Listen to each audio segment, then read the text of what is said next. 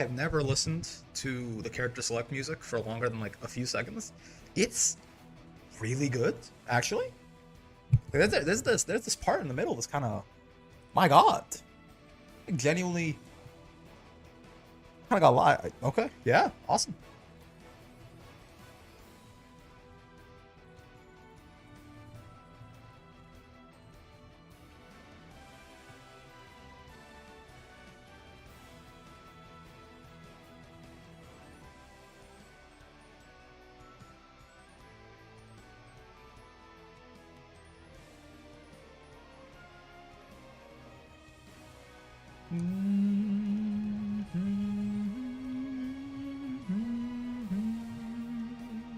Okay, let us grab this guy over here. I think it's this part. Is it this part? Yeah, I think that this part of the character select music, man, this is really good. Especially like once it. Wait.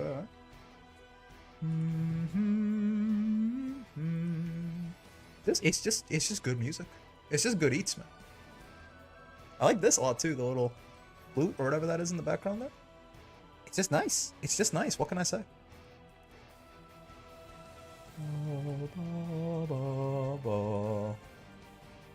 It really is good. Alrighty. 5U tier list. I don't know. I know I wanted to do this. I didn't know. I have no real idea as to what this is gonna look like or how good or bad I'm gonna think certain things are. There's a couple standouts in my head, which are probably all like on either the, you know, the high end or the low end, that I imagine are probably standouts for everyone. But we'll see. I need to find that. Yeah. Ooh, I guess this is gonna be funky, right? So I'm gonna need a couple of different portraits. What characters have two different 5Us? Is it just Vera? It's just Vera, right? I assume by 5U we include unique skill in general. Yeah.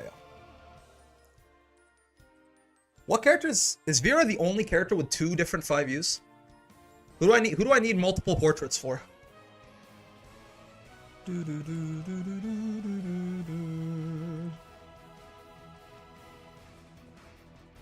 Bum. Oh, let me download this. There you go.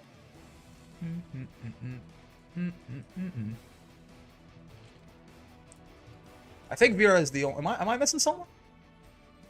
What's going on, Ophidian? Versuja has two? That's true, but for Versuja, I would kind of count Celestial Dominion and just like the stock, like that whole thing as like one, like that's the 5U, you know what I mean?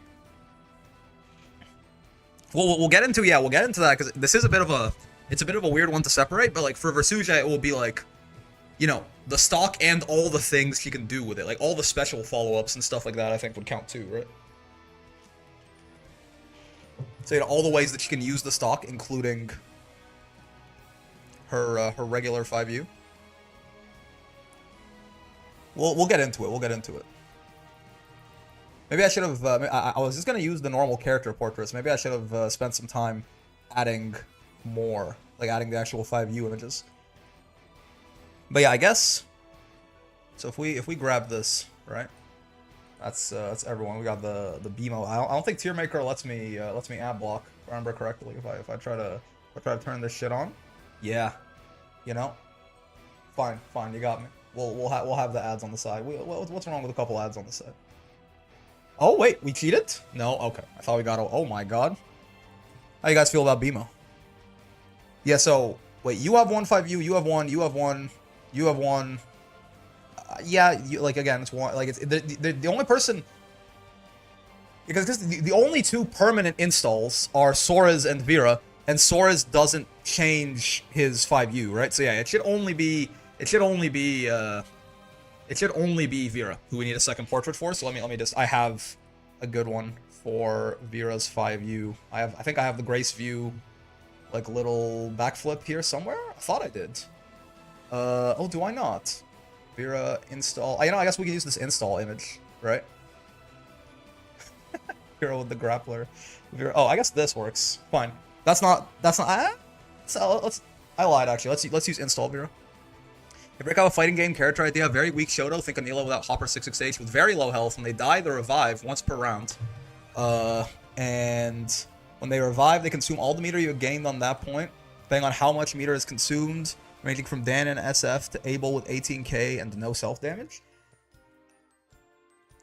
So, but wait. So depending on how much meter they consume, it changes what they revive on? How many different versions of this do you have, right? Also, Abel with 18k and no self, couldn't I just like get to 100 meter and like purposefully throw the round to then become, and like not spend any of my meter to then become able with... It's an interesting idea. It's an interesting idea. I guess there's a lot of nuance there in how you would balance that. But I think something that might be inherent, we'll have this is install Vera. This will represent install Vera. We'll put her right next to her non-install self right here. There's a lot of nuance with how you balance this. Like even a good idea can be executed, you know, poorly or executed well. But something that feels intrinsic in it is I don't like the idea of the person who killed them being punished for winning. You know what I mean?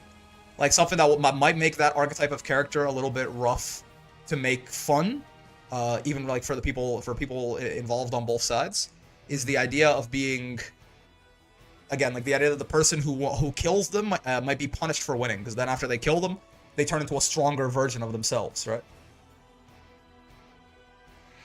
But it's an interesting idea. It's creative, right? It's just definitely that's dangerous territory. You just got to be very, very careful with how you're gonna go about that, right?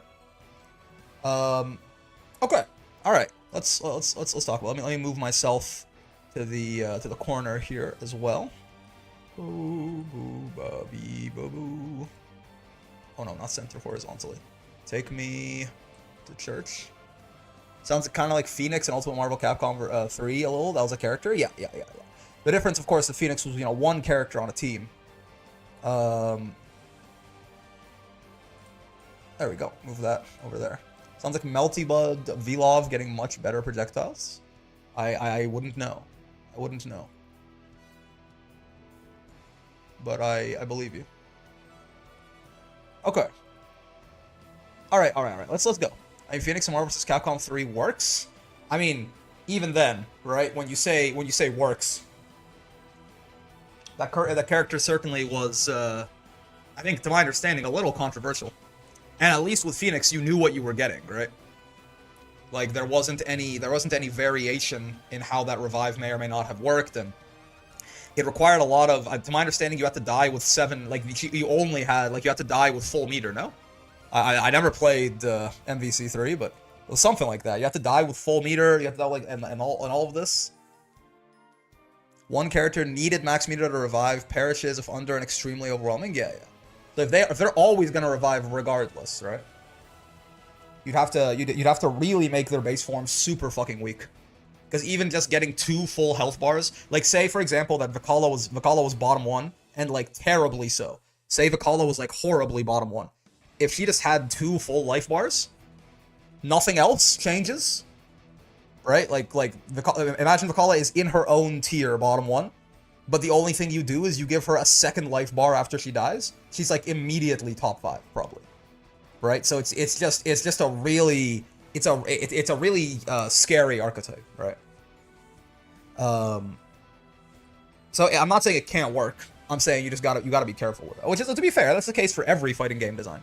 But there are certainly things that's very experimental, and it could be that could be executed super well and be like incredibly fun and interesting and unique, and like the kind of thing that someone makes a video essay about like 6 years after your game releases or something.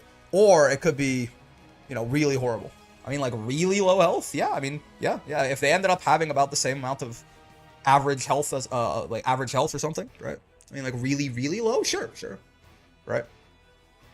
But you know, it's an interesting idea. It's an interesting idea. Well, let's talk about this. Let me mute my Grand Blue actually, just because while the character select music actually, or we could use Dark Phoenix also drains her own HP, so you kind of need X Factor to not turn yourself into a worse Abel. Just that you also during that turn into about the best character in the game. Yeah. What's like a good theme to play? I like Catalina's theme. Let's play Catalina's theme in the background too, or maybe Fairies actually. I'm a big Licht guy. Big Licht guy. Licht? Is that life? I forget my German. I forget all of my German. I like Fairy's theme a lot. Let's also turn off all sound that isn't that. AKA the voice volume. Is that too loud? Light? Oh yeah. So true. I don't think that music is louder than me. Shouldn't be. Should still be relatively balanced here. But if it is, let me know. All right. 5 views. Unique moves, unique mechanics, right? In the video game. This is gonna be a little bit of a weird one, right? Because before we get into this, I did want to, like, a lot of the times when we were ranking ultimate skills or something like that, like, we tried our best to kind of keep it somewhat in a vacuum, right? We tried our best to keep it somewhat in a vacuum, because sometimes, a move might not actually be that good, but it might just be carried by, like, the rest of a character's kit. That actually means that, for like something like Belial's EX command grab, I think, is a great example of this, right? Of like a move that's not really that good in a vacuum, right? Not a lot of characters. It's not like it's horrible, but the like 34 frame startup command grab or something like that isn't necessarily something that a lot of characters will be tripping over themselves to try and add to their own kit. But like, because Belial has so many different tools on pressure and so many different mental stack options you have to keep track of, it is going to end up that, yeah, that shit is just going to hit you sometimes, believe it or not. So for something like that, though, like in the past, if we were ranking any kind of individual parts of a character's kit, I would kind of tune that down a little bit. I would say that that's not really as important. It's kind of hard to rank 5 views in a vacuum, though, right? Because they really are oftentimes just intrinsically built into how the character functions, right? As in, sometimes they'll affect all of the rest of a character's kit. If it's like a buff state or something, that can be on or off. Like the kit will be built around the existence of the 5U very often. So not factoring in how they play with the greater kit of the character feels like it would just be doing this whole thing a disservice, right? So while yes, I think just how good the effect is in a vacuum is certainly an important thing to consider, and it's something that is gonna matter, right? As well, I think yes, like how much overall how much worse the character would be if that 5U wasn't there, right? I think matters. We do have to actually care about how it plays in to the greater character kit. At the same time, though, right, there can be 5Us that are actually pretty damn good in a vacuum, for example, but they're just maybe attached to a character that is so damn good that, like, maybe they don't use that 5U that often, but it's not that the 5U's bad, it's the character just has so many other amazing tools, right? So we're gonna view it more holistically than average, is sort of the mindset that I'm going in here with. Now, with that being said, I don't think on the topic as well, I don't think no wall brawl this week. Open wall brawl tomorrow. Intermediate wall brawl has gone the way of the dodo for some amount of time here. Today is Wednesday, right? I'm not like forgetting. Today should be Wednesday. Yep. Intermediate open brawls tomorrow, and those will stay as always.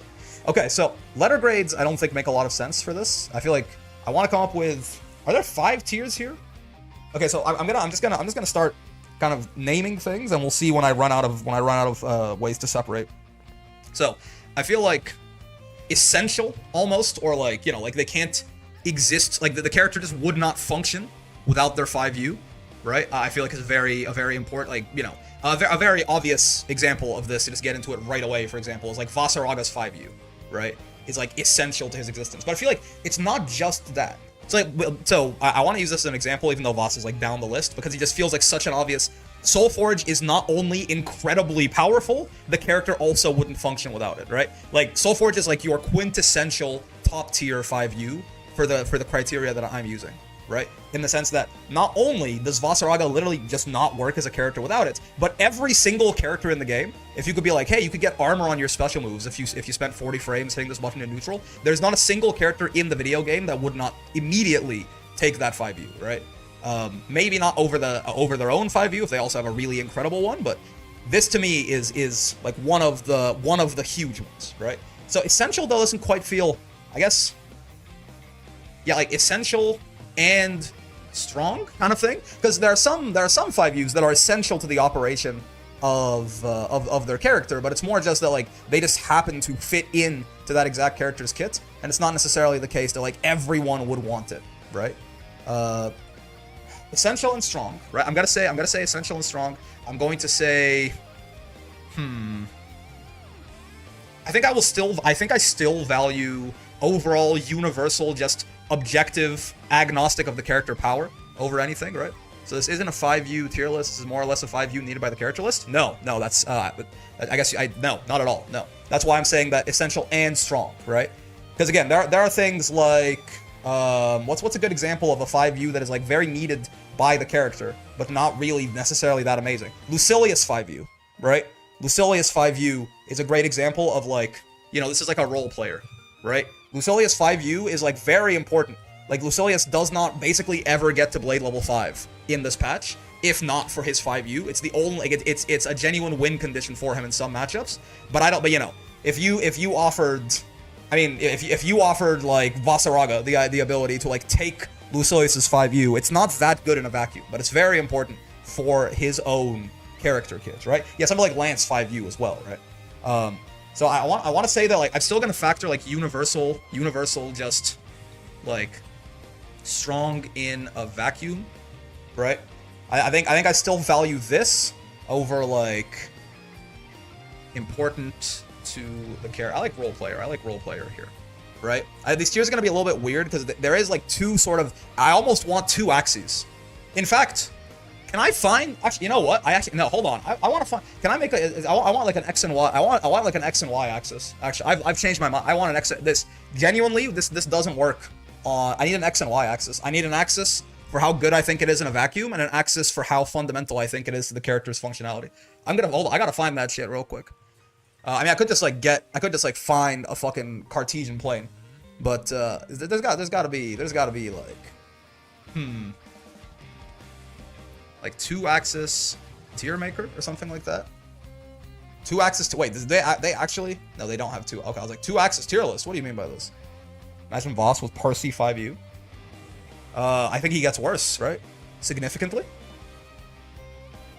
How do you do shit like this? Is it like a grid maker or something? Here's a link to the site I used to make the tier list. But it's gonna have like fucking click alignment chart in tier maker. Oh my god.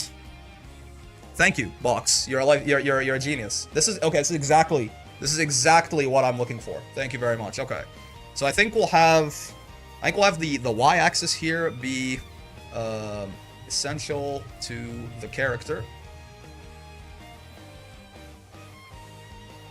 Kinda just there. And we'll have the x-axis be weak in a vacuum and strong in a vacuum. That's perfect. This is actually exactly what, thank you very much. That's exactly what I'm looking for. So, back to what I was saying earlier, right? Vasaraga Soulforge is basically like here, right?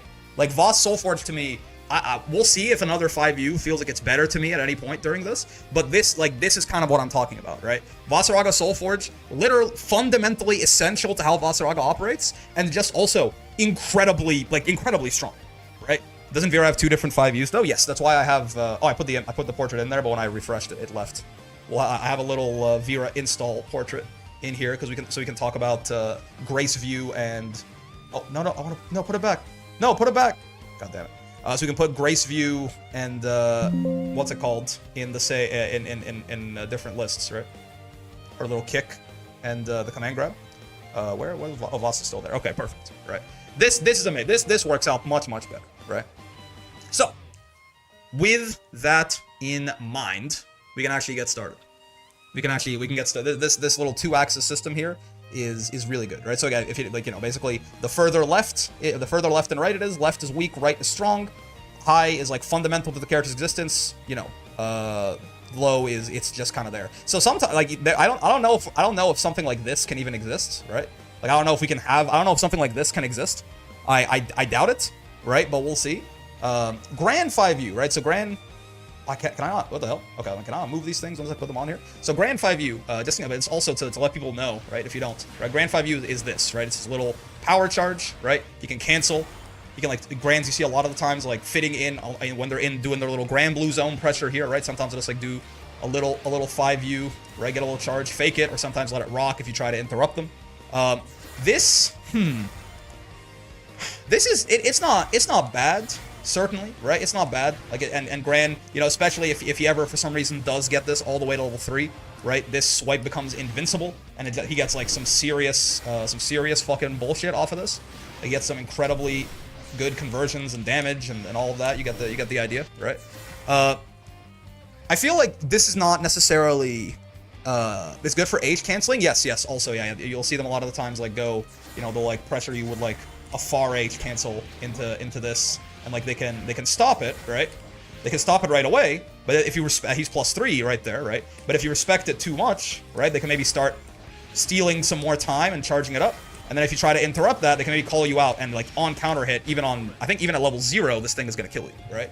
So I don't think it's necessarily, this is not like fundamental to Gran's existence, but certainly he uses this in his corner pressure quite a lot, right? This is definitely a nice tool for him, right? It helps him. It gives a character who might otherwise not have too many like tricksy things that he can do on offense, like, you know, somewhat of some sliminess, I suppose. Right, Grant's got some sliminess. Don't get me wrong, but a lot of it is often on defense or like in neutral or something like that. How good it is, I mean, we'll see. This is the kind of thing I gotta calibrate in my head because like the move's not bad, but there are some really strong 5Us, right? I think it's on the nice. It's on like the strong side, right? It's on the strong side. I don't think I look at Grand's 5U and I'm like, man, this shit is so ass and so garbage, right? So I think I want to put it here. This is the kind of thing that as we go on though, and I get a general sense of like how good I think the average 5U is in the game. Maybe this goes down, maybe this goes up, right? But I think as far as how important it is to Grand, he certainly likes having that 5U, right? Aren't some 5Us just swapping stance? There are certainly also some very bad 5Us, yes. Jita, right, so Gran will go right around here. Jita, very similarly, she has a very similar idea, right? Her 5U is this thing right here, right? Same idea. She can charge it up at level 3, right? It's more plus, it does more damage. She gets like a close H link off of this, right? And in a very similar fashion to Gran, right? Very often used in pressure as either like a quick little cancel or again, right? They can charge it up a little bit more to try and be tricky with it, right? Cancel it. If you try to interrupt it, they can kill you for it. Jita, there's also definitely, I think more often than Gran, I see Jita combos that just end with enough time to get you a level 1 5U charge, right? But yes, it's true. Jita's, I think, actually, believe it or not, is both more important to her and better than Gran's. For one reason that people are already, well, I guess 2 reasons actually. One, this shit is, as long as you have 1 level of charge in this is always plus on block. And even if it's not, even if you're at level 0, if you space this shit out, it can also be plus, right? So that's nice. More plus frames. You know, Grand Blue's a game run by plus frames. More plus frames is always nice. But yes, the big difference between this and Grand's as well, right, is that if I have her, if I have her do this, right, and I try to throw, hold on. She's airborne, basically. The timing is gonna be funky on it, right? But yeah, if I try to throw, it's a throw bait, right? So it gives Jita throw baits are a really big deal in the video game, right? And this giving Jita a throw bait that she wouldn't really otherwise have. I mean, I know she can do like run up, like she can run up like, you know, do like a delay you fireball or something like that, but that can also have its downsides if people are throw teching and not strike teching, right? So I think it's both a little more important to her, and in my mind, a little better. I am thinking about. I think Grant is better, TBH. I feel like when I'm fighting these 2 characters, I'm more concerned with Jita's than Grant's. Maybe that's because Grant just has other stronger stuff in his kits, right? So maybe what I'm feeling there is just more so this being more important to Jita than Grant's 5U is to him, right? I'm way more scared of Grand 5U than Jita's. Yeah, maybe what I'm feeling is just that Jita's 5U is more important to her. But I'm gonna put it slightly up higher and higher to the right, basically. Jita ain't gonna hit you with a 70% combo. I mean, it kind of, if Jita is gonna do that, 5U is the only way it happens. To be fair, right? 5U is the I kind of disagree. Jita's not gonna hit you with a 70% combo most of the time. The only times it ever happens is if you get counter hit by 5U, basically, right? I have gotten my shit I've gotten my shit exploded by Jita on La Diva because like Salt's throw baited me with 5U or something like that, right? Jita close stage counter into 5U would be close to a 70% combo, right? So again, like I do, it feels a little better now. All right, Catalina is Catalina's 5U obviously is very good for myriad reasons, right? If you don't know, Cat's 5U is this little light wall, which very funny used to be garbage. This move used to be pretty ass, and then it got buffed to the moon and back in 1.5, right? But this does multiple things. I mean, first off, one of the primary things that this does, well, I will say this is less important now than it used to be, right? But this is just a really good Brave counter bait, right? This is a really good, and honestly, even if you don't Brave counter into this, a relatively safe Brave counter bait for Catalina. She's not like stuck into, like Zeta, for example, can Brave counter bait you with like Rhapsody, right? She can do like far M, cancel into Rhapsody. If you Brave counter in the corner, you die. But if you don't, you get a full like counter hit combo on Zeta and kill her. Catalina is not necessarily committed. If you can like do this, hold it for a second, backdash away, and then she'll lose her turn pretty much all the time she does this. Maybe sometimes she'll get punished if you're really on the ball, right? But it's significantly safer than many other Brave counter baits, and that doesn't mean that it's any lower reward, because on counter hit this is gonna send you to Valhalla, certainly, right? So that's one thing. Obviously, the other really big thing that this does do is it's her combo extender, right? Like if Cat, oh shit, well she doesn't need crunch, but yeah, if Cat, for one of the reasons that Cat's mid screen is as good as it is and had to be nerfed, in fact, this guy is playing a starring role in that, right? This into that far L into what's it called, right? Into the EX Enchanted Lands. Somehow, for some reason, I'm always really bad at doing this whenever I try it. I think it's just more so that I'm not really familiar with hitting 5U and then the forward dash like that. But it's her combo extender. It's a pretty solid offensive tool. She can use it to do some kind of like fake stuff on pressure sometimes, right? Like even if you don't Brave counter, you'll see Cats sometimes just like do this into like a forward dash or something like that. But this is a reaction check. I don't factor, like this is, she's minus 17 here, right? And even like the backdash, while it's safe, like it lets her call it out and usually not get punished for it too hard. Again, a lot of the time this is going to end up in at least her losing her turn as she blocks 6XL, right? So this is a very strong 5U for Catalina, certainly. It's also very important to like her existence as a character, because on offense, she honestly needs this a little less. Like, it's not that important. It's nice that it's a Brave counter bait, but it's not that big of a deal. It's just a nice to have. But, one of the best things about Catalina is just how much reward she gets off of any random stray poke into this shit. And look who shows up here, right? This is the reason that she has that, right? This is the reason that she can do that. So it's a core part. It and you Fireball, basically, are a core part of one of her most fundamental strengths. So I feel like I can't really put it any on this axis. I feel like it has to be like maybe like here, in the sense that like Catalina would be worse, certainly. She'd be a lot worse if she didn't have this, but she wouldn't like fundamentally break like Vasaraga would, right? Vasaraga just wouldn't be a character if Soulforge wasn't a thing, right? As far as how good it is though, it's pretty strong. I don't think she played fine without it before. She was pretty bad without it before.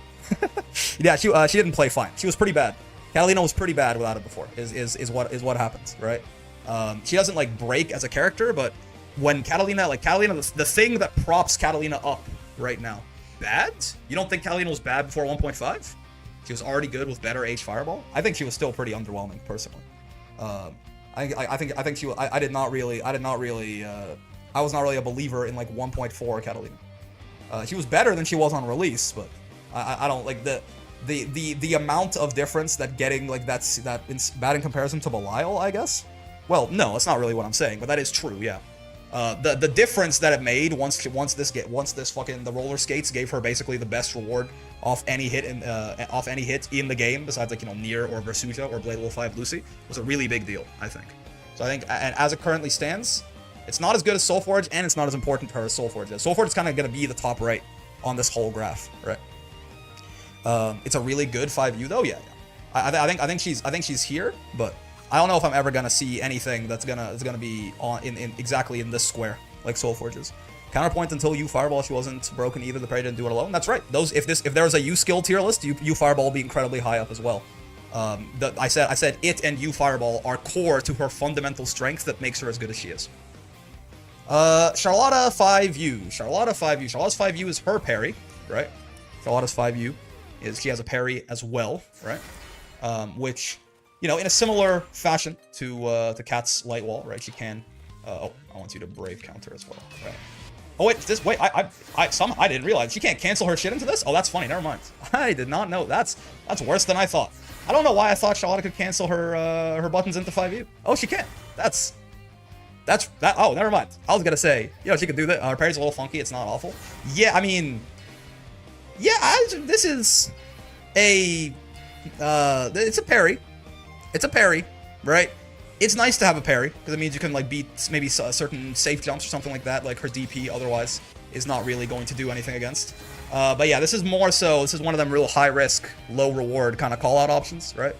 It also drains her health. Yeah, if they swing into it, and she still takes some damage? Is that what you're saying? Yeah, it does.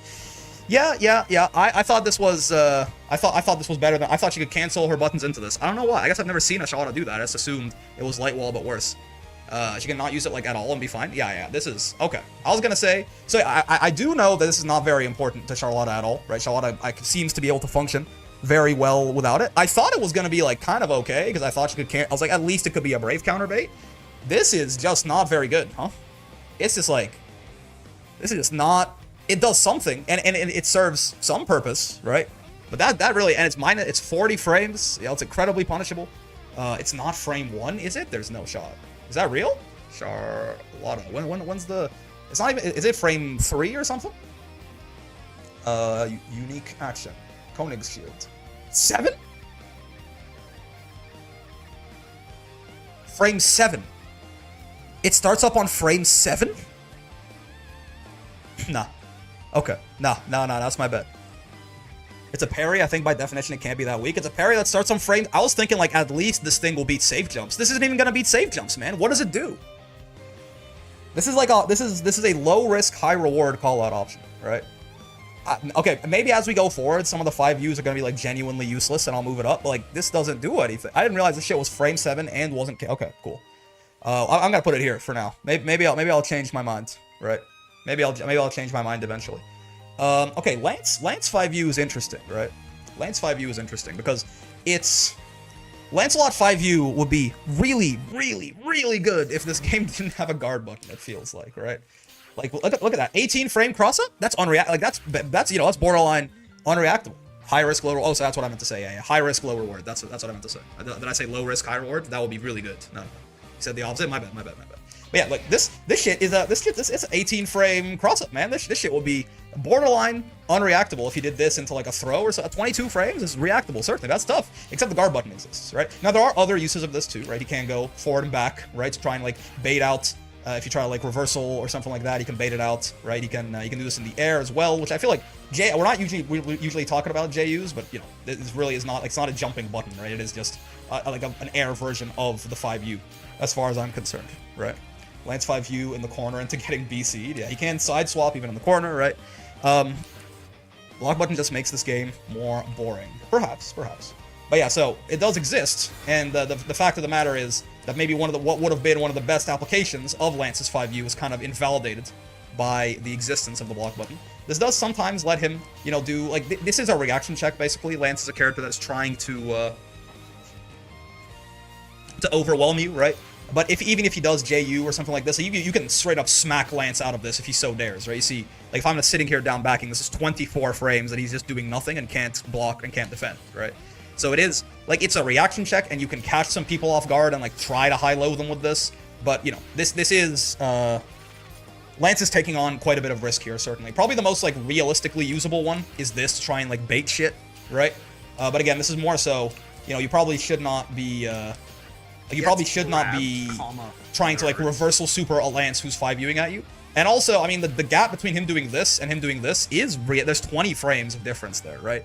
So, while this feels like it's cool and it's fun and there's a lot of identity in Lance kind of zipping around, right? Corner 236H, the cross-up mix would be evil.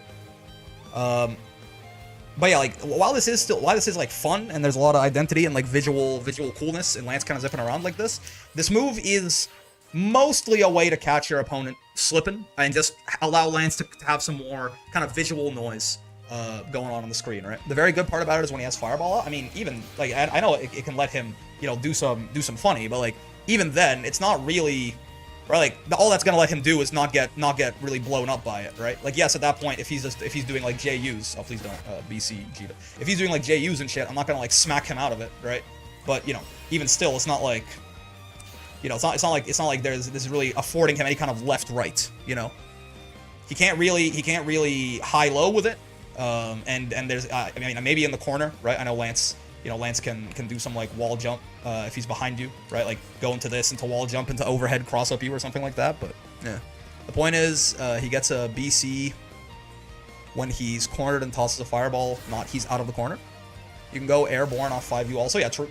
Yeah. Forgot about this as well, right? But again, they are all it's many different reaction checks, certainly, right? It's not horrible.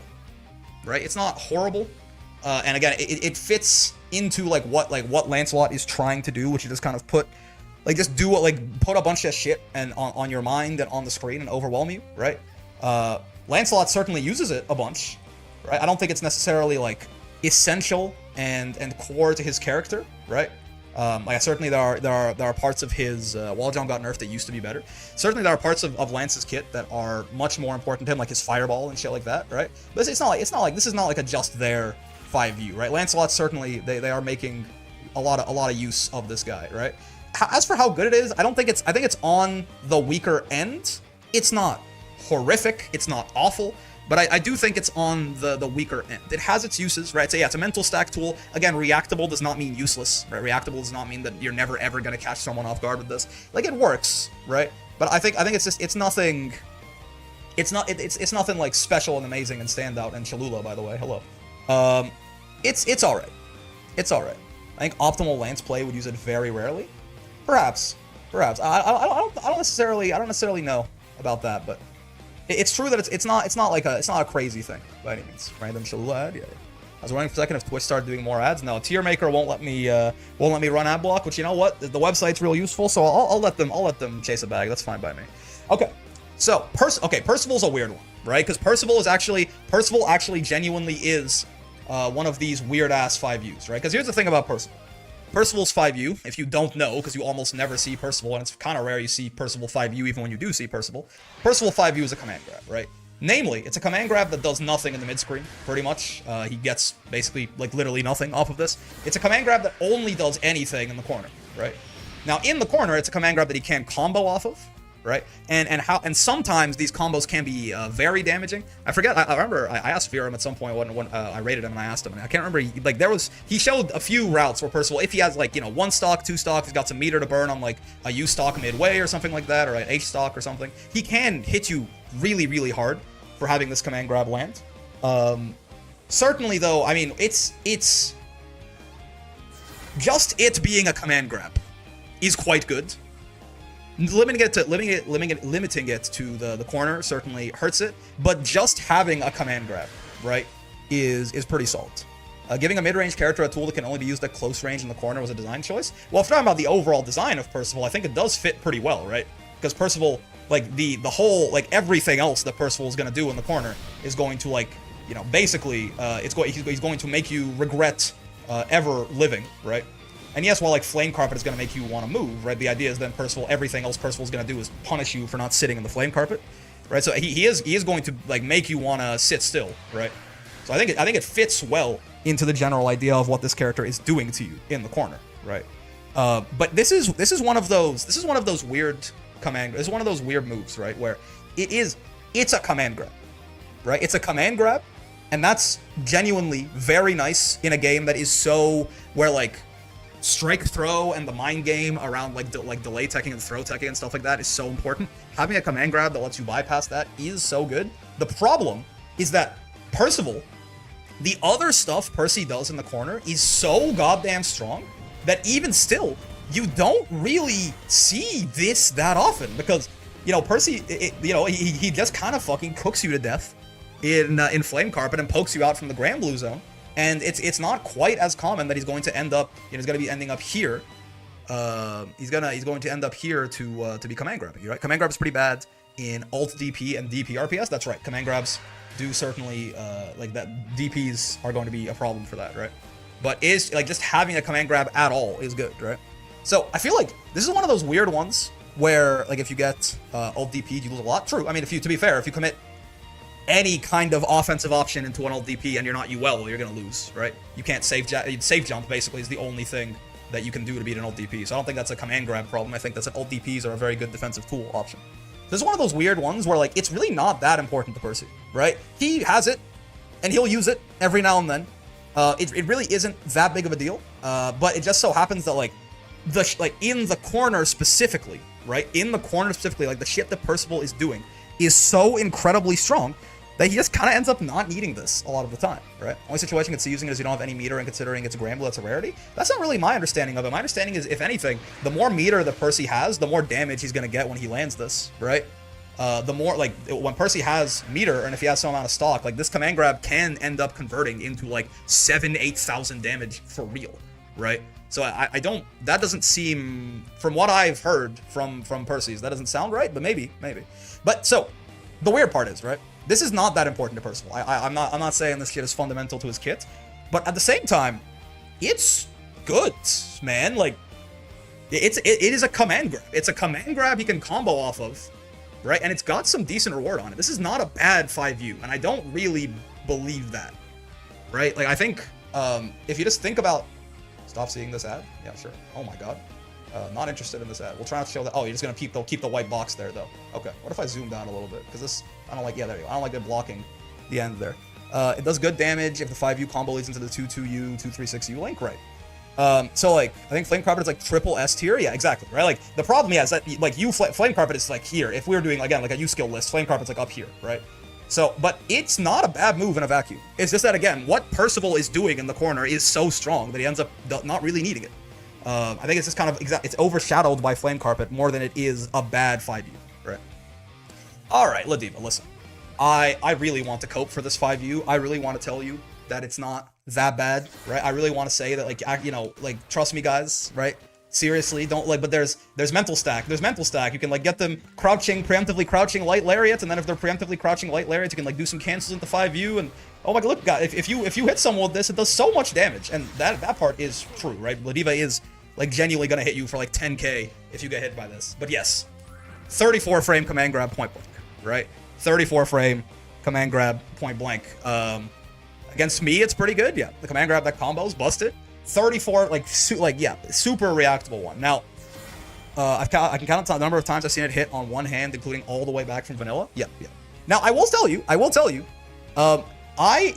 have hit like genuinely strong players like in bracket with this move. But this is like something that you do to someone like once every couple of sets, right? This is something you do to someone like once every couple of sets. People like it's more so carried by the rest of Ladiva's kit than it is good, right? Ladiva is one of the only characters that could ever hit someone with something like this, just because, you know, they're like, you're so preoccupied with other things. You're trying to like fuzzy jump command grabs. You're thinking about the strike throw. You're thinking about are you getting brave counterbaited, safe jumps, all of this. Like, Ladiva has so much shit that she's putting on you in the corner that you have to deal with right now. That it's just, you know, it forces you to take action. Unreactable lariats, right? All of this. She's the only character that could, one of the only characters that could like reasonably hit someone with a 34 frame command grab ever, right? But while Ladiva, I think, can make her 5U work sometimes, right? She can sometimes make the 5U work. The 5U in and of itself is both basically doesn't matter at all. Ladiva, if Ladiva 5U disappeared tomorrow, right? It's not even her best, like, the one thing you could say about it where you can get a guaranteed 5U is on counter hit close H, right? Counter hit close H combos into this, right? And it used to be that I think the highest damage you could do off this in the corner was something like this that ended in SSBA. Ever since the medium lariat buffs, this combo seems not to work anymore. So it even lost that, right? Now if you just want damage, you do close H into this, right? Or corner carry. If you just want the corner carry, you just do close H into M lariat, right? So it's literally lost any and all purpose that was the best thing at doing in Ladiva's kit. So it really, if it disappeared tomorrow, she wouldn't really notice. And in a vacuum, if you're not the grappler with all of these different options you're forcing your opponent to deal with, you can still get the combo. I did it yesterday. Ooh, okay, it's this Finnick here. Okay, so it does something. There you go. It has literally one use, right? It is maybe her highest damage combo, part of her highest damage combo in one part of it. See, I moved it up. You see that little tiny bit? It's her highest damage combo in some parts of the screen, right? But besides that, it's really just so bad in a vacuum, right? Like, it's really just so bad in a vacuum, right? This is, like, if it's not, you put this on any other character that doesn't have just as much shit to worry about as Ladiva does, and it just doesn't, it don't do nothing, man. It don't do nothing. Like, it's a 34 frame command grab. You know, my agenda, I'm caping for this move all the time, and I'm telling you that Ladiva, I think, genuinely can get good use out of this, and I'm speaking from first-hand experience, right? But it's not because of 5U. It's because Ladiva and how her kit is set up. Alright, now for something I've gotten hit by because I didn't know it existed. That's fair. Now for something completely different. Let's talk about Metera, right? Because Metera 5U, oh boy, is Metera 5U. Now, you might look at that and go, a move that closes distance, a like rushdown style move on the zoner character? Garbage. Well, okay, right? Here's the thing, right? Metera mentioned. So yeah, I mean, Acid, you can let me know if I'm tripping, right? Metera's great. Yeah, Metera's 5U to me strikes me as, it's synergistic with her kit, I suppose, right? Because it is true that if Metera just does this, right, a lot of the time she is asking for trouble, right? If Metera is just going to be like staring at you, put that shit next to Soulforge. If Metera is just like staring at you in the neutral and she does this, and you're like not really, it's true that you have to worry about a lot of zoning from Metera and stuff like that, so sometimes her like randomly jumping at you can catch you off guard, certainly. But this is asking for trouble, right? In many ways. However, right, to my understanding of this move is that it really is like these motherfuckers that make this what it is, right? It really is these things that take this and make it just like a whole other level of insanely strong, right? The fact that she just has access to these plus frames, right? And she can do this, and even if you BC this these days, this is why Metera really liked the BC change, right? Even if you BC this shit these days, she'll block it on B+, and it's still her turn. So you just have to hold it. It lets her convert those butterfly plus frames into pressure in a way that, you know, from this distance, in a way that basically no other character could, right? Metera wouldn't be nearly as good without it. Yeah, short hop in a game with only high-low mix-ups, insanely powerful. Yeah. So, he also tried to disengage with it by holding back and pressing the button. True. Yeah, I mean, it gives her a way to run away that is maybe, you know, a different angle that you need to chase down than her backdash anyway. But it's pretty fucking good in my mind, right? The question, I think, becomes exactly how good is it? I think it is very fundamental to Metera's existence, right? She doesn't really like so much of her strength and her pressure and just her ability to act, because Metera also hits like a fucking truck once she's here, right? While she is a zoner, Metera does just murder your ass, right? JU's also funny, true, yeah. I mean, again, for this, like, it is basically just another version of it, right? She can have like a bit of a air momentum change, right? Somewhat of an air stall, right? And she also has a couple of different ways to do that, but I think, you know, for me, when I think of like, if I'm putting essential to the max on Metera, I'm thinking of Butterfly. I'm not thinking of Metera, or of Hop on Metera, but it is very, it's like, it's right there. Like, it and Butterfly together are very insane, right? Now, the thing that I get confused about is, how good is this move if you don't have Butterfly? You know? How good is this move if you don't have something this dominant, right? That just forces your opponents to respect you from this far away, right? I guess a lot of characters could still probably... well, I was gonna say, I guess a lot of characters probably like Fireball into Hop, but no, they couldn't, right? Lancelot would love this, certainly. This is better than Lancelot's 5U. Still pretty good. I just... It feels like... Maybe I'm just putting... I'd say even on a different character would still be strong, given it's BC safe. Well, yeah, but it's not safe in general, right? Like, if you don't have these plus frames to force opponents to respect this, if a Metera just does this, right, you just kill her a lot of the time. Right, like, so it's only BC safe if it actually gets to hit you, which is not at all a guarantee if there's no big plus frame, like, bully stick, like Butterfly, right, to force you to respect this thing. For Oki purposes, or on resetting to safe positions on block, it's true, yeah, this is gonna let you get, like, safe jumps off of situations where you're significantly less plus than you otherwise would be, right, so that would still be good, certainly. Metera has a very floaty jump, so that's very important for her. It's one of the fastest dive kicks in the game. It's one of the fastest dive kicks in the game? What's like a, I guess, if you think of it as like, you know, how soon can you cancel? It is 21 frames, so you can cancel like 30, I mean, if you want to like JL, right? 27 frames total. That is a reaction check on that dive kick. Anila 2-2L has a lot more verticality and less horizontal range. Anila kind of has this 2-2L and it's good for her in save jumps. It is true that any character would like this. Vera with Lumi. Yeah, Vera with Lumi could do a very similar... Yeah, Vera with Lumi would certainly love this as well, right? Like, this is... I'm not saying it's bad, but I'm saying, when I think of this, it doesn't seem like it's over here to me, right? Someone earlier said, put that shit up there with Soulforge, and I feel like you motherfuckers just don't understand what Soulforge is. Soulforge is game warping, right? I think it's still good, and I think it's very important to Metera, right? But I'm not really sure I'd put it in Catalina tier. Maybe. Because I think a lot, like, certainly this needs a part of your kits to be synergistic with it, to be like really crazy strong, I think. And that part is just some way to be very plus from far away, right? And that's not that uncommon, right? It's not like that's a thing that only Metera does, right? People have already mentioned, you know, like Vera with Lumi. I mean, Lawayne probably would like this with like Catabot rockets or something like that, right? Catalina tier horizontally, but above her vertically. I think I'll meet you somewhere in the middle. I think it's a little above her vertically. I think it's a little behind her horizontally, maybe. Thing is, it's really easy to have something synergistic with a short hop on any zoner or any rush down with mental stack. It's strong. Perhaps. I can see what you mean. It is like, my problem is like, if you don't have like something like Butterfly or Luminaria or like H Catabot Rocket or something like that. Oh, I guess we're doing Lawayne next. Cool. This is not where he goes. It feels very similar to like a Lance JU to me, right? In that it's like, it's a reaction check that you may very well just get killed for attempting. Except Metera is in like the perfect anti-air position, right? Metera's in the perfect position that if you react to her doing that and she doesn't have Butterfly, you just like, you 5L or 2H her and she explodes, right? So I think it's strong. But I think I'm gonna keep it here for now. Okay, so Lawayne. Is Lawayne 5U eating? Lawayne's 5U is eating, right? Am I misremembering that? Lawayne is the epitome of bottom middle? You think so, huh? Lawayne is the epitome of bottom middle. Really? Really? Interesting. Okay, because here's... people... Oh, Do I? Okay. Where's Lawayne? Where is he? There he is. He's right after Metera. Eats will be universally useful? Yeah, so... Lawayne is the epitome of bottom middle. It's true. So Lawayne's 5U, right? Lawayne's 5U is RNG based, right? We can look at it here, right? He has basically 5 different options, and they you know, the better ones are less likely, right?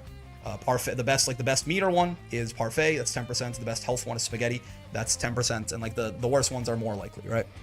But Lawayne, he gets health back, right? 500, 1,000, or 2,000 health back when he eats, if he gets lucky, and he can also get meter back, right? It takes, you know, 44 frames total, and it's true. This is very matchup specific, right? This is very, like, the amount of time, like, there are matchups where Lawayne can spam this because he's very capable of, like, keeping people out, right? It's true that Lawayne, while Lawayne's kit does also help with this a lot, because he has a lot of things that take up a lot of time on the screen, right? Whether that's the H Catabot rockets, just, like, you know, spamming the bros and forcing you to deal with them, right? Or even just, like the U Catabot that you're blocking for all that time and gets to eat, or some, like, you know, very plus knockdown or something like that.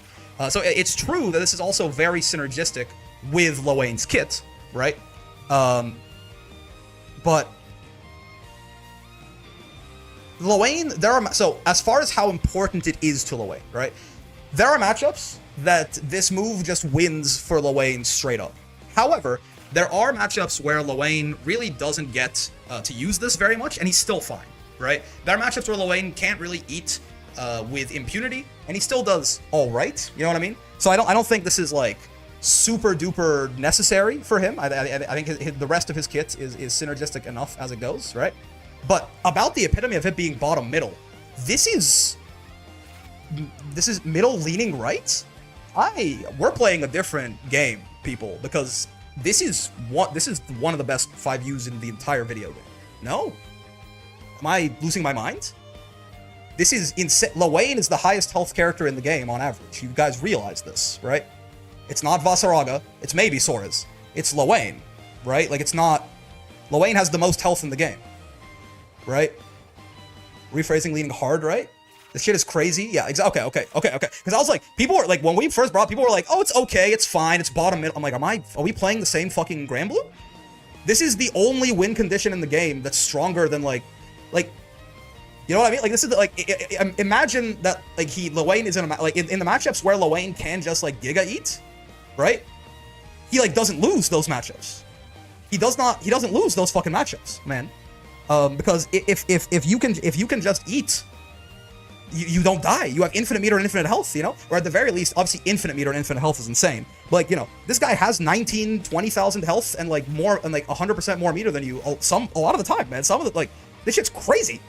Now, even now you could say like, oh well, you need a kit like Lewayne's, right? You need a kit like Lewayne's that like wastes all of this time, right, to be able to eat this much.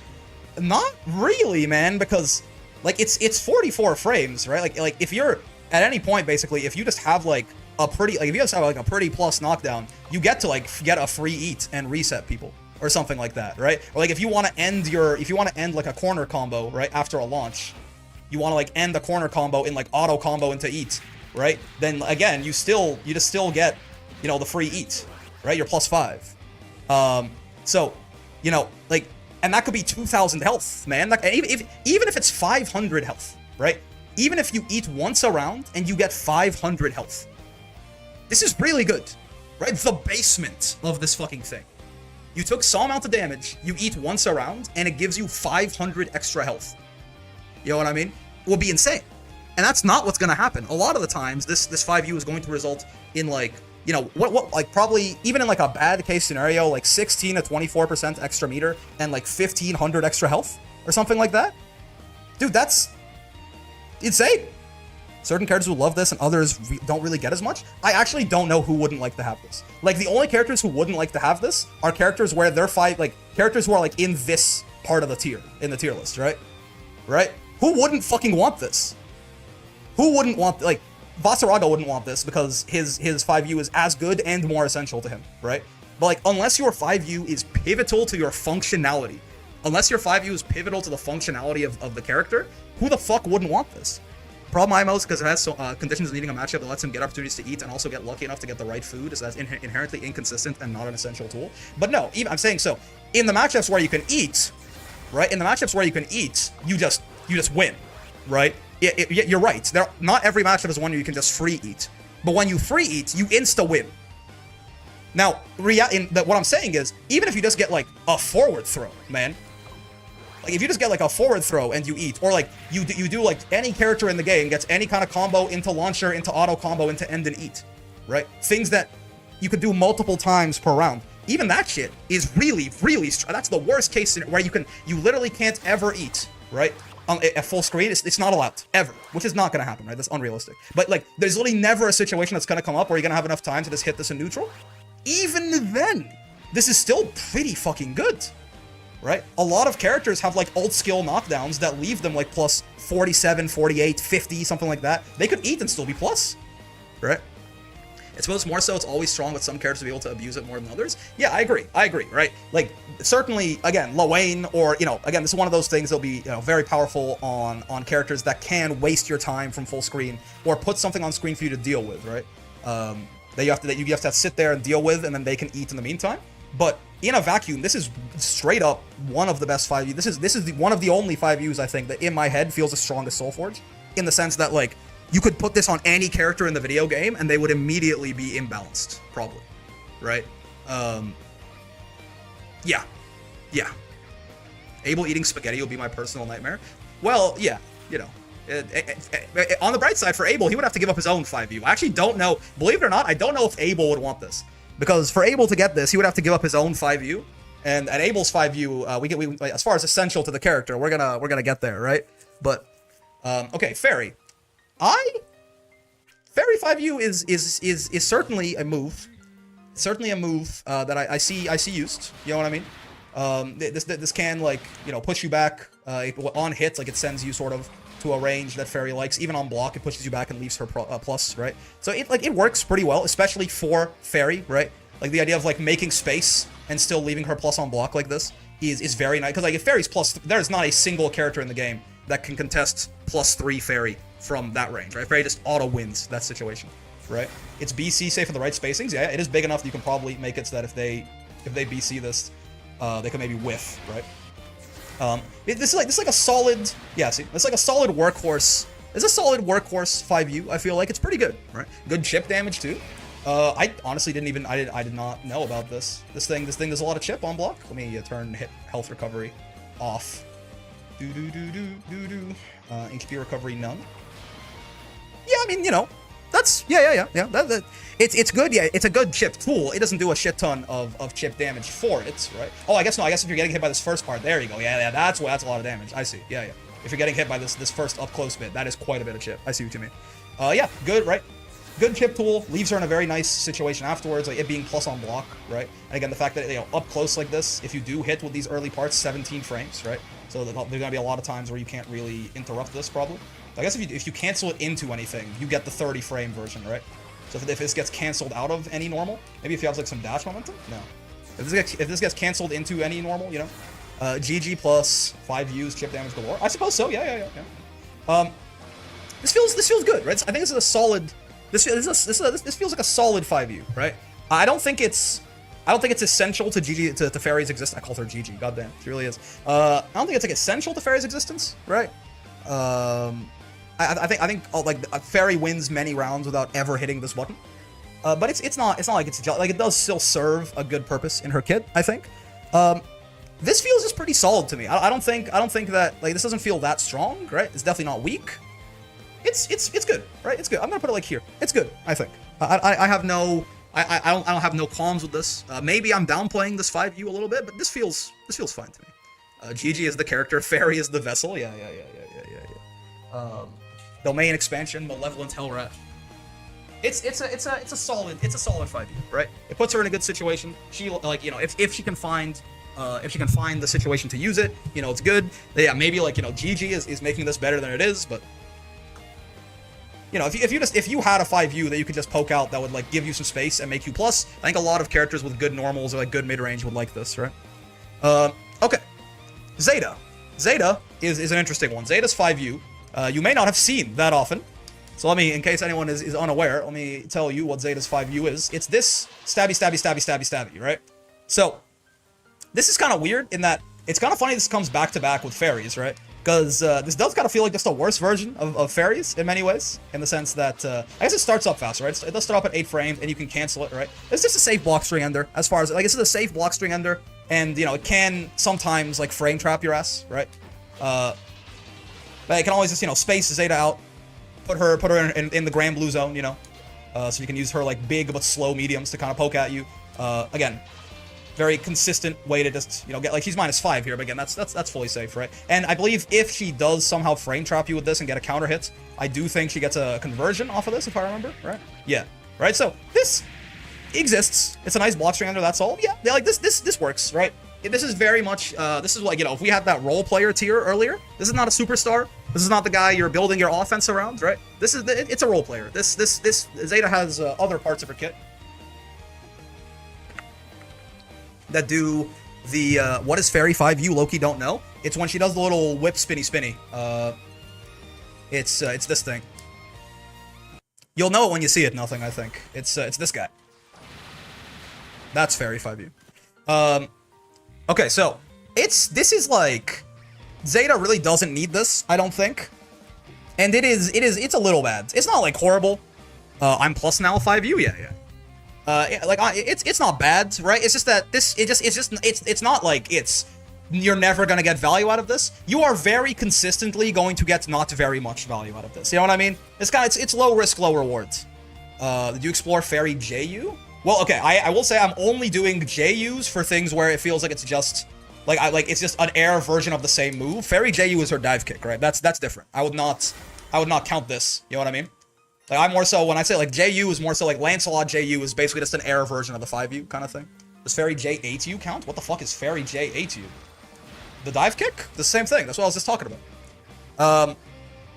But yeah, so, you know, Zeta's, it's low risk, low rewards. And yeah, she doesn't really need it. It's not that great. It's not horrible. It's not that great, right? Low risk, low reward. Oh no, J8U would be, oh my god, J8U's this? Fairy J8U the swing. Oh, right. Yeah.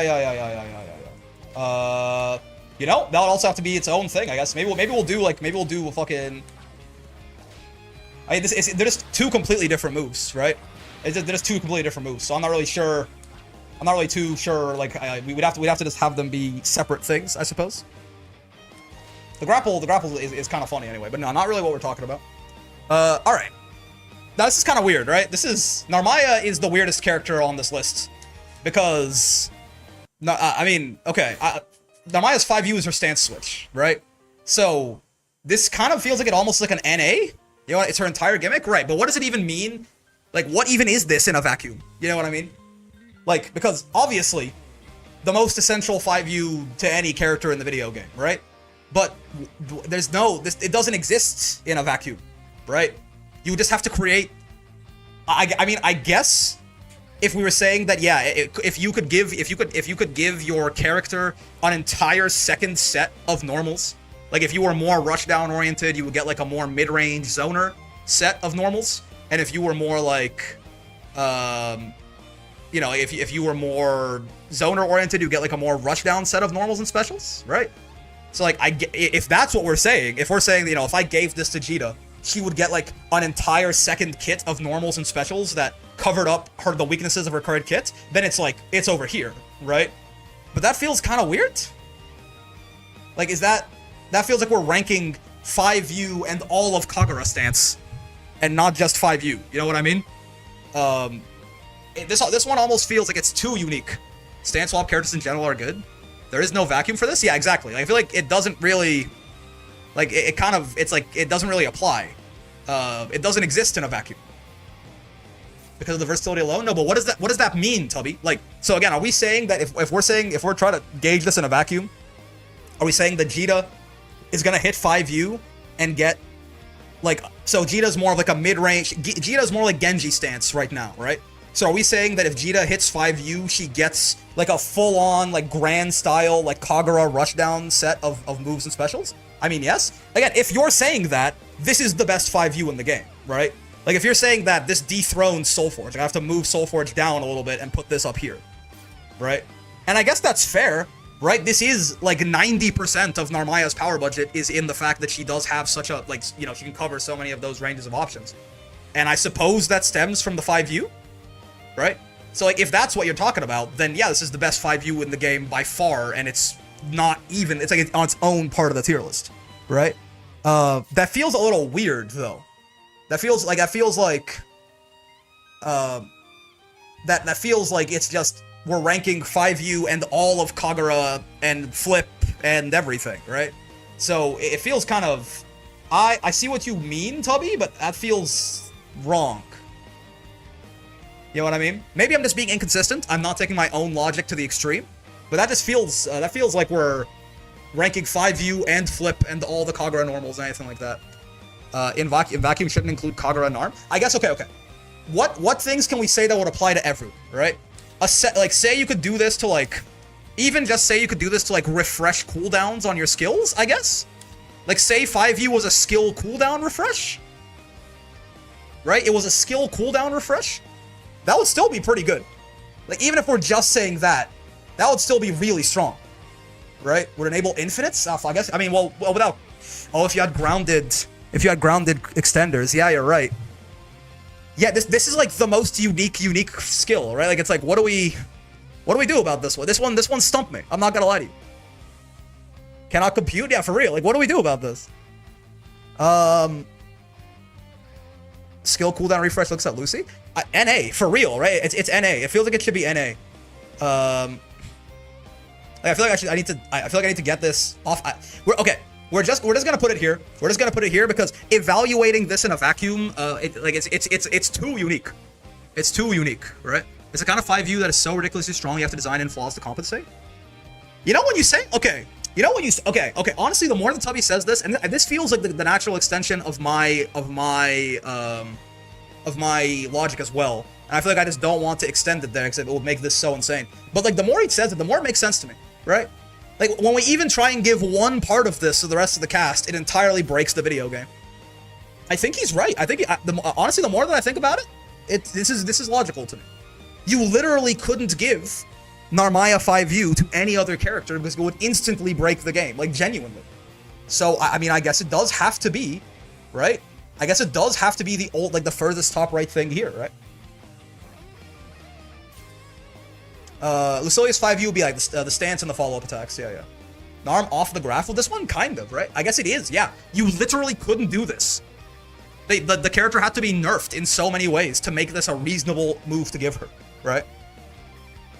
Sure, I'll go. I like that. I'll go with that. I'll go with that. Alright, Sora's 5U. And there's a lot of good 5Us, huh? There's a lot of good, I forgot how many good 5Us there are in the game. This move's real funny, man. This shit is really, really, really funny.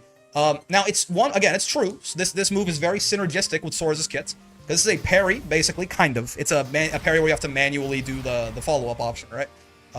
But it's a parry, kind of. The armor starts up on frame 3, and you might notice that a lot of Sora's kit is designed around being -3 or less, right? A lot of this guy's kit is he's either plus or he's very slightly minus, little minus enough that this armor will start up in time, right?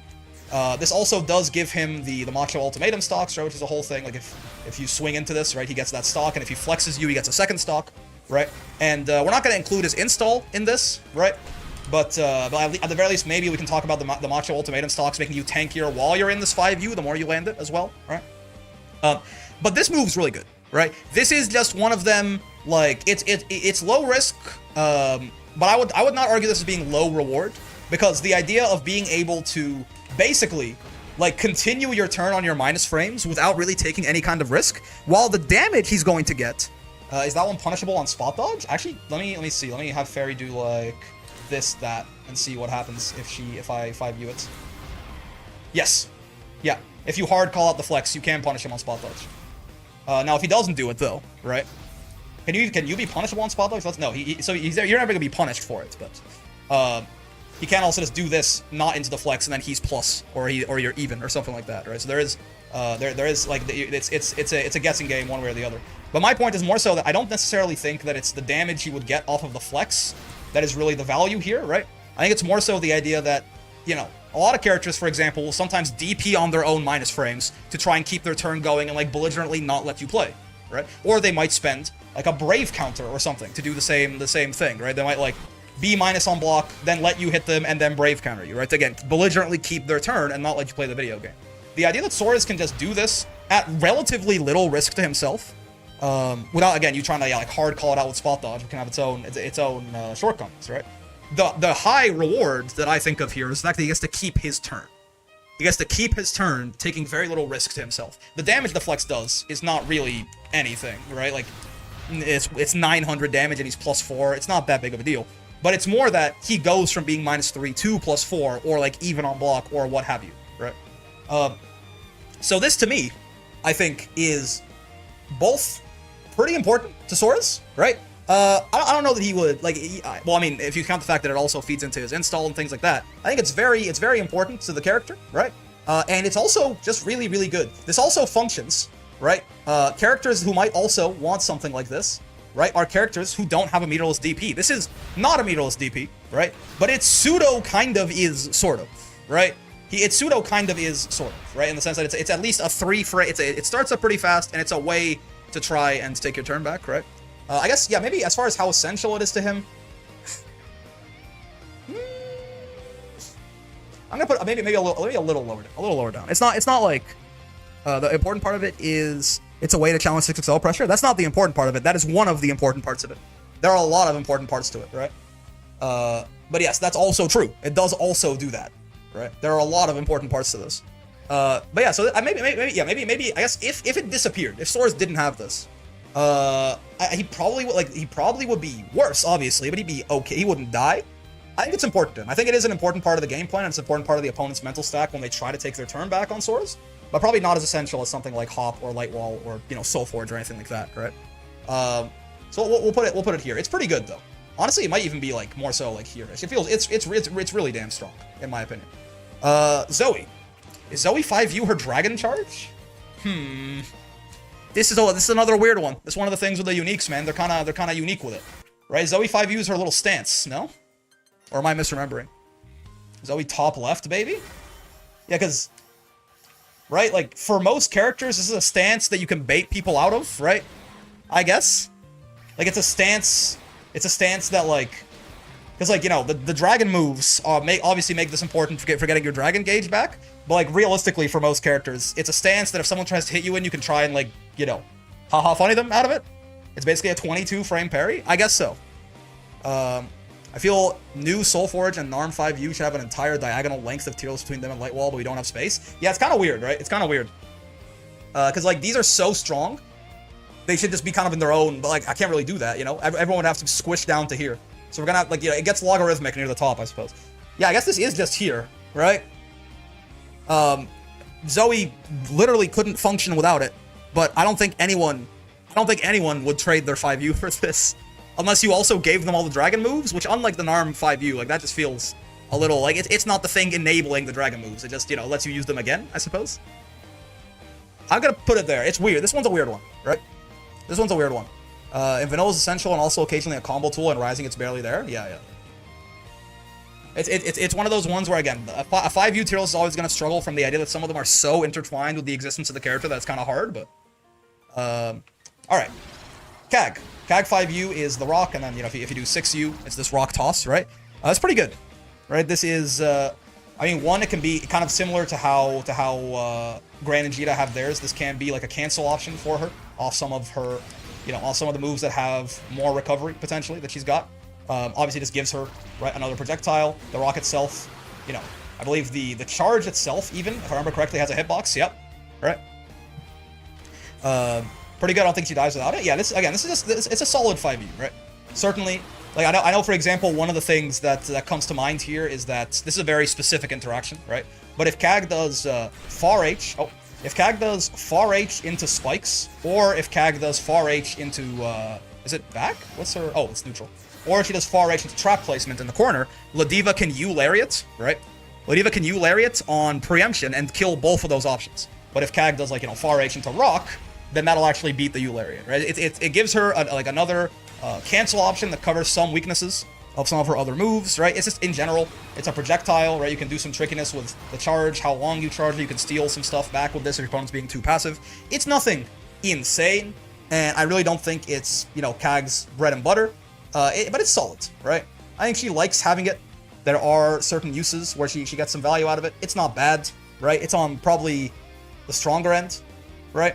But it's nothing crazy. Lightwall, I hate to admit this because Kelly doesn't have something, is just not on the same level of insanity as New Soulforge. Oh, for sure. Like, none of these are, right? Like, Soulforge is the best thing on this list by, like, a lot. And then Narmaya is on a whole other tier list if we're doing it that way, right? Airstall 2, which is decent. That's true. Yeah. Again, in this case, the JU is just an aerial version of the 5U, right? So we can take that into account, I think.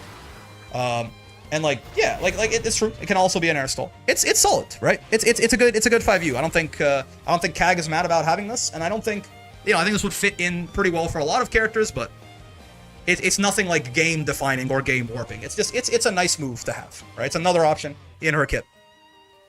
UL. This angle's really awkward to anti-air. Man, there's a lot of weird ass 5Us, huh? I guess UL's 5U is her stance. I guess we do it like this is just the whole stance, right? I feel like, right? Like, because you can't just say that 5U is like going into the stance. That's not a move, right? It's kind of like Narms but worse. Yeah, I guess so. Which I guess still makes it like one of the best 5Us in the game for this, for the way that we're ranking these, right? Do we go the same way as Narmaya? I mean, okay, so there's two ways to think of this. Either 5U is just her going into the stance, in which case it's like here, right? Or 5U is the entire stance, in which case, you know, it's like, yeah, it's right over here, right? And it's like a little worse than Narmaya's stance. So like I guess if we're just saying that this gives you access to UL's stance, then I guess it's pretty fucking crazy, right? If you I know for these like weirder ones like Narmaya and UL, if you don't agree with the idea that like you get like all of the moves the stance gives you access to, then like just, you know, you put them like over here or something like that. If you're saying that yes, they're very important to the character, but like, you know, all like for Narmaya all you would get was a little animation of you sheathing the sword or unsheathing the sword, then sure. But for the logic that we're going with right here, I think I'm gonna say is this shit just gives you the whole stance, man. This shit just gives you the whole stance, and therefore both of these will be very, very crazy if you gave them to anyone else, right? And UL certainly pays a very hefty price for having this in her kit because it's so strong, right? The idea of just having a 50-50 like this, right? Having the ability to safe jab UDPs, right? The only characters. UL stance isn't as good? Well, but it's still better than anything else in the video game. But like, I guess it's like Soulforge comparable, right? Giving a character unreactable 50-50 high-low and the ability to safe jab UDPs, right? And the parry, I guess, that comes with it too, for what that's worth. Like, this would be game-breaking on pretty much anyone. Right? This would be game-breaking on pretty much anyone if you just gave this to them. So, I feel like, yes, it's further left than Narmaya's, but I think current Soulforge is stronger? I don't think so, actually. Right? Maybe. But like... Right? To give the entire cast a 50-50 in a game where they don't give characters mix and the ability to save jab UDPs. Soulforge is so good. Alright? I was the first... When we started this list, I was like, Soulforge is top right, motherfuckers. Imagine giving any move armor. No, I get you, right? Soulforge is really good, but like, this is, you just don't. This is crazy, man. It's crazy. The game breaks. Listen, I disagree. Like yes, Soulforge would be so good on anyone else, and it will be insane, right? Soulforge on Vera, brother, Vera with Vera, but you can't UDP her ass, right? UL pays a much greater price for having 5U than Vasaraga pays for Soulforge. You might argue that's because she's better balanced than he is, but the game doesn't give characters mix, man. The game does not give characters mix, and when it does, it makes them pay an incredibly heavy price for it, right? You could not give UL stance to any other character in the game, and the mix isn't even the whole thing, right? The mix isn't even the whole part of this, right? You also get the ability to save jab UDPs, which is a UL exclusive thing, right? Voss stance 2M, save jabs your DP, and then kills you. That's what I'm saying. They're both crazy. But I think these stance moves are kind of just weird with the logic that we're using. The ones that give you a stance that has options out of it are just going to be... They don't make sense, right? They don't make sense to put on anyone else. Una. Okay, finally, a normal 5U. A normal 5U that we can actually assess in a vacuum pretty well, right? Finally. This is just, it's just a better version. This is just Charlotta. This is what Charlotta's parry wishes it was, This is Charlotta's parry. It's got the same amount of recovery frames, except, you can parry 2 H's as well in the air, and this gives you a full combo on hit. And the armor starts up on frame 5 instead of frame 7. This is Charlotta's parry, but significantly better in almost every way, right? If we're counting JU, that shit's good. Again, in this case, yes, JU is just an air version of 5U. It's not a different move, so I would, right? A lot of characters would be really happy to have that, yeah. Can also advance with 6 plus 5U, yeah. This is just like, this is a damn good parry. Uno certainly does spam this quite a bit. I don't think he ceases to exist as a character without this, but it's certainly pretty good. And it's just strong, man. This is what Charlotta parry wishes that it was. The two Yordles, they gave one of them a significantly better parry, I guess. Pretty simple, pretty straightforward, right? I guess you could call this is a higher risk, higher reward version of Sora's 5U. But it also works in the air, I guess. Me, for my money, I rather the low risk, medium reward than the high risk, high reward, right? But this is a higher risk, higher reward, like a significantly higher risk, higher reward version of Sora's 5U. That also works in the air, which certainly does give it a little bit of an edge there too, right? But, it's good. It's certainly very good. All right, Eustace. Who knows on encounter state on recovery? Yeah. Eustace 5U. Do you guys even know what it is? Before I did it. If you guys haven't watched Insurgent play recently, do you even know what Eustace 5U looks like? It's very possible you don't. It's very possible that when I said Eustace 5U, you didn't know what I was talking about. This is it. He can charge this as well. He can hold it for a little longer too. Like that. And then it becomes, it pushes him back a little further. This move... essential for some meterless routes, that's about it. Yes, and even in those, it's inconsistent. And Eustace has alternative options, right? I thought that was a normal move. Nope, that's his 5U. Anyway, so Eustace 5U is not very important to him and also pretty bad. Cool? Is that part of his 2H? Nope, that's his 5U. Eustace doesn't have a 5U? Yep, it is a button. It's out there. It can frame trap sometimes, right? He can like hold this and frame trap you if you try to mash, right? Okay. I guess it has a use. There are some uses, and it does do some stuff for him in combos. Does he need it for combos? Yeah, but it's more so that he needs it for combos because he has nothing else. Not because it's good, but because Eustace, they just didn't give my man anything. You know what I mean? But yeah, like, even then, well, I mean, he can also, even then, he does have, you know, some other alternative routes that is a little bit more resource inefficient. I guess, like, for his meterless routes, I guess it's a little more important, right? It's a little more important, right? But it's just not, yeah, it's really not that good in a vacuum whatsoever. It does something. If you have Red Grenade up, it can be better, but that's Red Grenade being an insane move, not 5UU being an insane move, right? Seox 5U, another one that should be pretty straightforward, relatively easy to talk about, because it's not, like, intertwined with the basis of the character, right? It's the Shadow Clone. It's the Shadow Clone, you can shoot at people, and if you hold it, Seox travels inside the Shadow Clone. It's +1 on a hit like that, and if you hold it like that, he's +2 and he teleports into you, right? This move is plus on block and teleports. Yeah, I mean, the one problem with this move, like, you know, on paper, it doesn't sound that bad, right? The one problem with this move is you can just smack it, right? So it doesn't really, you know, and like, even if you want to use it to like try and catch someone off guard, you can't cancel moves into this, right? You can't really cancel moves, like you can't cancel your firearm into this, and if you do it raw, it's 27 frame startup in their face, right? You know, it does some, I wouldn't call it a fireball. It's like a fireball that you can get hit out of. Imagine if a fireball didn't have a disjoint, right? Imagine a fireball that if your opponent swung at it, you would die. Or it does nothing, right? If they swing at it here, she's +10. If I don't go in it, then it does nothing if they swing at it, right? And if I do go in it, the timing's weird because I'm doing both sides of it here. It's really not that hard to hit him out of this, I promise. Because I'm trying to, there you go. Either you swing at it and nothing happens, right? Or if he's in it and you swing on it, he dies, right? I'm sure a lot of characters would like that still. It is a decent, you know, it's, I mean, I guess, I would say it's a reaction check neutral skip. I mean, it's, you know, it's real slow, right? The odds of you not reacting to this and smacking him out of it are certainly not very high, right? This is, like, from the distances where it will be useful as a neutral skip, this is comparably, like, slower than Ladiva 5U, right? So, like, it would do something. Right. Imagine Ladiva does this in a 50-50. I mean, that's more because command grab is super good, not because this is super good, right? Seox doesn't really use this very much. Anti-N is right there, though. Yeah, for Seox, he really does not use this very much. Does this die to Fireball? I believe so. I mean, I guess, like, this should probably work for it. Yeah, it just does. It's a Fireball that doesn't have a disjoint, right? It's a Fireball that, you know. So, like, he does for throw loops. Do you mean, like, throw into that or something? That's the main use I see. Right, like this? To get just like plus frames on their wake up, or what do you mean? It hits meaty after a throw? I mean, I suppose, but like, surely you got better. Surely you have better meaties than that, no? Surely you have a better meaty option than that, right? This is also, like, the kind of thing where, like, if someone sees you doing this shit, like, if they react to you doing this shit on their wake up, like, don't they just, like, wake up SSBA and kill you? No? Isn't this, like, doing, like, Lucilius 5U on wake up?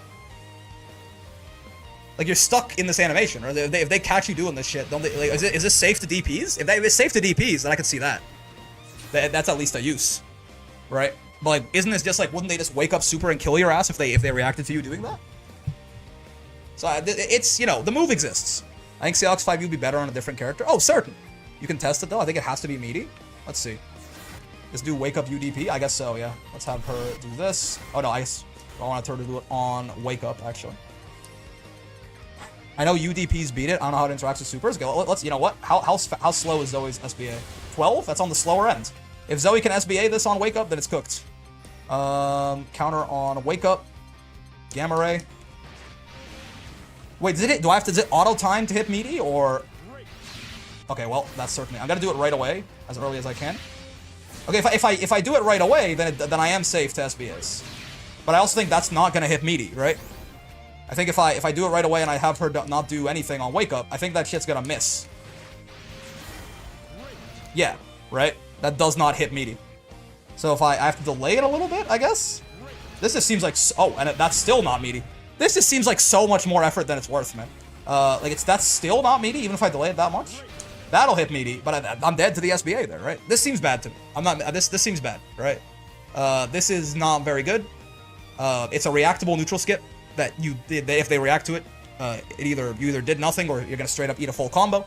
And it doesn't really seem to have too much other use. It's not, like, horrible, but Yeah, if you catch someone sleeping, you can just teleport into their face. And certainly, you know, characters who don't have as much move speed or as many neutral skips as Seox, they might be able to get some use out of that. But I think the amount of times you're actually going to have this work on someone who knows, like, what it does is going to be relatively rare, right?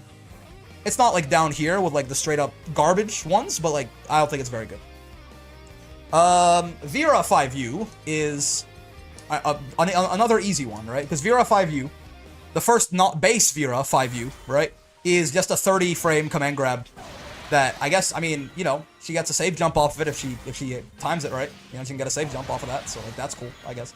But it's a 30-frame command grab, right? Vasaraga install? No. This is not 5U here is not attached to install, right?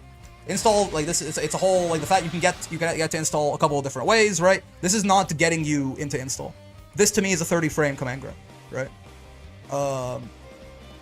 This does not feel like the same. Like it's not like install is not like intrinsically tied to the idea of 5U, in my opinion, right? Maybe that's inconsistent logic, but no, I don't think so. So I think what we're rating here is a 30-frame command grab that does 1500 damage when you hit it. So I mean that's pretty bad, right? This is a worse version of Ladiva's 5U. Okay, well to be fair, essential to the character though, obviously, you know, yes, but this is a worse version of Ladiva's 5U, basically, right? Now, install Vera 5U is a little bit more interesting on both of the axes, right? Because install Vera 5U is this little backflip here, right? And then, you know, you can then do all of this air stall bullshit. You can go right back down immediately, right? You can backdash, you can forward dash. It gives her like some tricky options. The backflip itself has pretty high attack level. It can frame trap some stuff and crush some stuff, right? Now install Vera is like such a broken character that she most of the time does not really use this that much. This is a pretty, like, it's a solid move, right? Like, you know, considering you're holding 5U to go into this too, I would count like all of this as part of the 5U. Also an air dash, if you do 6-6 in the air. Well, that's this again. This is an install Vera thing. She has an air dash, right? This is not. You don't even hit 5U to do this. I wouldn't really, you know. Unless you're talking about doing, because yeah, this stuff I would count, but this is a different thing. I don't know if you count that. I mean, it's literally you don't even hit the 5U button for this, so I don't think so. But yeah, like and yeah, the backflip here does have some invincibility on it. You know, it's like a little tricksy tool that you can do. It's nothing great. A lot of times, also if you're lazy, right, you just definitely do this and to get 2H is a true combo for sure, right? It's not bad. It's a solid option, right? Let it be known I was dragged here by Ultra Christie, so true. It's solid, right? Install. This is install Vera right here. It's probably it's significantly less essential to install Vera than normal 5U is to base Vera, funnily enough. But I think it's also a little better. I don't think this is like, I don't think it's like crazy, right? I don't think this is insane. I don't think that like characters will be falling over themselves to get this in their kits. Like, you know, it does some stuff. It can be like a frame trap option. It gives you like an ability to be tricksy in the air, which is valuable in this game, right? Because 2Hs are really spooky, and characters do like half your health sometimes when they 2H you in the video game. So having some way to make them think twice about that can always be useful. But it's nothing crazy, right? It's nothing crazy. It's a solid 5U, and you know, kind of held back by the fact since Vera has other ways to get installed, might not be 100% essential. I guess, yeah, I guess it's like, but you know, I guess so. Regular Vera 5U sucks. That's correct. I agree. Essential to Vera, not very good. Bubs is next on this list, so let's go down here. Fairy 5U placement is extremely accurate. I love the button though. Yeah. So Bubs 5U is this teleport, right? So this is interesting, right? Because I know that, you know, the main thing people think about when they think of this teleport is like the comedian grab, right? The teleport into the haha funny. Can you uncover Zoe? Ooh, she's there. You can see her. You can tell the top of, if you're a real Zoe fan, you can tell the top of her head. But that's not really like, one thing that this really does do very nicely, besides this like jump scare tactics, which are, you know, real-ish. People got hit by that shit, a combo breaker. You know, Kaz and Kai hit motherfuckers with that shit with combo breaker. But like, while that's, you know, that's mostly a reaction check and mostly kind of like a meme. It also does just let you, you know, if you like, there's a lot of moves in the game that just like knock your opponent really, I guess this is actually a bad example. But there's lots of moves in the game that just like knock your opponent really far away, right? And don't really let you follow up on them easily. And this lets you straight up get Oki off of those kinds of moves, right? Think like a really simple example. Though a Gran doesn't actually need this in this case, right? But it says as a move that does this, right? So like, you know, even like Gran's like U Fireball, right? Now Gran, he's fast enough, he can just do this, right? Like a move like this, like it might knock the opponent away from you and leave you kind of far away, right? Like there's a lot of moves like this that sometimes you can't chase down. That if you have that teleport, you can, right? It's mostly an Oki tool. It's mostly an Oki tool, right? In neutral, you are, you know, by and large, kidding yourself. And even then, the only reason the Bubs can ever sometimes make it work in neutral is because he does just have a lot of options to be representing from here, right? Fireballs, Unisonics, right? All of this. Karmas, like even from this range, there's a lot of mental stack that that Bubs can put on you. Sieg ult Fireball is actually probably the best example, yeah, because Sieg I don't think can follow that shit up a lot of the times, right? So Sieg, if Sieg had Bubs teleport, right, if he hits you with his U Fireball from all this way away, right, he still can. It is built to be a hard enough knockdown that he can get the Oki, right? But still, right? He probably could get significantly better Oki if he had this teleport, right? Rather than just being like plus 11 or something, it might be like plus 38 kind of thing. And for some moves like that are not, you know, U Fireballs, like this one, for example, right? Again, maybe you could get better Oki if you were able to just teleport after people like this, right? You'd be like plus 30 something here. So it's not, you know, it's not like an insane move, but it is not just a haha funny gimmick, is my point, right? While you know, the idea, a lot of people do this teleport, it's just like a knowledge check, it's like a reaction check, don't get unchecked, etc. It does unironically have some real use for chasing down moves that knock your opponent away and letting you stick to them, right?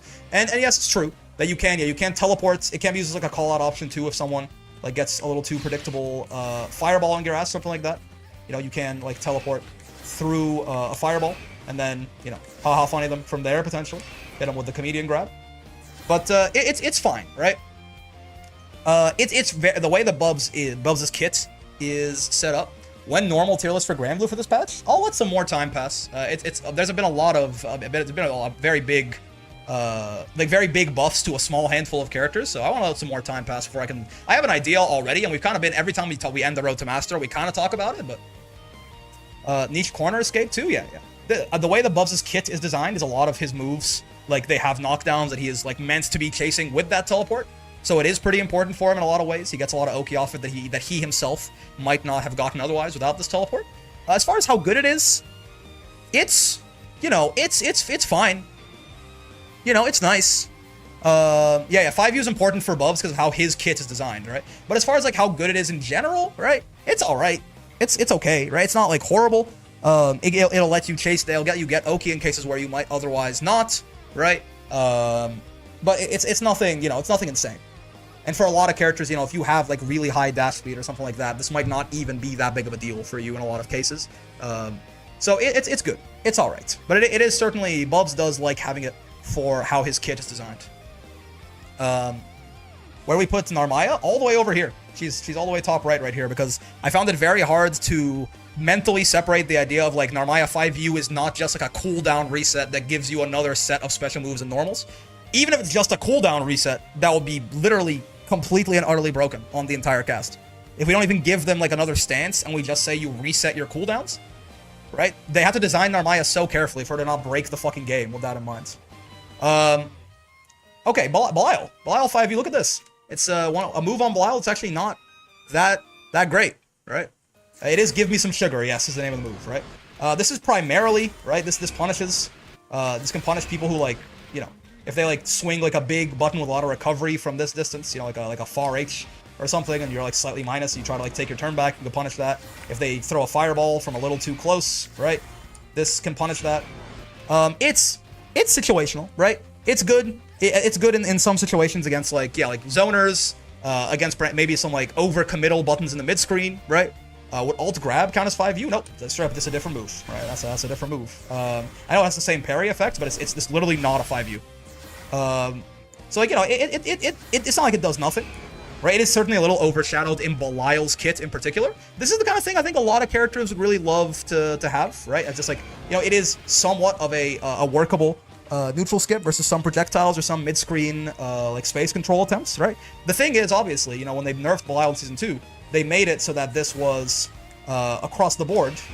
If you block this, everyone gets a throw punish now. This used to be height dependent, right? So if you get this blocked, you're gonna eat a throw.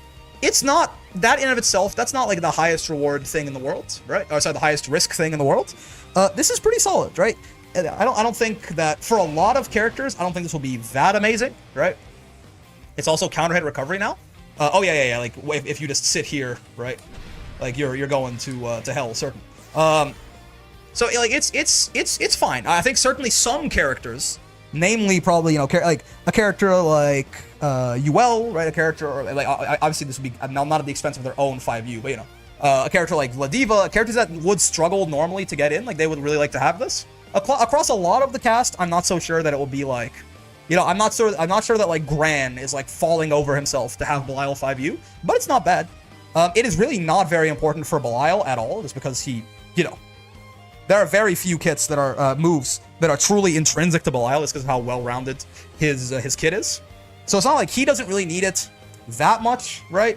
It's solid though. It's not bad, right? It's not a bad 5U, right? Certainly it has, in certain situations, in certain matchups, it can be very good, right? I don't think it's that bad. I think this, like, there are, if you like, a good amount of the cast struggles to an extent to get in versus fireball zoning or stuff like that, and this will be a nice tool for a lot of them to have, right? I argue Zeta needs 5U more because it's her only safe special cancel. You know, when you put it like that, I did say, oh, it's like a safe block string ender, right? But I guess if you, wait, is this guy not? Is that real?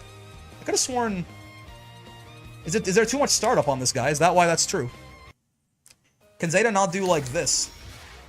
Is that? Oh, I guess it's minus. Well, that's -5 on block. I didn't know. That's a wait. That's Ladiva SPD victim. You don't say. Yeah, I guess so. Honestly, I thought she had an X fireball that was. Yeah, so true. I did not know that shit was -5. I thought it was safe. Okay. Yeah, I mean that's fair. That's fair. We can move that up a little bit then. Only safe special cancel is certainly a big deal. Okay. Now, without 5U existing, Zeta would get so cooked by Ladiva. Yeah, I guess so. All right, Avatar is a weird one, right? Because so for 5U to me in Avatar's case, he has like a bunch of different ones, right? Like 5U is a laser if you do it raw, right? But if you do it off any kind of special move, it can be this like little kick here. But also, he gets all of these packed follow-ups, which are technically not 5U, but like they are part of, they're part of the whole. I would like it is his unique maneuver, right? Are these packed follow-ups?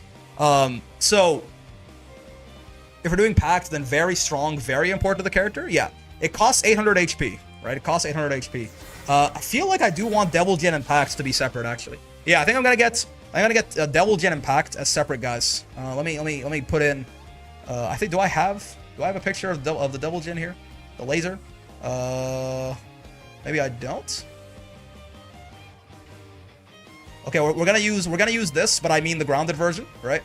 This laser right here, this is Devil Jin, okay? This laser is just the 5U, right? That's what this is. I mean, this is just a nice, it's a nice poke. You can charge this to fuck with people's timing on spot dodges and stuff like that, right? This is fine. Especially if you're a character like with zoning, people might be trying to spot dodge. The option to charge this is nice to catch them off guard, right? It's not bad. It's not bad. This does also, on a counter hit situation, depending on your close H, you can also like link this and get a combo extender, whatever, right? It's solid.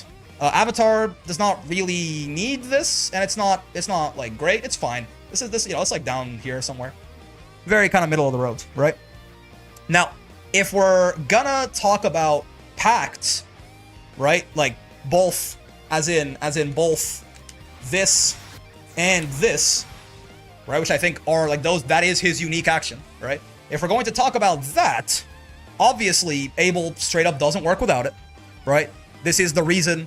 Like even just if you're doing any sort of Abel mid-screen combo, right? The reason he gets as much reward as he does is because there's a pack, like he does like 17 of these every round, right? Like this character exists because the packed follow-ups exist and work the way that they are, right? This character be bottom 1 without packed, yes, right? And also, now here's the thing, right? This would be,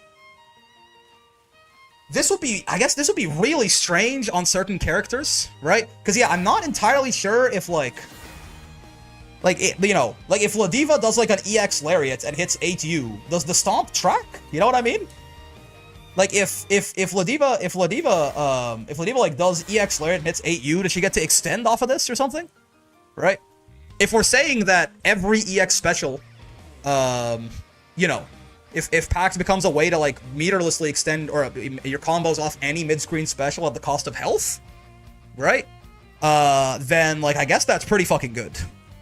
Right? And yeah, even like the non-EX versions, yeah, like just like a fireball into the kick or something like that, right? Usually freezes the foe a bit like a 236M, I guess, right? So if we're saying this, it basically gives the entire cast like a similar amount of like mid-screen and corner combo potential as Abel. And also keep in mind, this will be, you could almost argue, this would be stronger in a vacuum on a lot of the cast than it would be on Abel. Because imagine you give this to a diva, man. She has 18,000 health, right? You give this to characters who have like 17k health or something like 18k health, even 60. Like, you know, they're not paying that health price. I mean, it's insane. It's very, very strong in a vacuum. Abel pays incredibly heavily for the privilege of having this. You know what?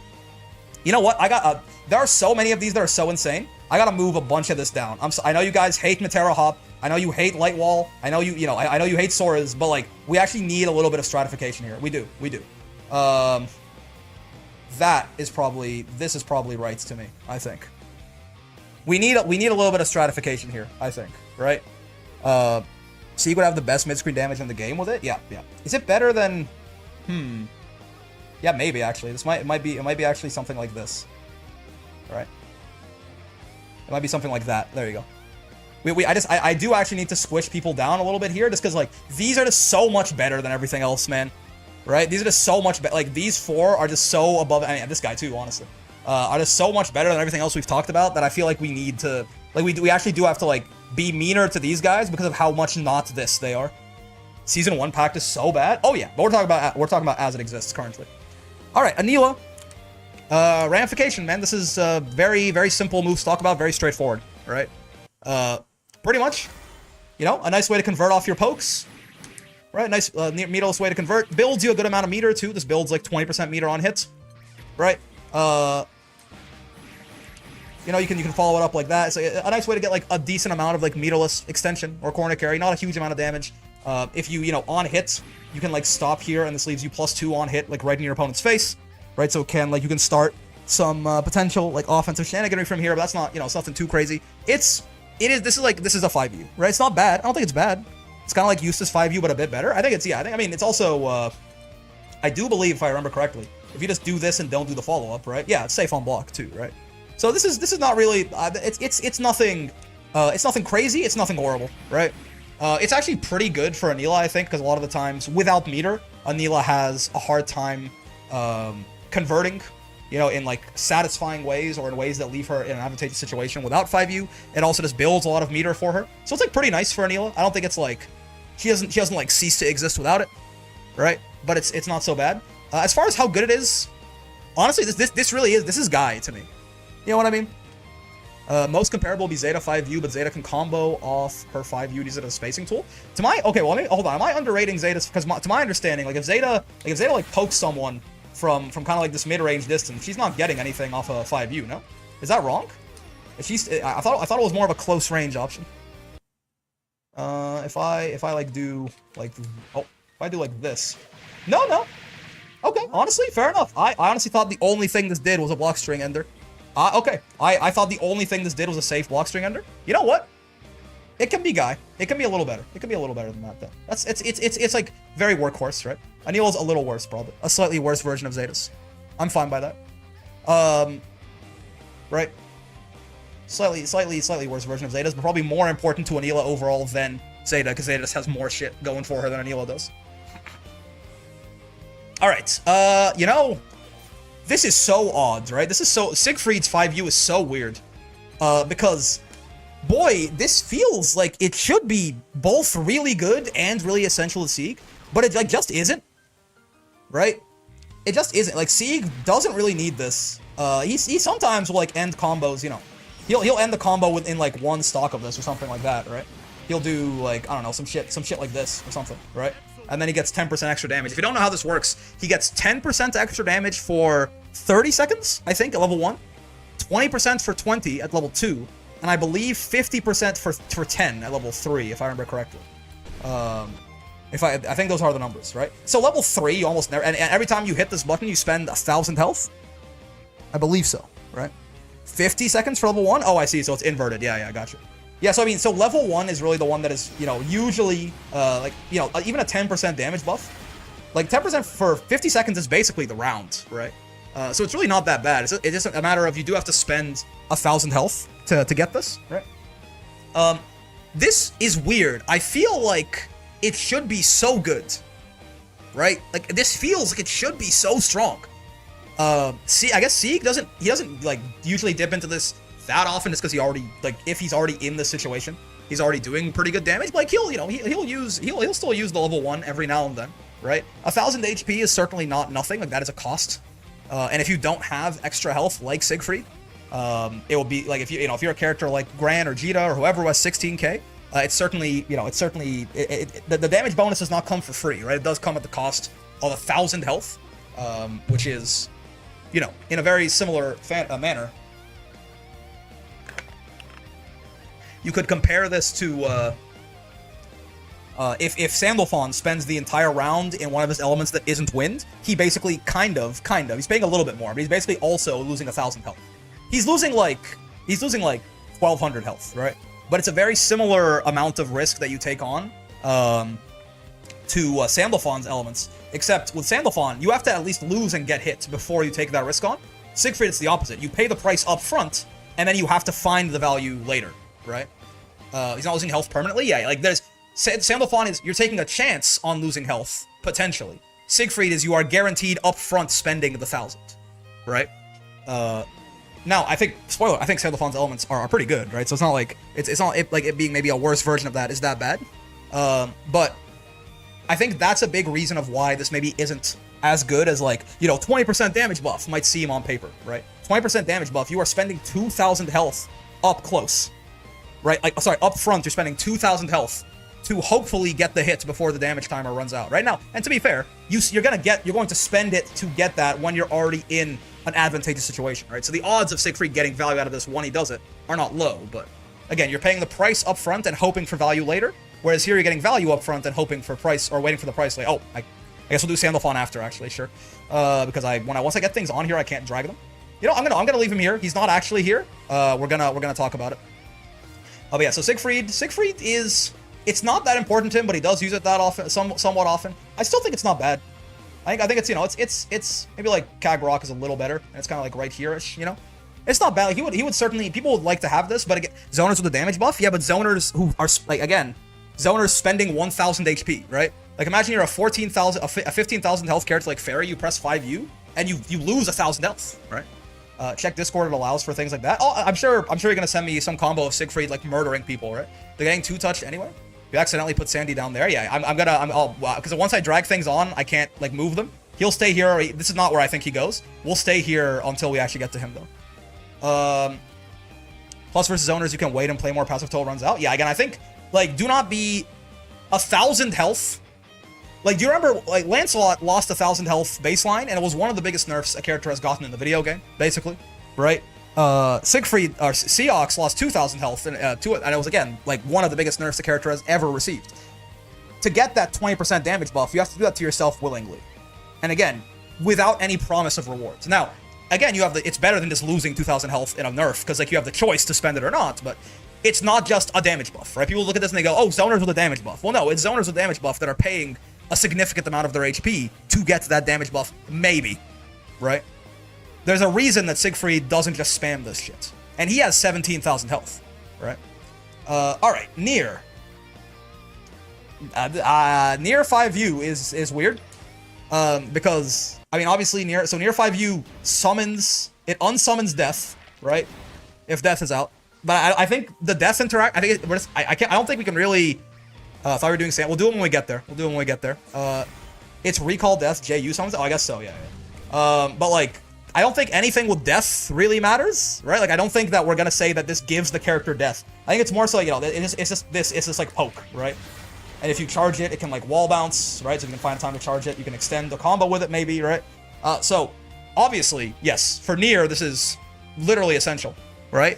But as far as like how good it is in a vacuum, like I'm thinking of this just basically as, you know, like this aerial hit, right, without death attached, or like just, you know, this hit or this charge hit that can maybe give you a wall bounce, again, without death attached. So like it's not you know, it's not like it's bad. It's not like it's bad. It's, you know, it's a move. It not being an overhead anymore in JU is rough. Oh yeah. So like, I'm sure the charged one in particular, I could see like lots of characters getting value off of as a combo extender in certain cases, right? It is 36 frames, and obviously, you know, most characters are gonna have a hard time holding someone in place in the air for, as long as that as Nier does, but like it could happen, right? But I really don't think it's that, like, while it's very important to Nier, I think by and large, this wouldn't really be that much of a game changer, right? Random question, you ever thought of revisiting the Grand Blue music tier list? I have. Well, you know, we'll see. At least it's safe block string under, but yeah, like it's, you know, it's something. Okay. Grimnir 5U. This is weird because this is one of those ones where, again, so if Grimnir like has a seal up, right, then he can hit 8U, he can hit, like he can dash in all these different directions, right? But we're not, you know, the seals are not part of the, so I guess the 5U is, you know, it's this. Is that right? The Grimnir 5U is the little hop? This is the weird part about a 5U tier list, man, is this move is obviously not intended to exist in a vacuum, right? It's intended to exist alongside seals, but that's, we don't have seals, man. We don't have seals, right? Special cancel jump? Yeah. So, like, you know, it's kind of like Matera's hop, if Matera's hop was 58 frames. You know? If you couldn't act out of Matera's hop for like 30 frames or 40 frames, then it'll be Matera's hop. Finally, something about Grimnir that's bottom tier. Have we found it? I mean, obviously very important to Grimnir, right? But like, again, I don't, you know, am I without seals and Matera hop, but infinitely worse? Yeah. Stuff like this is why in a vacuum is a bad measurement sometimes. Yes, it works. I will say it works for a lot of the casts, right? Worse than Nier 5. You're probably right, actually. Yeah. It works for a lot of the cast, but you know, 5Us in particular, right? That's why we have to do a two-tiered measurement for this, because measuring 5Us in a vacuum really is not, like, it's not gonna tell the whole story very often, right? That's why, like, the only 5Us we can say are like genuinely ass are like the ones that are down here, right? That's why we add this second axis, because it does, like, normally I would just, like, when I measure U skills or normals or whatever, I measure them in a vacuum, right? I don't measure if, like, they're carried by some other part of the kit. For 5Us, they are so, many of them are so tied in enough, right, that we do need to add this second axis, basically. So, like, something like Niers or Grimnirs or Viras or Zoes, they're not necessarily garbage, it's just that there are moves that are very, very reliant on the way the rest of the character is set up to work.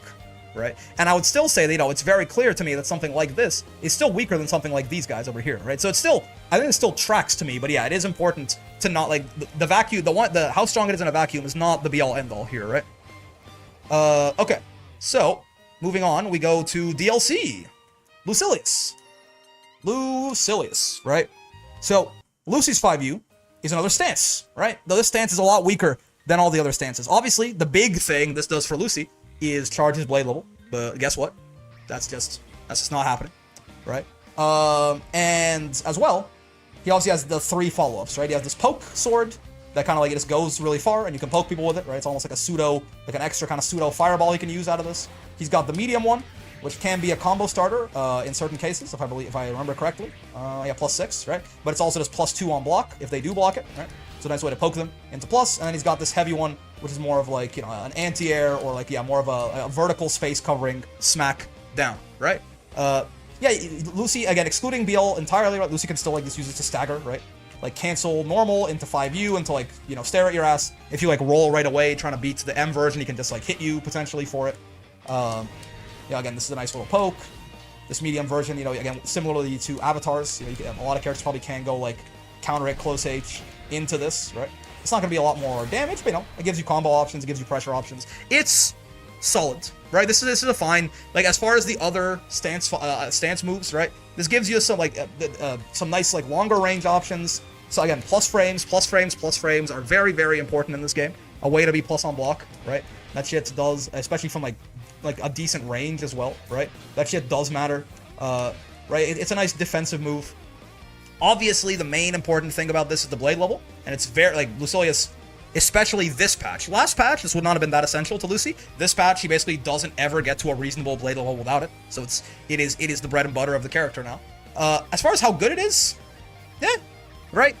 It's a stance. It's a stance, and that stance gives you options, and it's like a nice balance of options, right? Like a nice anti-air option, a nice like plus frame option if they're being too passive, right? A long range poke that you can maybe follow up after for a lot of characters, or like this thing is if you actually get hit by this, the little light poke, right? Kind of knocks you back, right? Leaves him very plus, so you can potentially follow up there, or if you're a zoner, it can put you back in a good spot. It's solid, right? I don't think it's great. There's gonna be a video. Oh yeah, I don't think it's great. It's like a workhorse. It's a workhorse 5U as far as the actual power of it, right? Any character with limited mobility would like it. Yeah. It's. I'm gonna like. He's not even gonna pass the axis, but it's like a little strong. It's a little nice, right? Again, I think this also the M option in particular, right? This having the access to the plus frames there, I think will be quite nice. I think it's pretty good overall. Yeah. It's nice. It's solid. Obviously, like blade level, we're not factoring that in, but it's good. 2B. What the fuck is 2B's 5U again? I genuinely forget. Is it her witch time? Oh yeah. And I guess 6U is the dash. That's it's kind of interesting. Yeah. Run and dodge. Yeah, and I guess the run gives you the gives your normals slide, right? Yeah, you slide out of your normals with the run. I feel like I need 2 for this again, actually. I feel like I need 2 images for this as well, right? Because these feel like very distinctly different moves to me, right? Like they're not even doing like, you know, it's not like 2 versions of Abel Pact or something like that. But yeah, I mean, this parry has gotten nerfed a good bit, right? Like it used to be able to, if you 6XL'd into this, she could punish you. She can't now, but it's still, you know, for like committal moves, something like that. Again, having like this sort of defensive option, and also it also moves you back. Like as part of it. Now, if you whiff it, you are pretty minus. So like if you whiff it and they call you out on it, the fact that you moved back isn't gonna matter. You're gonna get punished regardless, and counter it punished in this patch as well, right? But like the parry is not bad, and in certain matchups it can be very nice. I'm gonna bring another portrait in here. I think. Do I have her witch time as a thing here? Yeah, there we go. I do. So the parry, I think I'm gonna have as a similar thing. I think 2B, you know, 2B likes having this. I don't think it's essential to her, but I think she likes having it. It does not show up very well. We have to make sure it's not layered over anyone too hard. I think she likes it. I don't know how good this is in general. Like, you know, 2B players use it all the time. Man, I feel like when I fight them, I don't see this that bad. Like, once it couldn't punish 6XL anymore, I feel like I don't see it that often when I'm fighting 2Bs. But maybe the 2Bs I'm fighting are using it wrong. They use it a lot? Interesting. Reasonable, neither do I. I'll move it a little higher for the peanut gallery. But still, I don't think it's, regardless of, I don't think it's like fundamental to the character's existence, right? I wouldn't ever use this versus Diva. Maybe that's why, yeah. As far as how good it is though, I mean, it's still a parry. It's still a defensive option on a 5U, right? Again, for a character with any character that doesn't have a meterless reversal, will probably be pretty happy to have this, right? It's still a defense. It's a worse version of something like Uno or Sora's or something like that, right? But those are both pretty good. So I think I've talked myself. I was gonna move it like kind of here, but I think I kind of talked myself into it's probably not so bad. It's probably not so bad, right? It's still it's a worse version of something like this, right? But those are both pretty strong. So I see no problem with it really. As far as the run though, as this thing is nuts, right? I mean, I don't know if we're assuming that every character is going to have this level of speed out of it, because, you know, 2B running at you from full screen, if you don't know, is a reaction check, right? Like, for her to go from here to here is like 27 frames or something like that, right?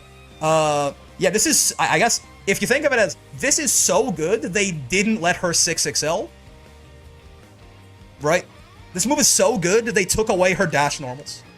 And also, besides the speed of it, your moves out of this slide. You see that? 5H has no momentum usually. But if I do this into 5H, see how it kind of slides into it? So this is both really important for 2B and fucking great, honestly. Like, this is really strong. Sliding 6XL for the whole cast? I mean, to be fair, that's kind of what 6XL already does. It wouldn't be useful for, it'd be useful for, like, doing that into, like, your far M or something like that.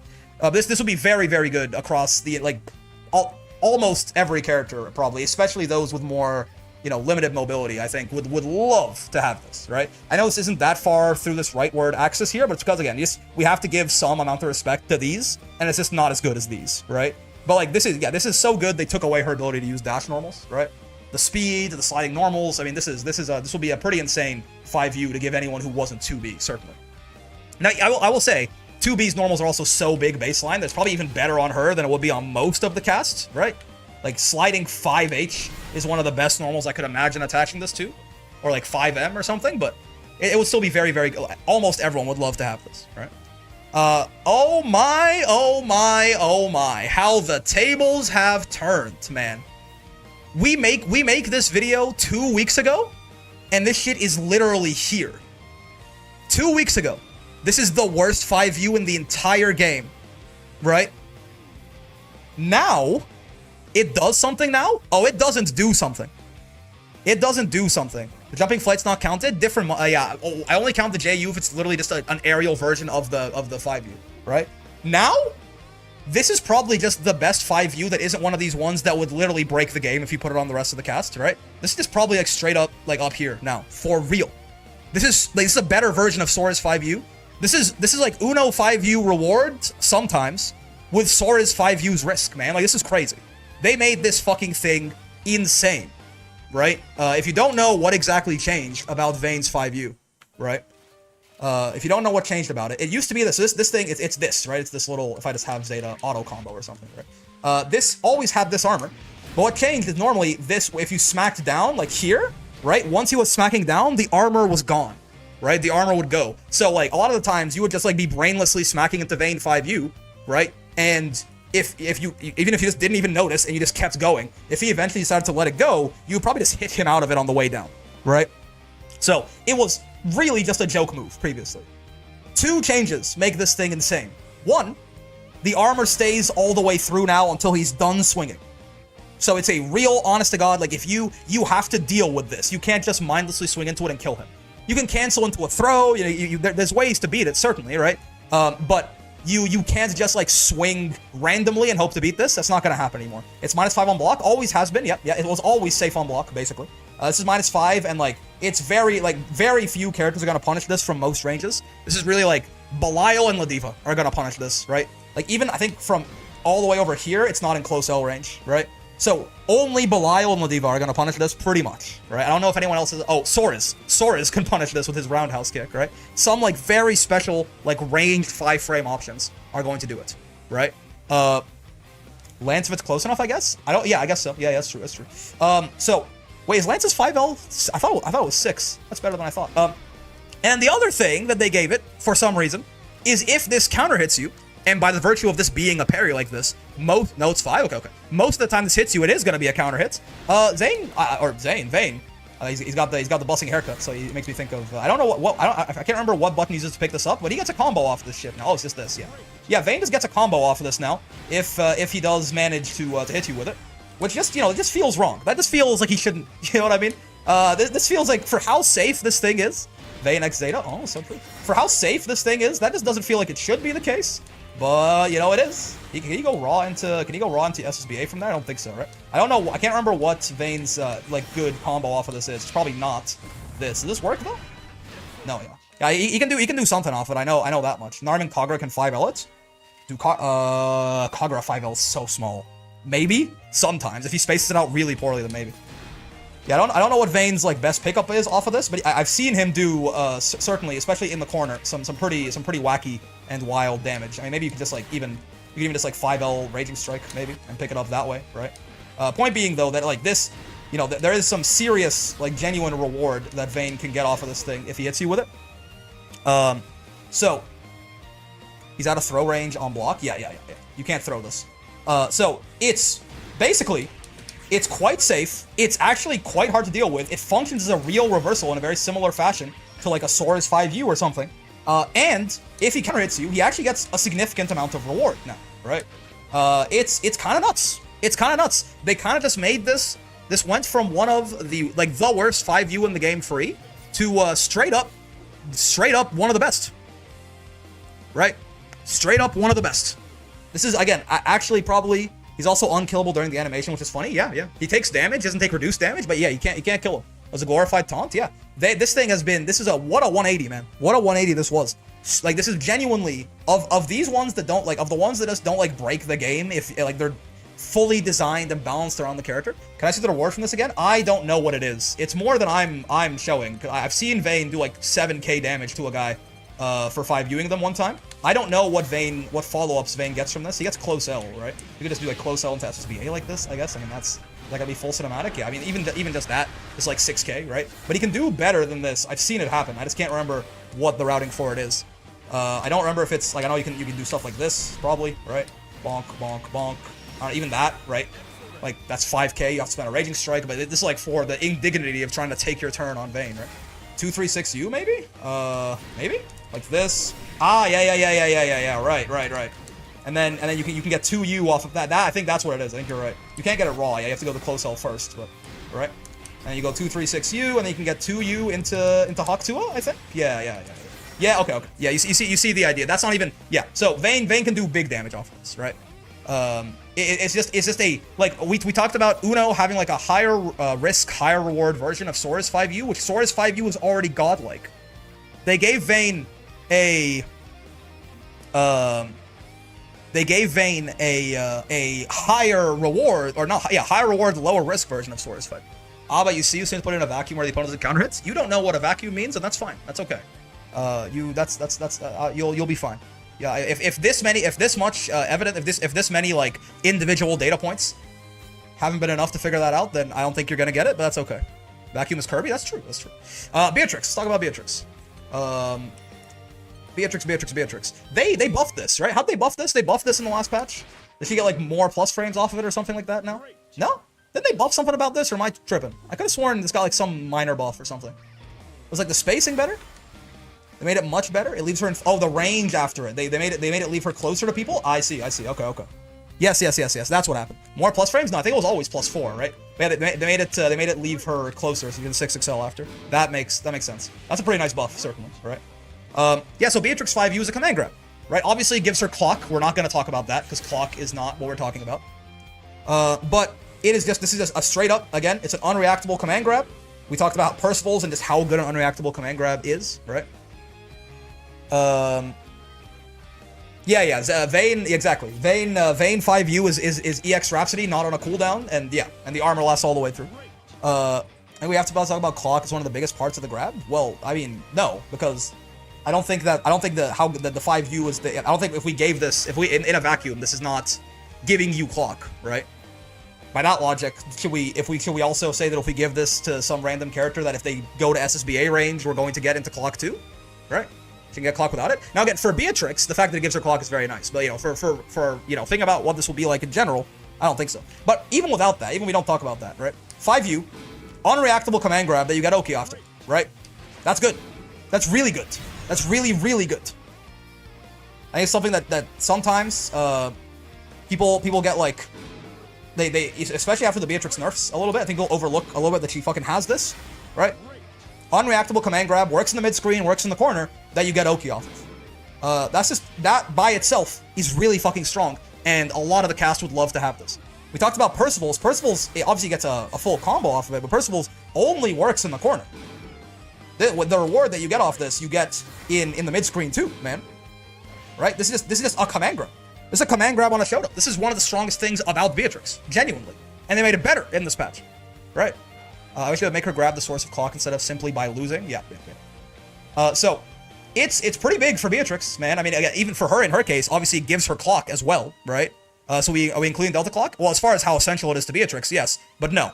I don't think so. I don't think we're saying that this will give people Delta clock if they landed the grab. This is just and the thing is, it doesn't even need that to be really fucking good, man. Right? 10 frame, a little slower. It's like a little easier to like fuzzy jump sometimes, something like that. But it's an unreactable command grab that you get Oki after, right? That so much of the fucking cast would love to have this, right? This is great. This is so good, right? This turns they do not give characters like straight up real 50/50s in this game almost ever. So the idea of just giving someone, like, that's why Percival's is so good, right? Now, but again, while Percival's is, you get the value less often, right? But the value is higher. I would prefer the consistency of Beatrix, where if you get this there's some ever-present threat in the corner, in the mid screen, everywhere, right?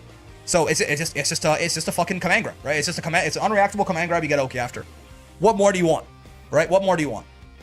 I guess like the ability to combo off of it, but an unreactable command grab that you get Oki after, that you can combo after, like that move doesn't exist in the video game as stance, right? So it's real good. Okay, Versuja. So Versuja's is also one of these kind of weird ones, right? Because it is, I guess we can think of it kind of like Soulforge, because by its, if you want to say that Versuja 5U is a pose that does nothing, then congratulations, it's over here, right? I think it's the least interesting way to talk about it, right? But I think we can think of this very much kind of like Vasaraga's Soulforge, right? In the sense that, unlike Beatrix Command Grab, that like it's a command grab that has this secondary effect. The secondary effect, aka like the Celestial Dominion that you get off of it, is what it does, right? But it gets kind of weird in that, you know, the exact follow-ups that it gives to people on specials, like those are very much designed for the way that Versuja's special moves work, right? So the special follow-ups feel like they I don't know exactly how you would think about that, right? If you just think of it, yeah, if it's like some, I guess if we want to say in general that it'll be some kind of combo extender on your specials and like your unsafe specials will be safe, that will certainly be a very generous reading of this, right? Even just this, like even just, I think a lot of characters, even just having, you know, a special cancelable 5U like this, even if it does launch, it's still very good, right? Even just the 5U follow-up, like 5UU here, even this will be very good for a lot of the cast. Because this is special cancelable, right? And a lot of Versuja specials don't work very well with this, but a lot of characters would love to have something like that, right? Like this special cancelable launcher. Like think about Grand doing like, you know, 5UU into like U-boots, your ass is mine, right? Close H, into Fireball, into another U-boot or something. Like, I think it feels kind of weird to sort of like headcanon what it would look like as far as like special move extensions on people. But even if we just think about like 5UU, right? That seems pretty good. Feels kind of cheap to say B's clock is not connected, but Susie's taunt should give Celestial Dominion. Why? Because, okay, again, the only thing this does is give Celestial Dominion, right? By that logic, Vasaraga's Soulforge is also over here. Because literally the only thing it does is give you Soulforge. So if we're saying that it's not going to do the one thing that it does, then I feel like, sure, I mean, it becomes very easy to rank at that point. It's horrible. It's a 40-frame pose that does not, it's a taunt, right? So if that's how you want to think about it, the thing is very clear. But that is what it does. That is the only thing it does, is it gives you the Celestial Dominion. So again, if you want to say that doesn't feel like the correct way to think about it in a vacuum, then sure, but then it's there, right? It's literally, it's actually the worst one in the entire game. Because yeah, at least Voss 5U could be a combo starter or do damage, right? This is literally a taunt. So there you go. If you think that's where it should be, then that's where it should be. Now, I think a middle ground here is, I think all the follow-ups here, I think is just kind of like, this is very clearly specifically designed for Versuja. I think we can at least talk about this, right? I think we can at least talk about 5UU, right? And I think this will be huge for a lot of characters, right? Voss 5U beats Brave counter only if it gives you Soulforge, right? If it doesn't give you Soulforge, then it doesn't. It loses to Brave counter, right? So, no, you're wrong. Let's be more like Zoe's 5U. Voss 5U beats BC only with Soulforge. That's right, exactly. So if we're saying that it's all it is a 40-frame taunt that does nothing, then both Voss and Versuja are top left. Fair enough. But I think we can at least talk about 5UU, and the fact that this, I think, would be very good for a lot of the cast, right? In fact, I think this launch would be better on a lot of the cast than it is on Versuja, right? Versuja, like, they had to change Versuja's kits to give her something that works well with this, right? Like, a lot of the cast out of the box would really love to have, because a lot of the times people can get better combos in mid-screen if they launch, but they have to, like, spend a Raging Strike to get that, right? Yeah, again, in a very similar manner, right? If you want to say that all Narmaya 5U does is a taunt that, like, changes it changes the visual animation on your character, then it's also garbage, right? But if it's literally the only thing that the 5U does, I think it's unfair to decouple it from that, right? If the only thing the 5U does is give you Soulforge, then I'm going to assume that the 5U gives you Soulforge. And it's also the only way to get Soulforge, right? The only way to get Soulforge for Voss is 5U, and the only thing that 5U does is give you Soulforge. The only way to get Celestial Dominion is 5U for Versuja, and it's the only way to get Celestial Dominion. Beatrix 5U does not only give you Clock, and it is not the only way to get Clock, right? So it feels like we're just attaching it for no reason in that case, right? If we assume other characters get to bring their install in 5U, Beatrix should also keep it. I don't think so, because it's not the only way she gets it. It's not the only thing it does. It feels like at that point, it feels like we are just attaching other parts of the character, right? In a very similar manner, by that logic, then 5U would like model Vera 5U would model shift everyone into install Vera. I think it gets way messier if you start thinking about that, right? If you hit Vera 5U, it would model shift you into install Vera, I guess. That you know, it's a very strange. This list cannot be scuffed. Yes, I think this is the most scuffed way to do it. Sorry, the least scuffed way to do it, basically. I think the least scuffed way to do it is not to assume that it brings any mechanic that it's synergistic with doesn't necessarily come with it, unless it is the mechanic. You know what I mean? Like by that, again, like Eustace 5U synergizes really well with Red Grenade, right? Do we just assume that if I give someone Eustace 5U, they get Red Grenade effect as well on it? No, it synergizes with that mechanic. It is not the sole source of that mechanic, right? So this to me seems the most logically consistent. This is the only way to get this. Now with that in mind, 5UU is what I'm talking about here. You have to do this and then you'd get that. That's certainly worse than it would be on Versuja, but even just that, by the way, I think would be pretty nice for a lot of characters, which kind of goes to show you how good Versuja 5U is, right? And that it also just gives you all of those fucking follow-ups on her like that. It is obviously, it's the core of her character. It's the thing she's built around, right? But even just the 5UU as a launcher like that, so many characters, even fucking Eustace, right? Eustace, Base, Vera, like all of these characters, they need to launch someone in the air to get their better combos, right? Like Eustace, if he doesn't have a launcher, he gets, I don't know, fucking like that, right? He gets like this or something in the mid-screen. But if he gets that launcher off Raging Strike, right? Then suddenly he can do a lot of shit, you know, he can do all of his like loops and all of this, right? So even just having this like meterless, resourceless launcher, if you can get that 5U up, or not resources, but meterless launcher, will be so good for a lot of the cast, I think. All right, Vikala, then Sandalphon, then Galleon. Vikala 5U, right? So see this again in a very similar manner, right? When I say Vikala 5U, I'm not going to assume that it gives people the ability to summon cannons. It's the item toss, and JU is the exact same thing, so it's an air stall as well, right? But I'm not going to assume that Vikala 5U gives you the ability to summon cannons, right, and put the 5U in them. Maybe like this is one of those things where it makes perfect sense to me and it doesn't to chat. There's been a couple of times like that, but I'm assuming like in the same reason that I'm not gonna assume that Beatrix 5U gives you clock that exists as a separate thing in the kit. I'm not gonna assume that Vikala 5U gives you the ability to summon cannons, right? So what it is it's a random item toss. You know, without the cannons, this shit is kind of not so great, right? For Vikala, obviously, this is the very like the character. This is essential, right? This straight up like does not. It's yeah, you can cancel it, right? Special cancelable. For Vikala, she does have her full kits, right? As far as the XY axis or the Y axis, sorry. This is the character. This is what she does. This is the thing, right? This is exactly what she does, right? And yeah, some of the items obviously are very good, right? There is RNG. If you get Spike Ball, this shit is ridiculous, right? If you get Star, if you get Bomb, right? It can be good. You can get like cheese or something out of this as well. But the item toss, even the Spike Ball like that, right, is very good. Right? Even the Spike Ball like that, or even like, you know, in a combo or something like that, or even as a block string, right, as like a way to steal plus frames in a block string or something. If you have a good item, and you can see what items are coming up, right, then this can be very good. It can be very detrimental as well, but again, now you can see what item is going to be coming out, right? You're not just going to accidentally throw cheese at someone.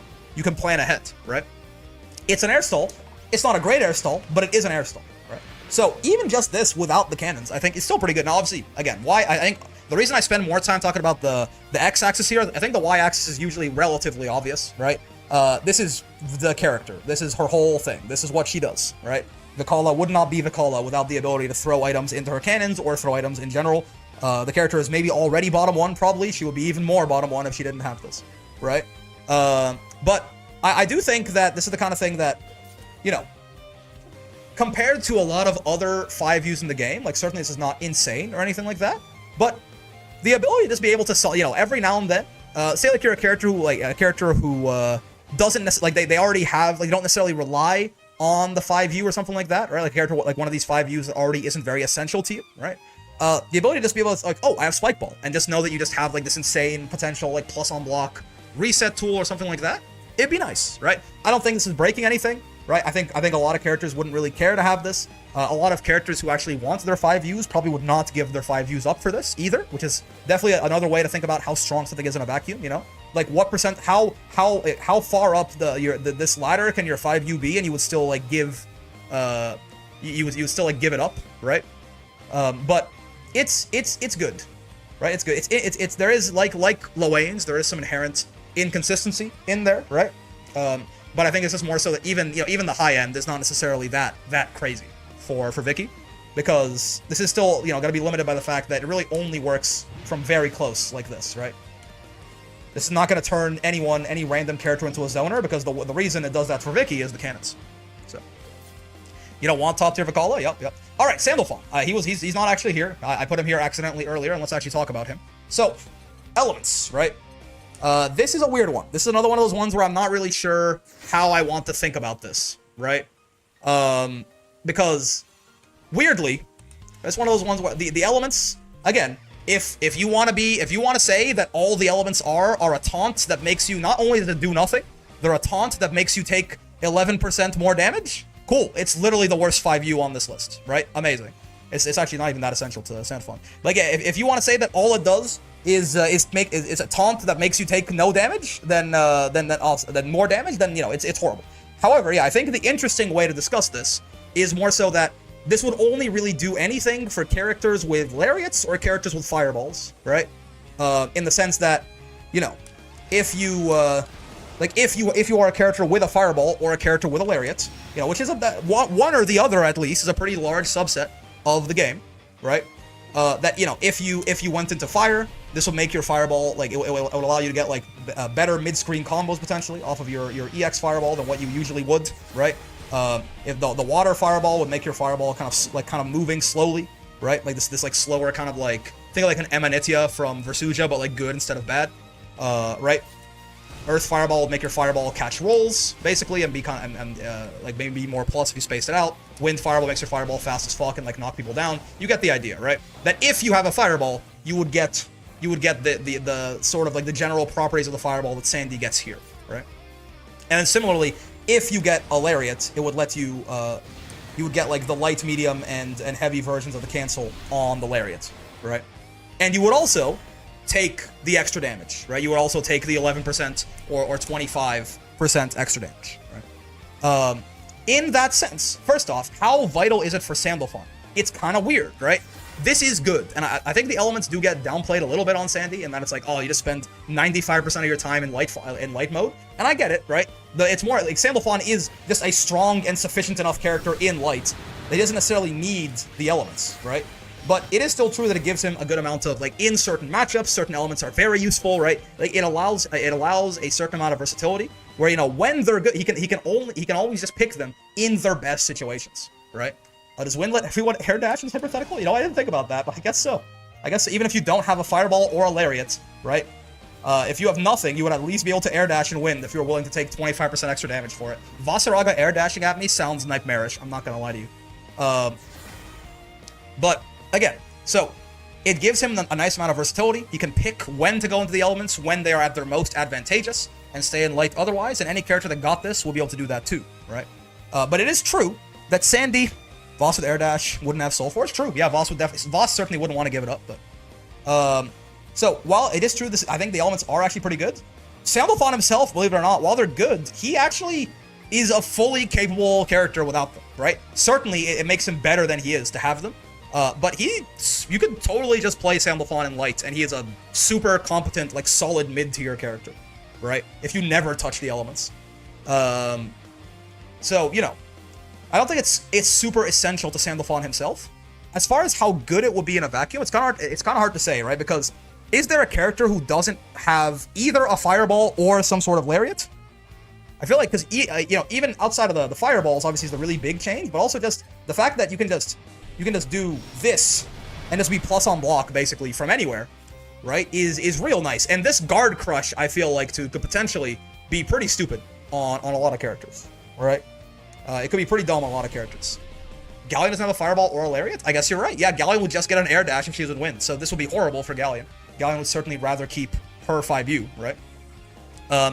But yeah, it's kind of weird because this is very not like if you're a character, if you like Gran, you know, Gran loves this, right? If you're a character with a fireball and like fireball and boot, right? He gets the follow-ups off of boot and his fire. He get all these different properties on his fireballs. This is like insane on Gran, right? Gran probably maybe Gran. I don't know if Gran would rather have this over his current 5U, but it'd be kind of crazy, right? Yeah, Eustace, right? Eustace was a very similar idea. You like giving this, yeah, even just the fireball effects on fireball zoners would be so good for people, right? So I feel like it is quite strong, actually. Like very like it's weird because it's inconsistent. There are some characters who just aren't gonna care about having this at all, right? There's like Galleon is a great example, actually. Galleon, like this would be horrible for Galleon, right? But on a large majority of the casts, the amount of the cast that has either a fireball or a lariat or both, right? I think it is a big deal, right? Does Wind also give the run speed if so Galleon really like that? I guess because yeah, it's not a Samblethon specific thing. It's an intrinsic. It would buff. I guess it would have to buff your run speed like proportionally. But yeah.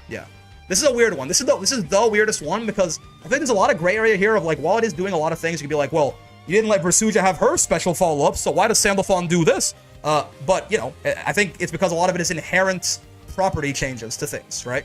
Like Versuja's special move follow-ups are very intrinsically like the Nimbus follow-up doesn't make sense on a special move that isn't Nimbus. Whereas like a fireball just going faster and knocking you down on hit makes sense, right? Can Vasu tackle into element release in this hypothetical? I suppose so. I suppose he could. That's well, you know, now that you say that, I hate you. But I suppose he could. I suppose Voss could. But he's plus off that shit most of the time anyway. But it'll be fun for combos, I guess. He could do EX tackle into element release to keep himself safe. And then close H Soulforge you if you try to Brave counter him after.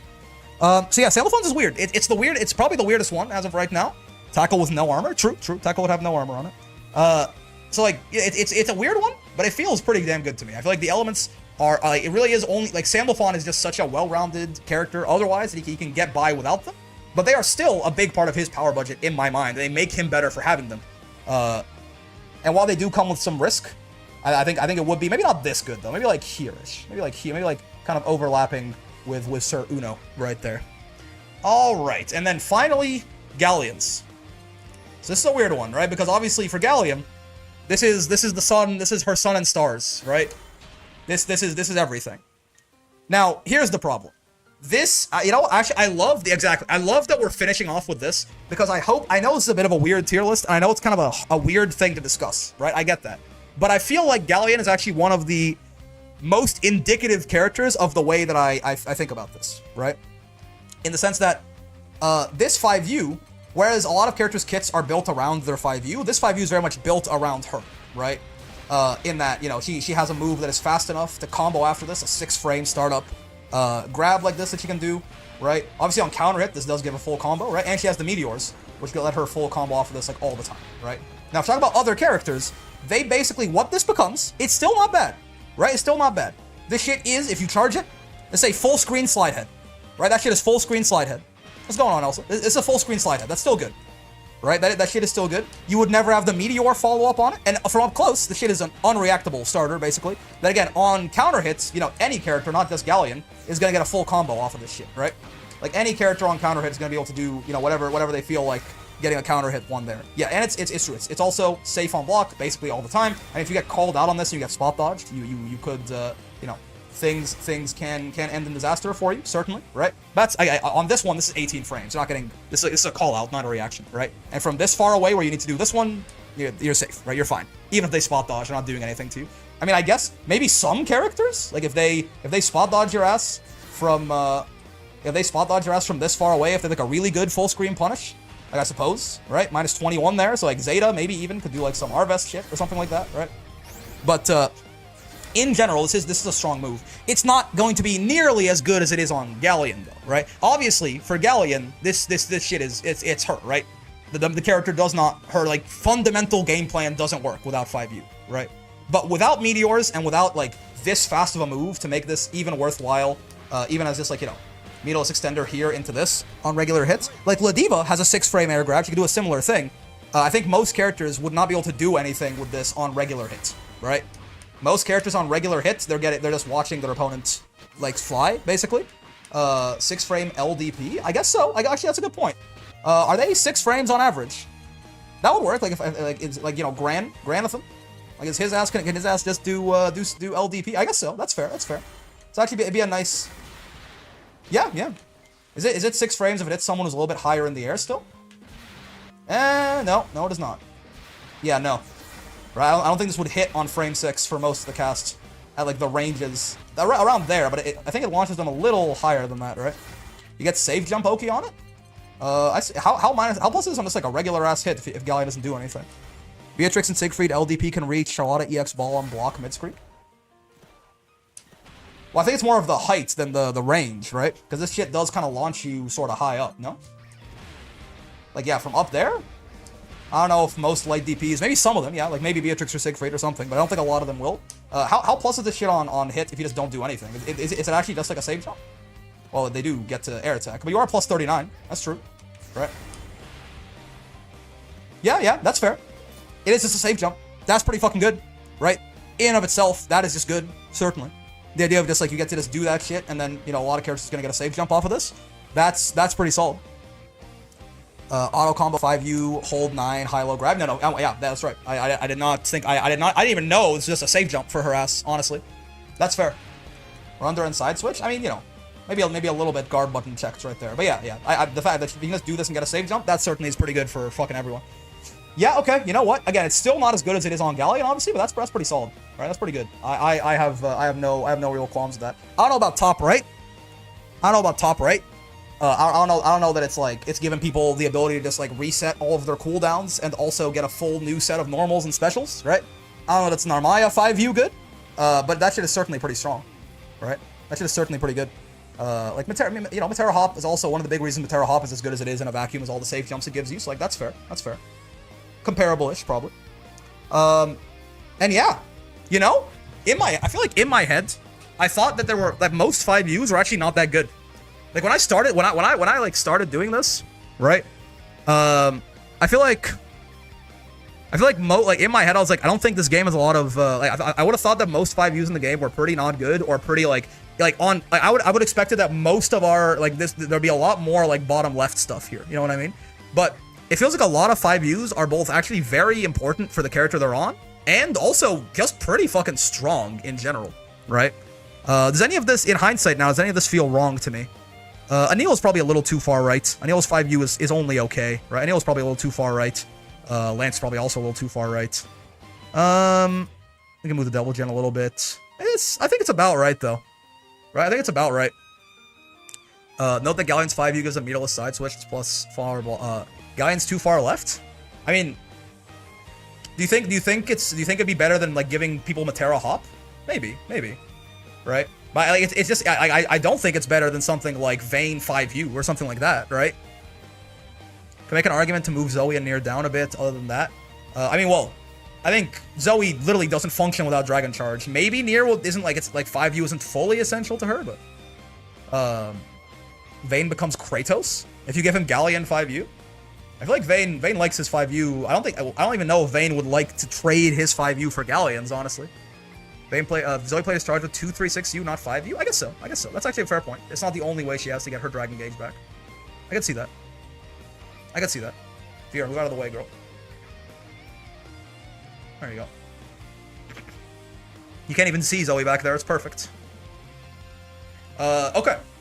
I think overall this feels within the ballpark to me, right? As far as definitely, right? Like Vasaraga, Soulforge, Abel Pact follow-ups, UL stance, Narmaya, like whatever the fuck stance swap, cooldown reset bullshit, and Luane eating. Like these things being as strong as them being kind of on their own part to the right here, that definitely sounds right to me, right? And then to see a lot of like very traditionally strong 5Us, right? Vayne, Catalina, Soares, Galleon, Matera, Beatrix, right? Uno, a lot of that seems right to me. There's not really that many of them that were kind of ass in my opinion, right? Like obviously Ladiva's I guess Ladiva's is the worst. I guess Ladiva has the worst 5U in the game, huh? I still think Siegfried is in the strong in a vacuum but not essential box. I don't think it's that good. I think you're underestimating 1,000 health and the fact that again it's certainly a worse version of Sandy's elements to me in that again you pay the price up front and hope for the value later, whereas Saint Lafon you're taking the risk and you immediately get the benefits, right? You can immediately like throw a better fireball or what have you. Now, you could argue the benefit of 10% damage may be more than the benefit of Sandalphon's elements, but even then, that's a little finicky, right? Seox when he burns 1k HP, yeah. But yeah, I guess Ladiva has the worst 5U in the game, and Charlotta is like number 2 or something, I suppose. Eustace is pretty ass. It's a combo launcher, that's about it. You know, I wouldn't have thought. Yeah, I guess so. Ladiva's is pretty bad. Ladiva's 5U is pretty bad. It does pain me because it's the funny button, and I love using it, but it is pretty shit, I suppose. Ladiva downplay agenda achieved? Yeah. Side games, we need buffs. I know you buffed Ladiva this patch, but have you noticed that our 5U is bottom 1? Maybe make it like 16 frames. Make it unreactable. You know? What would be so bad about that? What would be so bad about an unreactable Ladiva 5U? So what? It hits you for 10,000 damage if it lands. It's fucking chump change, man. It's fine. It's okay. We can probably just make that shit unreactable and go from there, I think. Easy peasy. It's a little worse, but 2B's 6U also has a few parry frames at the start as well. I don't know how much that would affect her placement in comparison to Swords in Vain. 2B's dash is really good, man. She's buried under Galleon's huge tits right here, but she's right here, right? Like, I'm already putting her. Like, I think 2B's dash. I think 2B's dash is pretty fucking insane. And you know, I still want to argue that Grand 5U is better than Jita's. Maybe. I mean, they're not too far apart, regardless. I think, like, very could. Yeah, like I'm not against it, right? Grand 5U is great. I agree. I mean, if you look at how many things like are just kind of barely on this margin or to the left, right? Grand's is top half of the game, right? Grand has a top half of the game 5U, right? But I don't know. Vegeta can barely even combo into hers. Well, she can if she throw baits your ass, right? We can if she throw baits your ass. Can I make an exception for air seals because that character will have seals as part of their kit? Maybe. Grimnir is a weird one, but I don't think so. It just feels like, you know, that really does open. Throw bait me with your frame 26 move. I will not DP you. I promise. Yeah, man, sure. You've never been. So you're telling me you've never been throw baited by Jita's 5U. 26 frame move. I have a question for you. Do you know how long the recovery on throw is? There's some. I know this can be hard for some. 32. Do you see 32 right there? Is that more or less than 26? What do you think? This happened last time I died to Grand counter hit 5U. Different thing, man. Whether or not it functions as a throw bait is a different idea. Or level 3 Grand? I don't remember the last time I saw level 3 Grand, brother. Neither of them get to level 3 that often. This match tech? Yeah, I mean, certainly, you can. It's not an amazing throw bait, but it is a throw bait, and it gives her a throw bait she wouldn't have had otherwise, right? And even on buttons sometimes, if the timing is right enough, it's gonna have a hard time hitting 2Ls, certainly, but it can happen, right? It can happen. Me bad at maths? People will be smug sometimes, that's fine. People very smugly saying shit that isn't correct is always funny. She just doesn't do anything level of charge. If you space it, it's plus, and she's spaced all the time. If you do it from the Grand Blue Zone, it's +2, right? So it's a better pressure tool, than Grand's as well, right? Grand's a better combo tool, certainly. Grand's gonna kill you if it hits you, but I do see Grand's charging 5U more than Jita. I don't, right? Like, I guess. Listen, brother, we can agree to disagree. Like, I have the squares literally touching, and you guys are talking like I have Jita over here and Grand back where he is, right? I don't get it. I really don't understand. I have them like literally like they are 70% of the squares overlapping, and people are like, no, you don't get it, man. Jita's bottom 1 actually, and Grand's is amazing. There's literally no counterplay to Grand 5U. Like, chill, man. I don't know. Wow, why is this so contentious? Like, I guess? What do you mean, like, I guess? It's just true. Like, you're like, it's just correct. Like, you're saying it doesn't do anything at level 0, and I go, actually, you're wrong. And you're like, well, I didn't think of that, so I'm gonna pretend it doesn't matter. What are you talking about, man? Chill. They serve different purposes, yeah. Plus, if specifically spaced and slow throw bait seems so minor to me. It's all. What do you mean, man? Plus, if specifically spaced. Yes. It's also, she's like, it's plus from the place she's always going to be running her offense, where Grand's can't be, and slow throw bait seems so minor to me. In that, bro, Grand's 5U is like, oh, a 5U that does nothing unless it hits you. Cool. You have to actually get a read for it to do anything at all. Great. Awesome. I'm a big fan. Like, if you want to make anything sound like shit, you can make it sound like shit, brother. Right? Oh boy. A hit. Yes, please, hit me when I'm down backing in the corner. I'm sure that'll go great. Right? If you want to make anything sound like it doesn't do anything, downplay's super easy, man. Grand runs offense by threatening 5U counter hits or full charge. Oh boy. A reactable gap. Let me just mash out and get a full combo for you doing your shit. Right? Like, yeah, Jita also, but again, so you see how now you're like, okay, let's think about this with some nuance, right? Grand runs offense. I'm like, yeah, Jita also, like, plus if specifically spaced. It's plus if spaced from the place where Jita runs her entire game plan, man. Right? What are we talking about? What are we talking about? Right? This feels like it's just like an agenda for some. I didn't know there was like a Jita 5U or Grand 5U agenda. I didn't realize I'd stepped into the wars. Right? We're like putting Grands in like the best situation possible and putting Jitas in the worst situation possible. We're talking about level 3 Grand counter hitting you with his 5U and Jita like doing it at level 0 point blank and being like, well, Grands is so much better. What are we even doing here, man? What are we doing? I press you like 50 times a match to BH? Yeah, it's a good 5U, man. I don't know what you're talking about. It's a good ass 5U. It's like there's 30 something characters in the game and I have it in like the top 13 basically. I mean, if you want to tell me it should move higher, then like fair enough, right? But like further left or right, it's already pretty damn far right. If you think it should be higher for Grand, then like fair, right? But like, you know, what's your point? I'm saying it's a good 5U. I think I've said all I can. I guess so. I guess so. All right. What are we counting for ULs? I mean, the stance. All right. The stance and the stance normals. Again, if you want to say that UL's 5U is a taunt that takes away your ability to block, then it's over here, right?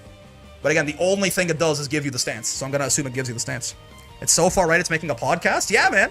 This guy is telling you about how women these days are the problem, but he's not far right enough. I knew shit was radicalized these days. It makes sense to me. It makes sense to me too, man. You're saying like Grand 5U is really good. I'm agreeing, and you're going no, but it's actually like it has to be better than you said it is. I don't get it. I think it's really good.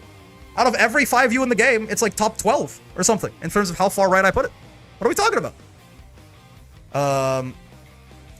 Yeah, man. Okay, what do we want to do? What do we want to do now? Honestly, I guess we have a little bit of I think it's better than Jita's, but it's not important enough to change it. Again, if it is, right? If the idea is that it's over here, then you're wrong, right? If you're saying the Grand's 5U is like over here, you're incorrect. If I have Grand's 5U here, and you're saying that it's actually here, then I don't know what to tell you, right? If you think that that is an objective difference, then no, Grand's 5U isn't here. It's here. Yeah, sure, man. You got me.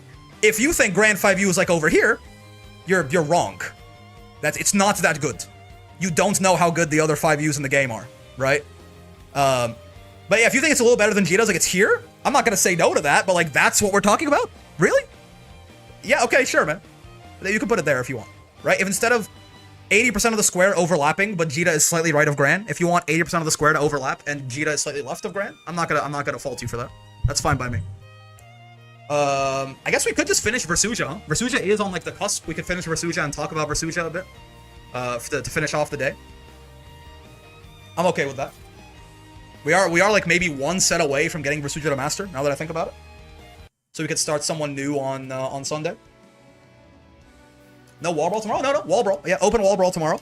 I put the sign up link in there, didn't I? Did I forget? Oh fuck, did I forget to post it? That would be horrible. No, I did. Open wall brawl tomorrow as normal. We can what Versuja? Yes. I guess I had to hold on, I have this for Ladiva. I mean, surely I'm gonna be left in peace, right? We got edged so hard on fucking last time. Wait, we would have gotten Versuja to Master, not only in one stream, but in like an hour and a half. But fellows were very generous, and things deteriorated from there. Which don't get me wrong, it's a streamer OS. I either get money or I get the character to Master. But we'll see. All right, let's go. Next drill is based off 5Us, how often the character presses it per round/game. You got edged so hard. Generous intervention. Yes. I did it on Ela Master in an hour and a half. She busted. It's true. Glorious list. Peak scuff content. 5Us are probably the weirdest things to rank. Right now that we got, if we want to do like ranking every far H or something like that in the game, it's gonna be so much easier, right? 5Us are like the weirdest, like most every 6xx. 6xls would just be straight up like there'd be an objective ranking, right? It'd be based on like how far they went, basically. Because otherwise they're all essentially exactly the same. So it would just be like a staircase. Yeah, we could do like 6xms or 6xhs or something. That'd be a lot more interesting, I think, because there's a lot more variation there generally. But yeah, like 5Us are the weirdest part for sure, right? Because like it's so hard. Like what part of it is part of the move and what part of it isn't, or whatever, right? But let's play this Versuja lady.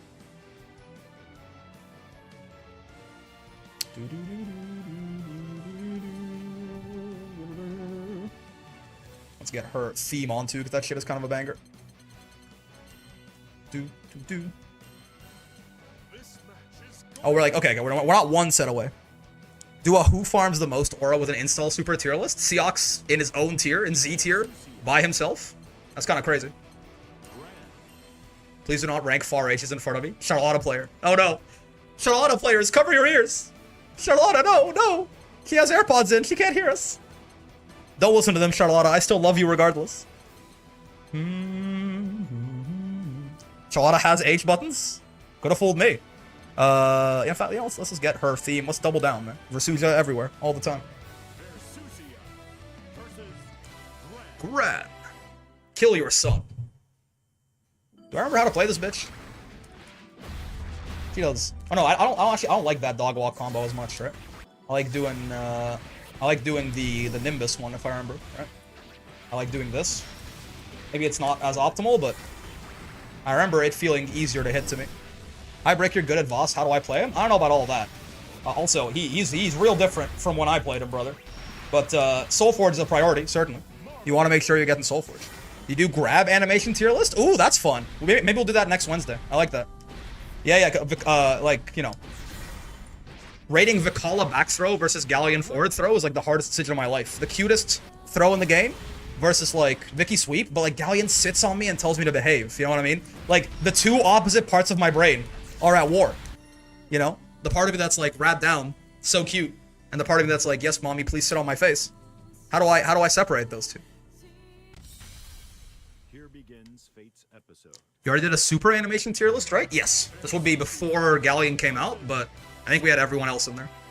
Sora's? Azerate? Wait, you're not a Sora's. You're not a Sora's at all. Me when I believe in victory. It's okay, all we have to do is zone him. People tell me Versuch has a good zoner now. Oh fuck, my bad. That's on me. Hello, Sora's. Oh, I thought I had the meter. He had the meter. Perish. I want to do the Yuanitia there. He has armor! So true. I was like, Yuanitia is gonna be so good, it's gonna stop him in his tracks. It's gonna be so funny, and everyone's gonna want to be my friend. No one will ever call me any mean things ever again.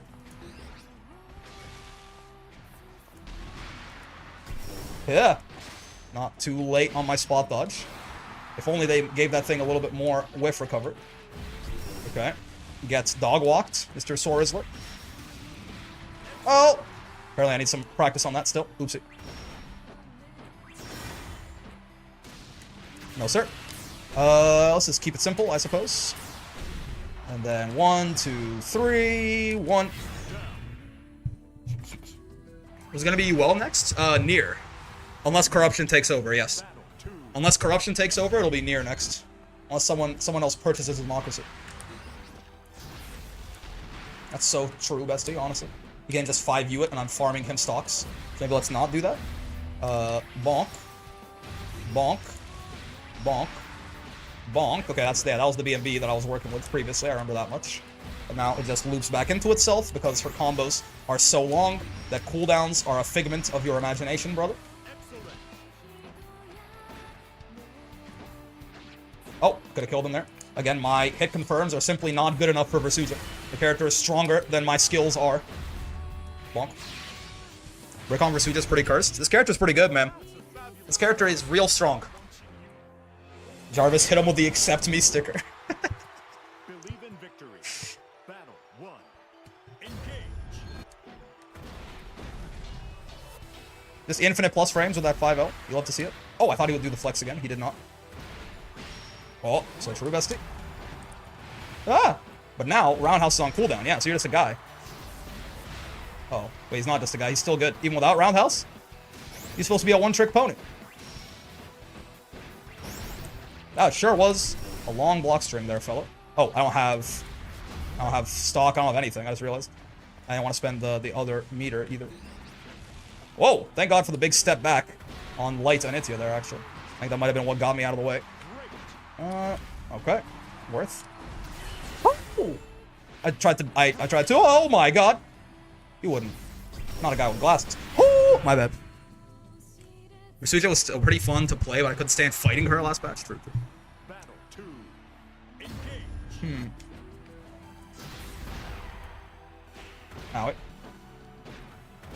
Okay. Okay. That is punishable. I love being plus on block. That's a horrible use of meter, but don't talk to me. I'm recovering. Okay. If at first you don't succeed and shit, do the BMB. Bonk. Bonk. Thank you. Ah! Sure. What if I did it to you, you son of a bitch? Not so fun when the tables are turned, huh? Oh, wait, it's plus. What am I doing?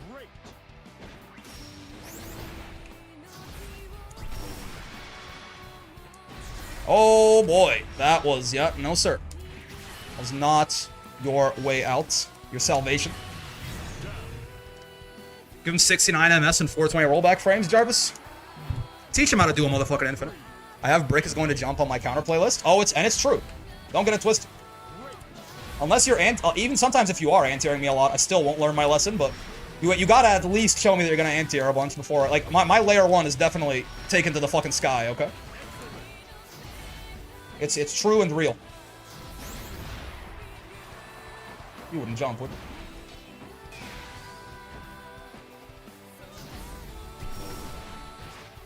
Nice. Actually spot dodged early enough for the punish there. Nice. That is a dead Mr. the Rizzler. We just fly on him for the flex, I guess. It's fine. If you ever run into me in bracket, starting with anti-airs is certainly not a bad idea. You're gonna love the Charlotta climb, indeed, indeed. Which, yeah, she is. Who was on the list? I updated someone. We got some. Oh, Uno is the one who got. No, I got my Yordles mixed up. Uno's the one who got added to the list. That's my bad. I'm a Yordle racist. Just so you know, Versutas, you follow-ups don't eat up the combo limit, so you can add an extra 200 or so damage, keep the loop. I see. You are only allowed to start combos with air attacks. This includes not using stock follow-up after specials unless comboed into. Okay. Alright, thank you for the $5, Midnight. I'm only allowed to start combos, but I can still use like M Anitia or M Pillar or something. It just can't be a combo starter. It has to just be like a one-button poke, correct? Kaizoku. Kaizoku oni naru otoko da? But combos have to start from a jumping button. You know, Galleon's a tough one to do this on, because she has, you know, a couple different ways to anti-air. But Galleon should also, well, I was gonna say Galleon should also struggle with us just, you know, with us just zoning her, but then she immediately picked the correct 3 options and got in on me, which is not something I'm super pumped about, personally. No, man.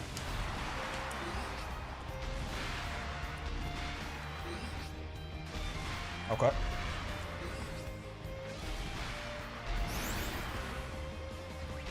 Nope. We still do have H Pillar as an option. You know, when in doubt, we can't always break glass. This character is pretty zonable, you know.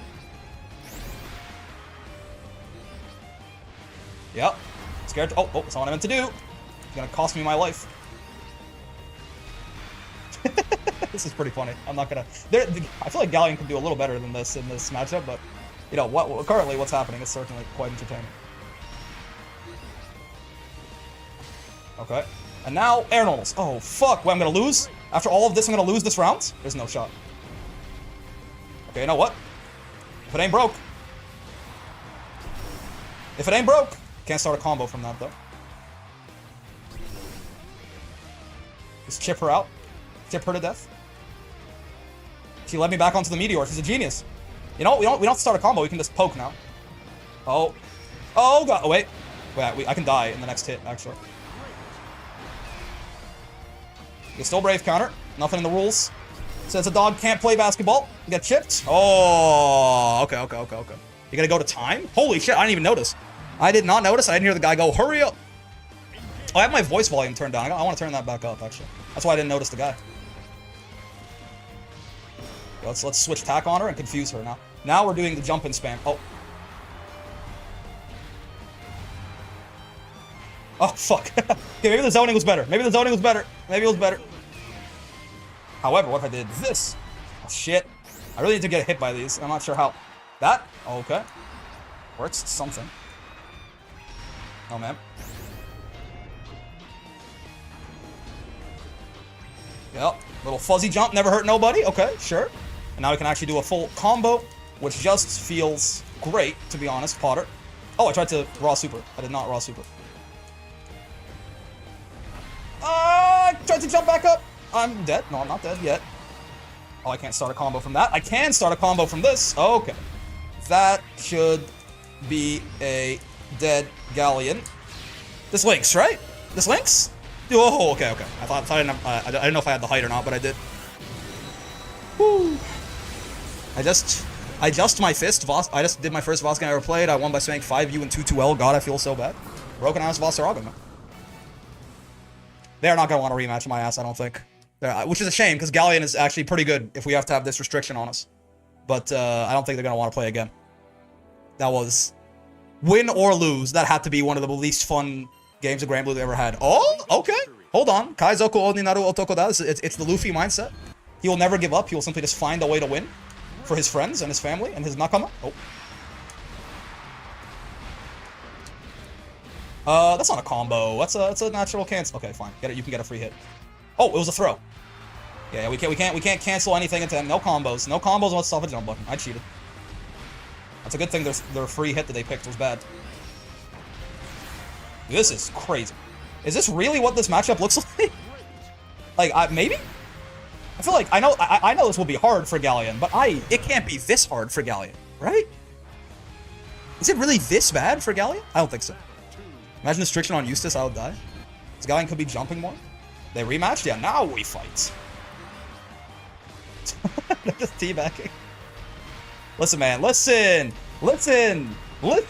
I have... Okay, you know what? Fine, man. At the end of the day, what do we play games for if not for fun? You're not having fun? This isn't a bracket? I'll just jump at you then. I'll kill you the other way. This matchup is that bad? For real, huh? Just kidding. Get zoned.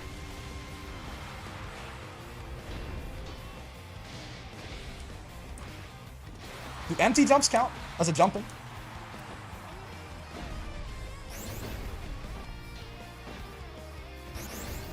Yeah. Yeah, little fuzzy jump action. Oh god, that works. There's a gap there, so I jumped, but the meteor placement actually got me. That's actually interesting. Oh, that's an interesting idea, actually. Meteor place and then anti-air the fuzzy jump? I don't, that's, You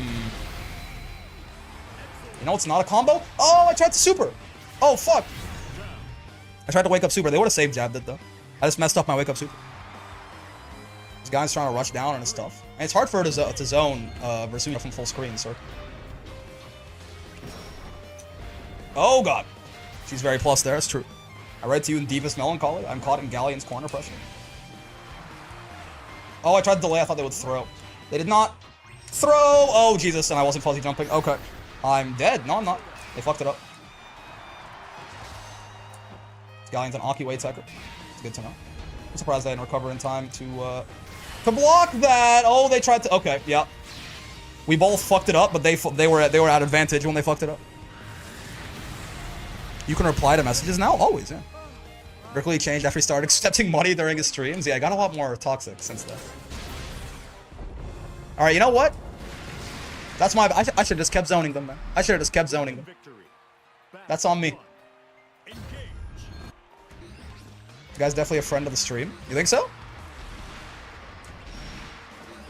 I don't recognize the name, but maybe. Holy shit, the side swap. I'm goated. That's a, you know... Combo started off jump-in. I don't think includes my jump-ins.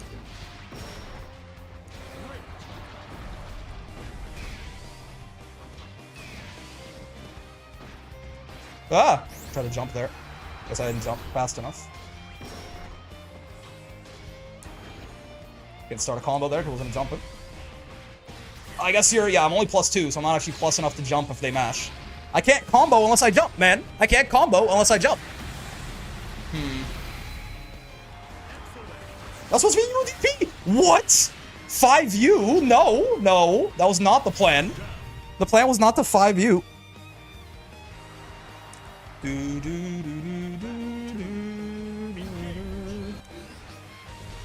Okay, you know what? Fine. We're doing this again now.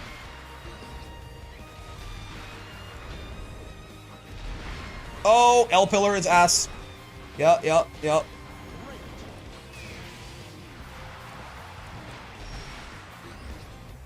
Oh, that punished me straight up. Get down here. Oh, Jesus. 668 a little slower than I thought. Get down here, I said. Oh, right. They don't. Okay. They're not supposed to match on their minus frames, but they know exactly what I'm doing at this point, that I always jump there. Oh, that doesn't count. That's cheating. Get your free hit. Come on. I'm dead. Yeah, it's a good free hit. Yup. I cheated, so I must... Yeah. That's all. Far HH does count. Far HH counts.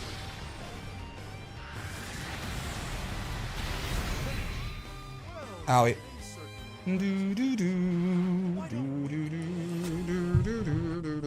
Yeah, far HH unfortunately is a combo. If it says 2 hits, that's a combo. You know, if it says 2, I guess unless the move itself, like 1 input, leads to multiple hits, like this or something. Unfortunate. Was Switch to 5U getting lowered on the tier list because of that? Yeah. It stole my DP. This is cheap move. We also got a combo doing ball into pillar earlier. Oh, I guess so. I didn't think about that, but you're right. That was also cheating. Okay, yeah, so we definitely deserve to lose that. That's fine. All right, one more set of this. One more set of we have to do jump-ins. The problem is that Galleon wasn't anti-airing, but they were just blocking all the aerials, you know? We couldn't even, like, try to catch them anti-airing or anything. So they were surprisingly hard to hit with a jump-in. Oh, okay. That person does not want to play the video game. That's fine.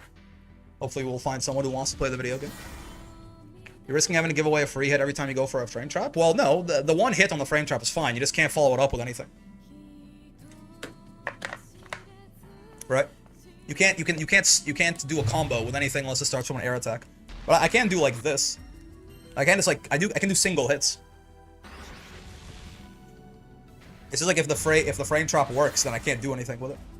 If the first hit accidentally hits and the second hit combos.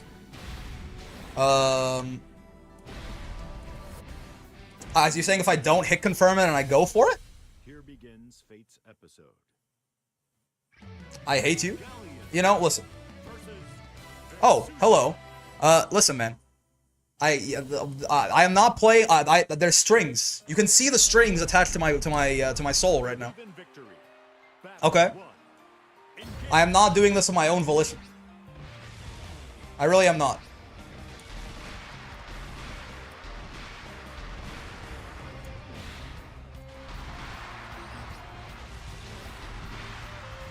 Okay? I don't want to do this either. It's this fucked up world we live in.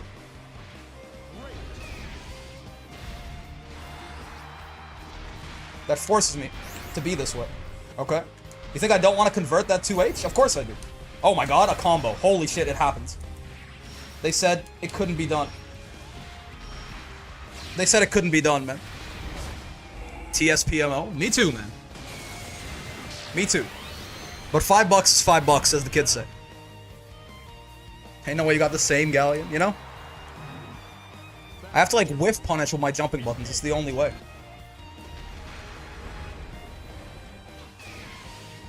I'm being rushed down by Galleon and it's working. Someone help.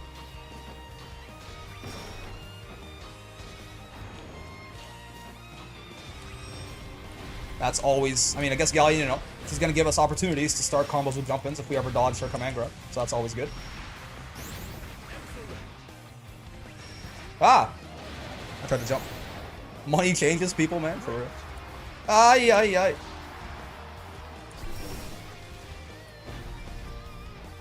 Oh my god, it's a combo. They said it couldn't be done. Alright.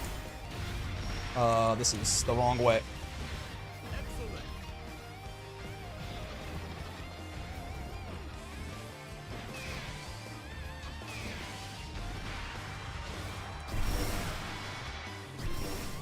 Oh, Potter. You're supposed to get chipped out, Potter. That shit's air blockable? What's the point? Do air-to-air hits count as jump-ins here? That's a jump. He said you're only allowed to start combos with air attacks, right? So an air-to-air would count. An air-to-air would count. Believe in victory. Money changes people? It's true. It literally is changing my playstyle as we speak. Holy shit. Rare footage of Galleon far H whiffing and it actually mattering in any way.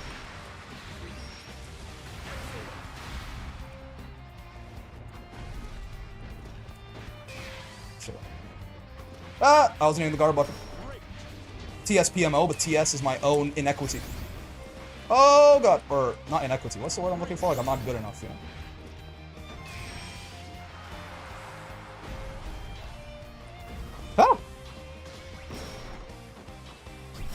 No, ma'am. Get away from me. Free jump-ins. Throws count, by the way. Throws, that's not a combo. You know? Like, instant 6XL on versus user. So true. Nope. I'm afraid not, madame. That is just the most reactable command grab in your kit, I fear. Could have killed her there, probably. But, you know. That's a combo! Alright. Hey, listen, have your free hit and make it a good one.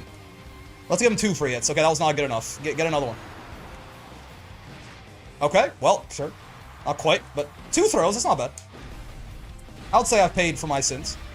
Honestly, this kind of looks like my normal gameplay, if you think about it, right? Does it really look any different from how I normally will play this game? I'm just kind of jumping. Jump button on block, jump again, cross up button, jump again, cross up button. Do we even tell that I'm doing a challenge? I can.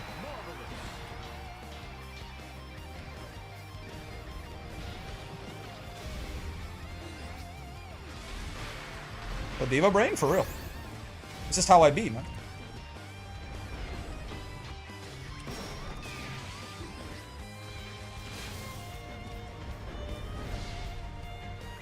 Ah! Jump scared.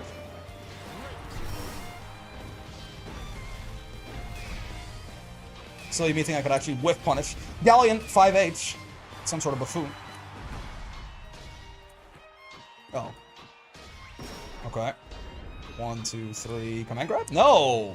I've been haha funny. I've been haha funny. Okay. They've been doing auto combo EX fist, auto combo command grab as like their sort of general idea every time here. I could have been ready for that air to air, actually, probably still would have went well, but I JU'd. I had JU on the brain. Thigh jump scare, it's true. Jump scare by how turned on I am. Okay. So true, I tried to air throw them. That didn't work out in time. Can't do that, that's a combo. Have your free hit. That counts, okay.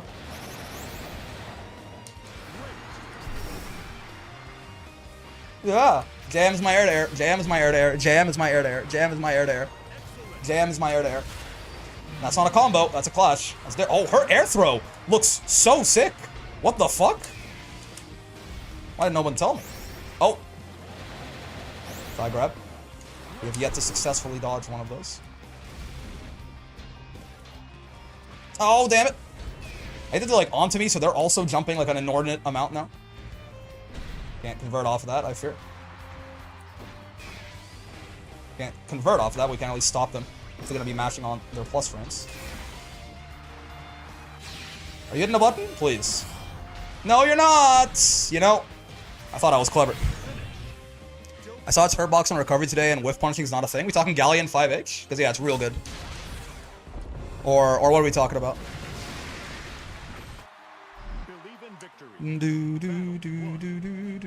Galleon? Yeah. It's a damn good button. I can't wait till I'm free, man.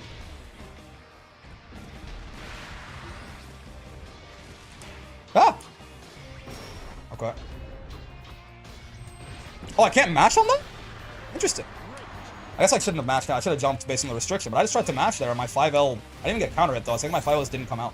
I got just a block stun. For longer than I thought. I buffered it too early, I guess. I was safe jabbing allowed. Oh, that hit them. Oh, that also hit them. Okay. Hog. Hit. Oh, God. 1, 2, 3, this. I don't know, man. 1, 2, 3, this. 1, 2, 3. That doesn't take him corner to... Okay, I was hoping we'd get like a full extension there. Not really the case. Can't combo off of that. Can't zone the Galleon, though. Yeah. 6 active frames, 3 realistically with punishable frames. Yeah. Frame 23 hurt box is just gone. That's crazy. I already knew it was good. I already knew it didn't have that. I didn't realize that the hurt box shifted that much later into it. Okay. They sure use that cooldown. Very... Oh, right. I should be ready for these air to airs. If they don't jump, I should be ready. Or they don't come and grab, rather. Oh, Jesus Christ. Okay. Preemptive Brave counter. I behated. Oh my God, they just keep jumping. You know, fair enough. I guess I can't say anything, especially not during this restriction, but I keep not thinking they're just gonna jump. Oh my God, they just keep jumping. You know, no, I didn't think they would just jump again. I mean, the problem is the risk reward on this. I can't even I can't get a combo off air to air, and I can't get a combo off anti air, man. It's like even if I 2H them, nothing happens. Oh Jesus! JM is my air to air, not JU. I promise you. Super jump. I guess it's JU because JM didn't work right there. JM got smacked. It missed her seemingly. I get nothing off of this, so like, you know, I guess I get out of the corner, which is something, but okay, can't convert off of that either. I can't get anything off of that either, unfortunately. No conversions allowed. Yeah, behave. No, man. I guess that sends her all the way back full screen, so she's got to deal with this again.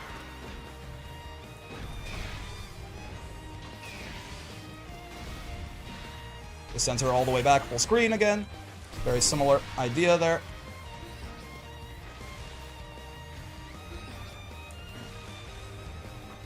Ah! I didn't think they would just whip their cross up like that. Okay, I am ready for the air to airs a little bit more now, which is good news. That's fine. I explicitly tried to get away from the meteor in case they did that. I posted the her box forward in the Grand Blue chat. I am curious. Let me take a look here.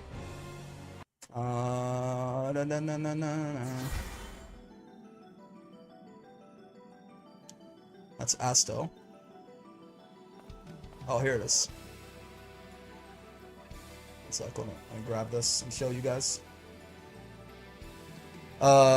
Right, yeah, so it extends out. It's active, active, active. Okay, so there you go.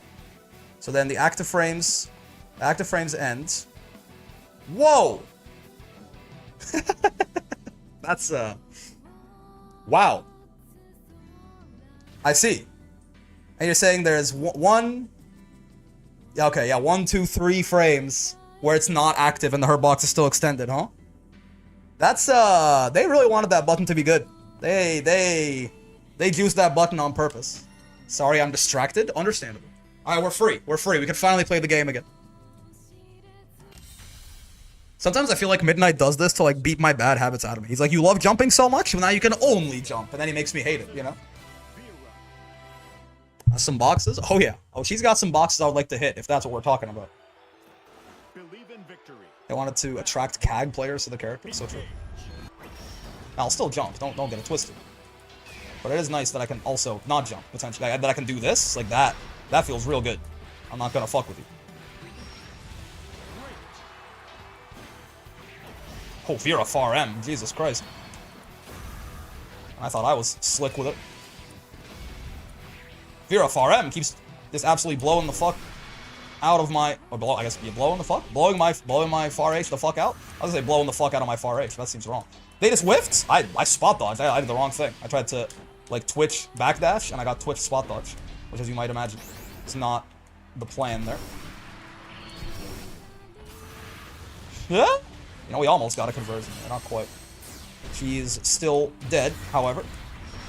Perish, Virathan. It was not nice knowing you, you freaky yandere girl. The sussy theme still goes stupid. It's true. It's true. I love it. One of the better ones in the video game, by my estimation. Oh, that low crush for my 2U. That's funny. I guess it does do it eventually. All you have to do is believe and wait. Late enough in there, the hurt box just moves out. Well, it's not like an actual low crush, but it's just the hurt box isn't there anymore to interact with it, really. Vera's a pretty zonable lady, too. Yeah. This is very much one of them good matchups for M-Pillar. You know what I mean? This is one of those matchups where Vera would much rather not exist than exist, for sure. I thought I had my Rekka cooldown back. I didn't save jab that, really. I guess, is her 5L not that good for save jab since it's a little slower than, like, your average close L? Is that a bit of a weakness that she's got? Can she not save jab as well as most of the casts? What's the total frames on that shit compared to a close L? Because I feel like I did that timing all right, but... That's fair. Okay, let's not... Why does that keep whiffing? Oh, it's because it's the landing throw invuln, right? They just did it again, by the way, which is incredibly big dick shit, and I gotta respect it.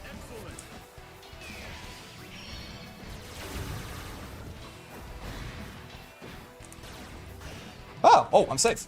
I'm free. Technically, she has less recovery frames than normal because she has the 6 active frames. What's the total frames on it, though? Because that's what matters, right? If we're talking save jab. Oh, she recovers so fast. The streamer I think of versus theme tier list will be pretty poggers next week. We did a music tier list for Rising, actually. Way back when. Oh, I thought I could catch her spot dodging it. And I would have, but the range doesn't quite work out in your favor there. Oh, I don't have the... I didn't have that thing. I didn't have Raging Strikes. Thank God that that's punishable now on block. 17? And what's like Grand's close L? Is it less? Or is it the same? If it's the same, then never mind. The move is just still incredibly broken. And I just fucked up my save jab because I'm bad.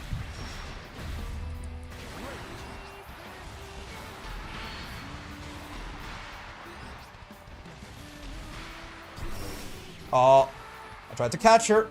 Spot dodging. But she wasn't even in a spot dodging mood. She was gonna kill this bitch over here move. I was gonna go for Yulumi. Okay. I definitely would have wanted to get the install there if I were them. Auto combo Yulumi install. Right?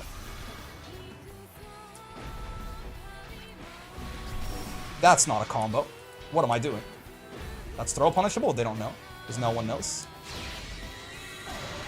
Oh, you're supposed to block that, not spot dodge. Yeah. You're more plus on block than on spot dodge. Okay, we can do our dog walk combo here if I don't fuck it up. Nice, nice. I didn't fuck it up.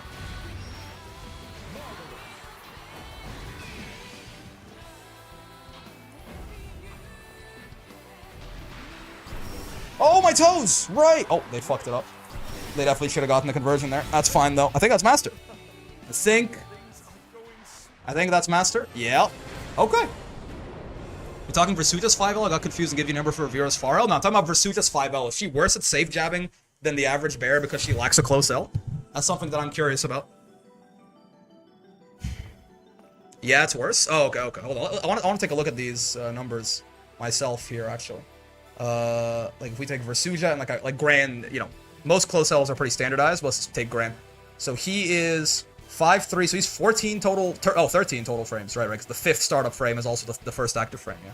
So he's 13 total frames, and she's 16, yeah. So, I mean, she should still be able to save jab, but the timing should be tighter on it, I think, right? But I think it is possible for, I mean, let me try that out right now, in fact. Let me just have Gran do that shit on Wake Up. Congrats, thank you. Congrats on the Versucha Master. Thank you. This character is broken, man. We faced the most resistance from, like, you know, spice up the run type stuff in this one compared to any other one since the rank system got reworked. Which, by the way, I thank you guys. As much as I call it resistance, I appreciate all the support and everything. Obviously, very, very generous from all of you. But my point is, even with that in mind, we cruised through this, right? If it wasn't for that, if it wasn't for your guys' generosity, we would have gotten her ass to Master in like an hour and a half or something. It would, like, it really does, you really do feel the difference playing one of these top tiers. Who's next? Well, unless someone wants to bribe the democracy again, we were supposed to play Nier like 2 characters ago. But then I got bribed to play Vera and then bribed to play Versucha. So, chat is the real promos? That's, you know, and I wouldn't have it any other way. So unless that happens again, which I'm not saying it should, I'm just saying if it does, you know, wink, wink, nudge, nudge, then Nier is up next. She's like the honest, like, not fast pass queue and Nier is at the front of it right now. Does Brick beat chat 80% of the time? Except me, sticker. Do we free Bond from his prison and let Nier be played? It's all up to you guys, man. I got no qualms one way or the other. But real quick, if I said Gran, is this actually a weakness that Versucha has that I just like never really thought about? I feel like it would be more talked about if it were the case. My guess is it's probably a little harder for her to save jab some stuff, and like maybe she can't save jab like Vera's MDP, right? Like a 9-frame, like she can't save jab MDPs as easily, maybe? But like, I need like a frame kill, hold on. This thing is 7-frame startup, so I want to be like +6, basically. No, wait, Gran, don't do that. Because I want to make sure that I'm just getting this shit as meaty as I can. So she's +42 there. Can I like whiff close H? That's 30. 2H? 40. That's only +2. 2M is 25. I'm plus, maybe like off of a throw? That's 44. Back throw? Is 44. Okay. You know, well, let's just try to manually time it and see. Right?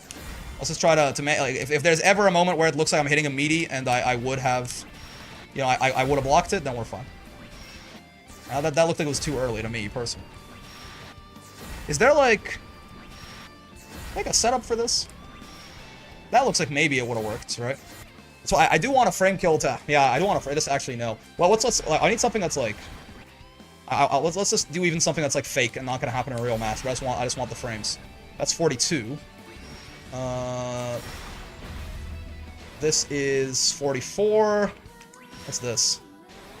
42. Yeah. Okay, so what can we do with 44? Because those are we need. This is 7 frames, so we want to be +6 basically. Do you have to the frame data to save jab 11 frame reversals? Yes. But I want to like test that first and then do the medium DPs, right? Because medium DPs 9 frame reversals, I do actually wonder if she's got it in her, right? Those extra 3 frames between her and a close L. 2L? 2L's 15. 16. Far H is 35. I mean, 35, that at least, like, if I throw and then I far H, I'm like plus... Oh, I guess I'd be in close H range, though, huh? Yeah. I'm plus 14? Wait, close H is 30 frames? Yeah, I'm plus 14 that way. That's a little too much. We could whiff a 2H, that's 40. Right, but then that's too little.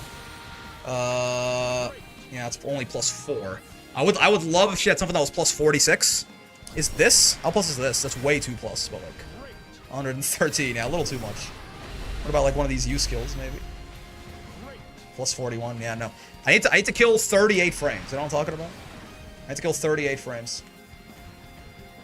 Oh, wait, that's 28. And then we're plus 42. Can you cancel sweep into something that whiffs? M pillar? L pillar? H pillar? Late cancel this? That's even. Oh, maybe we can whiff. How many frames is this total? 42. No, that's a little too much. Are there no fucking Versuja players? How do you save jab things, man? No one has a save jab setup for this. You just manually time everything. You're gods. Suki, how the fuck do I save jab with this character? You don't have a single setup for this shit? That doesn't exist? I guess on hit with 6XL. That technically counts. If I make him do it on hit, right? If we need +6, we can just have him do this on hit, I suppose. How about his combos? It's just fucking combos. Never mind. Wait, it combos? It's +6. How does it combo? I looked at save jabs last week. I didn't write down hers. What's the frame there for just 2L? 15 total. So we could kill like 30, 45. We can kill 30 and for plus 44 or plus 14. We can also just kill 30 like this though, right? You guys don't have a single fucking save jab set up in your entire community? What's going on here? Probably has a cancel behavior out of 6XL. I guess so, yeah. Sweep Anitya? It fucking connects. Medium? Plus 12? That's too much, man.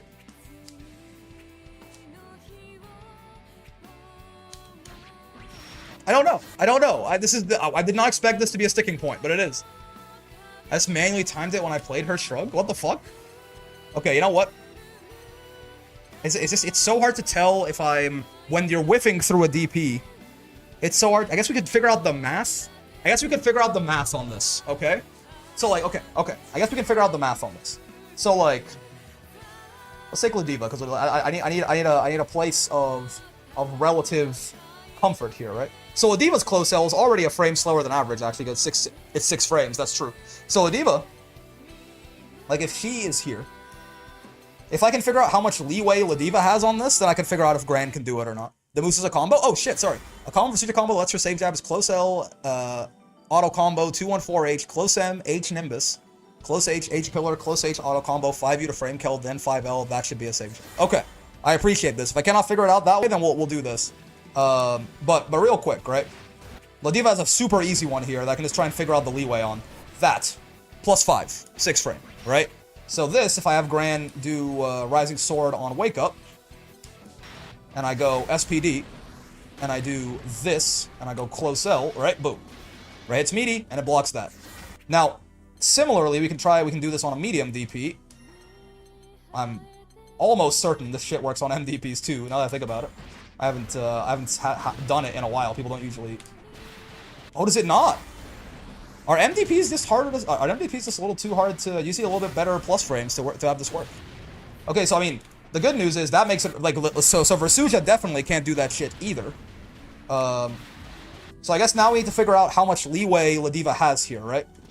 So basically, what's happening is Ladiva's close cell only has 6 frames of recovery, so it's the same as regular close cell, but it has 1 extra frame of startup, right? So it's in total it's 1 frame longer. The total and total animation is what we care about here, right? Because so when I'm +5 on Ladiva, basically what happens is the first 5 frames of my move. Yeah. Right, but the startup frames don't matter for safe jabs? Yes, they do, because you're still taking, like, you're still going through the entire animation, right? The whole animation has to, think about it this way, if you're saying they don't matter, if your jab had 0 frame startup and you were +5, right? Say your jab had 0 frames of startup, right? 3 active frames and 6 recovery frames. If you were +5, your jab will be done 4 frames after you did it, right? Whereas if you're +5 and you have to do 5 frames of startup, right? Then you go through all 5 frames of the startup, and then you do your 3 frames of active and your 6 frames of recovery, so your jab ends 9 frames after you're done. Your startup frames while you're waking up, they become hittable during your active frames. That's right, but that's the example I just gave to you make sense? Because yes, but you still have to go through the startup frames, right? I guess you're saying that if the timing would just change. You wouldn't be you would do it on even and not on +5 in that case, right? It only change the timing to input it or set it up, but it should not change how fast the reversal it can work on. I guess I see what you mean, because I'm talking about specifically. I'm talking because I'm not altering. I'm holding being +5, like being 1 less than your startup. I'm holding that even. So I see what you mean. Yeah, because you wouldn't even hit the meaty. Okay, I see what you get. If you're talking about we can change the timing, then actually you are correct. I see. That's my bad. Yeah. So I'm hitting them with the first active frame. So it's 9 frames, right? So yeah, okay. So it's 9 frames. So the frame that I recover is the frame that a medium DP would hit me, right? I see what you mean. I actually did cross my own wires. I crossed my own wires. Yeah. So I have 9 frames, right? It's this active plus recovery because I'm hitting them on the first active frame. If I was, so the setup that I would have to do for Ladiva to safe jab a medium DP, I have to be +4 actually, right? Because if I was +4, then I would also skip this first active frame, and I'd be hitting them on the second active frame, right? No, +6, sorry. I have to be +6. Because then I will be, you should need +7? +6, no? Because then 5 frames to start up, one, like this first active frame, so we'd be hitting here, and then I'd be hitting, basically I'd have 2 active frames and 6 recovery frames. I take 8 total. Are MDPs not 9 frames? MDPs are 9 frames, right? With close cell, you can't block on the first frame after you recover. Oh, is that real? Because these are 9 frames, right? So all I'd have to do is my active frames plus my recovery frames, I'd have to add up to 8. So if I was hitting on active frame 2 and this, but yeah, I guess if there's 1 frame after where you can't block, then yes, we would need to be +7, right? +7 would do it. Frame math says +6 would work, but I've never been able in my life trying to get it. Yeah. Well, yeah, because my Zisco is saying you apparently 1 frame after your button you can't block. So that would explain. That then would make sense for what you're saying, Chris. Right? Yeah. That would make sense. Christopher? That would track. Okay. So now then, if we look at, so I guess for Versuja it should be the same, right? Actually, you'd need to be more plus. Like she need a setup that was more plus, right? But if she found that setup, she has 3 active frames. Oh, she does have 1 extra frame of recovery. Okay. Yeah, so she does have 1 extra frame of recovery here, right? So she would need, no, and there's only 3 active frames on this, right? So there is no universe in which Versuja could safe jab a medium DP, correct? Assuming that this whole idea of 1 frame after your, I spent so many hours cataloging B's safe jab setups, and today I learned why it works that way. Yeah. So if there's this idea of like 1 frame after your close cell you can't block, then there should be no setup in the world where she can both hit you meaty and block, right? Because even on active frame number 3, right? I go 1 active frame, 7 recovery frames, and then I get hit, and then frame 9 is the one where I still can't block because I my close cell has 1 frame post after it where I can't block. And in that case, the DP kills me, right? It hits me on that 9th frame. So it's true that Versuja, there should be no... So wake up medium DP on Versuja should work every single time? Is that related to light cancel behavior? I'm not sure, but my Zisco is saying that I don't know why, but with close L, you can't block on the first frame after you recover, right? But you can't do moves or dodge. So I guess she could jab and then spot dodge, but maybe safe against Gran and Jita's DP. Well, all medium DPs are 9, right? If it is, then Versucha is worth testing independently. Yeah, like because there should be. So let me take a look at what the Moose's setup would leave us at. The Moose was saying that. Let me do this combo. So he said auto combo 214H, close M H Nimbus, which is this guy, close H Pillar. So auto combo, right? This guy, close M H Nimbus, close H Pillar, close H auto combo 5U. Oh, maybe I'm doing something a little. Let me also not have Gran do anything on wake up, real quick. Auto combo 214H, close M, close A. Oh, H Nimbus, not H Pillar, right?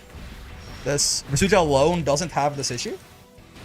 Well, at least it seems like she might have, like, Ladiva, for example, to be able to safe jab an MDP.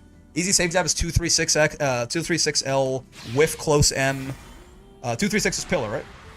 With close M, 5L. Oh, you're right. Oh, thank you. Okay, that's significantly easier, yeah, because that's +7. That's +8, right? Jita MDP is 12, but Gran is 9. Oh, is Gran special? Is Gran special? I thought they were all 9.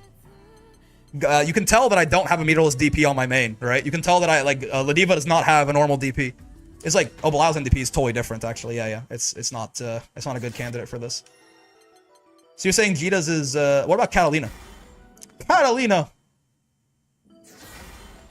Also 9. What about, like, Percival? Maybe Jita's is just, like, particularly slow. Also 9. Okay, no, I think Jita is, like, the slow. Like, that's, like, a Jita problem. Sure. Everyone else is 12 frames on media. Percy's 9 as well. Vera? It looks like maybe, you know, of, like, the normal Shoto-type DPs, Jita is just uniquely bad. What is Sandy? Is Sandy 9? Yeah, okay, I think Jita is just bad, right? Like, Jita's is just bad.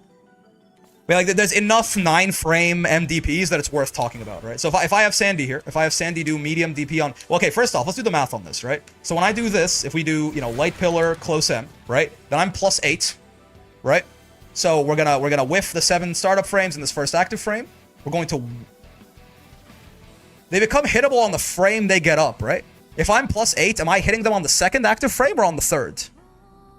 I know Beatrix is 12. Interesting. They're hittable. If I'm +8, they're hittable on frame 8, not on frame 9, right? Or if you're +8, you hit them on frame 9? Okay, so that's perfect. So this is exactly what we're looking for then. Okay. So now, if I tell Mr. Fawn here to do M running lights on wake up, if it's possible for Versucha to save jab this, it'll be like this, right? Oh, excuse me, sir? Oh, counter wake up, M running lights. Does this not count as wake up? That doesn't count as wake up? Oh, it's on hit, I guess. This counts as on hits. Sure. M running lights. Fine. Right now he'll do it? Yeah, okay. So if I do this, that, this. Okay. So, okay, but then that means that this whole 1 frame after you can't block thing isn't correct, yes? Because what's happening then is I'm hitting them on frame 9. I'm hitting them on this last active frame. So we have this frame plus 7 recovery frames. That's 8. If I'm able to block right away, then that makes sense. Only for Versucha, right? No, my Zisco said it was just a thing in general, that after a close L, there's 1 frame post-recovery where you can't block, right? So if that was true, then Versucha would get hit here, correct? Or is that the wrong conclusion to come from this? Because, again, right? Do the math with me here. We have 1 active frame, and then 7 recovery frames, right? And then, so that's 8, so we can block. But if there was 1 extra frame where we couldn't block, then we couldn't block on frame 9 either, and we could only block on frame 10, which would be too late, right? Which means then that we would get hit by the MDP. Are we saying that Versucha is the only character that this doesn't apply to? This is a light, no? If we're saying light cancel stuff, then isn't this a light? Or do you mean like close L's in particular? That's because my Zisco did say close L, right? So this isn't a close L, so it's safe from that? Is that what's happening? It doesn't have this problem because it's not a close L? Let's say, what's Vasaraga's close L look like? Versucha's lights don't cancel into each other. But we're talking about canceling into block, right? Unlike every other character in the game. But we're talking about canceling into block, no? Yeah, Voss is 3 and 6. Yeah, no. Is that not... Like, we're talking about canceling into block, not into lights. Nah, because Narm and Lance 5L suffer? Okay, yeah. Because we're not talking about canceling into lights. We're talking canceling into block is my problem, right? So it shouldn't matter that Versucha's lights don't cancel into each other. Yeah, like Narmaya. What does Narmaya's 5L look like? Or Genji 5L? 3 plus 7. Okay, perfect. But that just means then that... Wait, but then Narmaya should be able to do a similar... If Narmaya could get plus 8, she should be able to do a similar thing, no? Is that not... It's the same as Versucha. So if Narmaya... It should work, right? Are you saying Narmaya can't do this? Light cancels are weird. They work on whiff and they have variable timing. Unlike other cancels, might be an artifact of having the cancel window? Maybe. But like Narmaya... So then Narmaya, right? If Narmaya can do this, then that would disprove this theory, right? So like Narmaya. If we go over here. Anyone know a plus 8 setup for Narmaya? Anyone know a quick plus 8 setup off the top of your head? Please, Sandalphon, stop doing anything. Counter on hits, counter on wake up. Any plus 8 setup knowers? Plus 15? No. This is plus 39. That's 29. And that's 40. Plus 17. Plus 29. Any plus 8 knowers? Also, he should be in Genji. Maybe Setsuna? Setsuna's plus 18. Do I have a 10 framer? No, of course not. Yeah, that'd be way too fast. Oh shit, he's dead. If Narmaya can do this, then it shouldn't be... Because, like, she can go 5L, 5L, right? Like, yeah, she can cancel 5L into 5L. I think? Or is it linking? Is it a link for her, too? I think it's a cancel, right? Well, I guess her lights cancel into the auto combo, at the very least. Most Narmayas go throw, Kagura 2L, 2L, 5L. Interesting. Like, you start and you do the side swap, the stance swap after? This is hard. So, Kagura 2L, 2L, and then 5L. Oh, that's plus 4, unless I did it wrong. Right? That's two. The 2L and 5L cancel into each other, so he does it. Oh, yeah. I don't think that's plus. I need plus 8. I need hands. Right? Like 1, 2. Oh, it's plus 8. Oh, shit, you're right. Okay, I'm just bad. Okay, let me get used to doing that real quick. No. It is plus 8. I'm just really bad at doing it. Oh god. That's plus 10. Why is that plus 10? Plus 9. Oh, it could be more or less. It's not always. If I do it fast enough, it's gonna be more. Yeah. I need something a little bit more consistent if someone has it. Any way for Narmaya to just end in plus 8? Or if Lancelot has a similar problem, maybe Lance would be easier to find something like this for? Because Lance can, like, frame kill with his JUs and shit. Is Lance also 3 and 7? 2 and 9. Wow, that's garbage. Wait, Lance is the worst one here. Lance is the worst one of these. Holy shit. No wonder he can't bait Brave counter. That's so sad for this guy. Most of her frame kills happen in Kagura. I mean, Kagura 5L, though, is faster, no?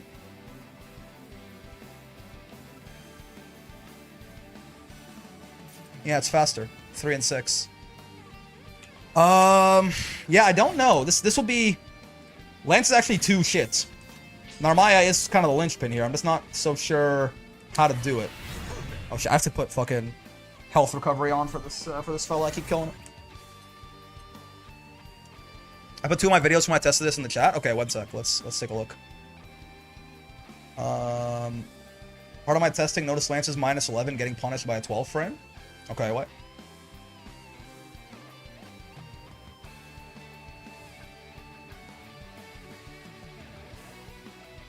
I see. So you're saying he's minus 11. I guess we don't set this with DPs necessarily, yeah. Minus 11. But he's getting punished by... Huh. But you can spot dodge it. Throw, hold guard, and Genji close H.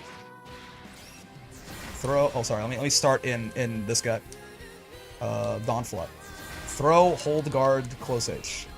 Wow, Ophidian. Good job. Okay.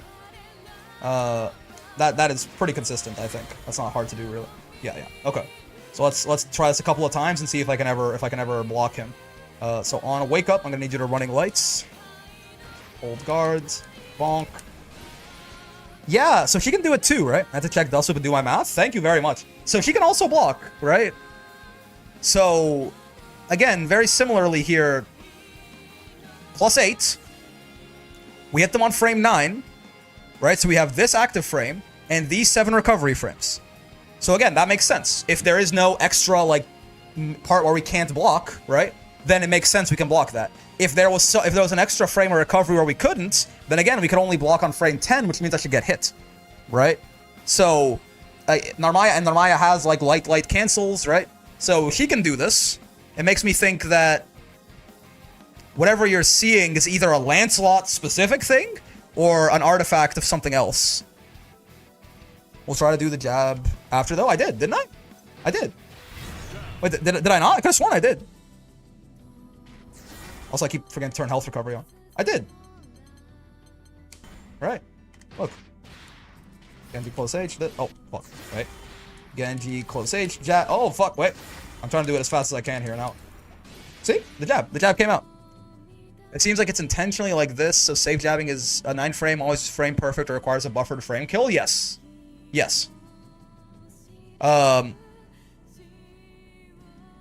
Right. So, what frame is that jab hitting? Well, we're +8, and it starts up... Well, yeah, it's hitting on frame 9, right? We're +8. After this frame kill, we're +8. If I do it correctly. If I do it wrong, I'll get hit, so...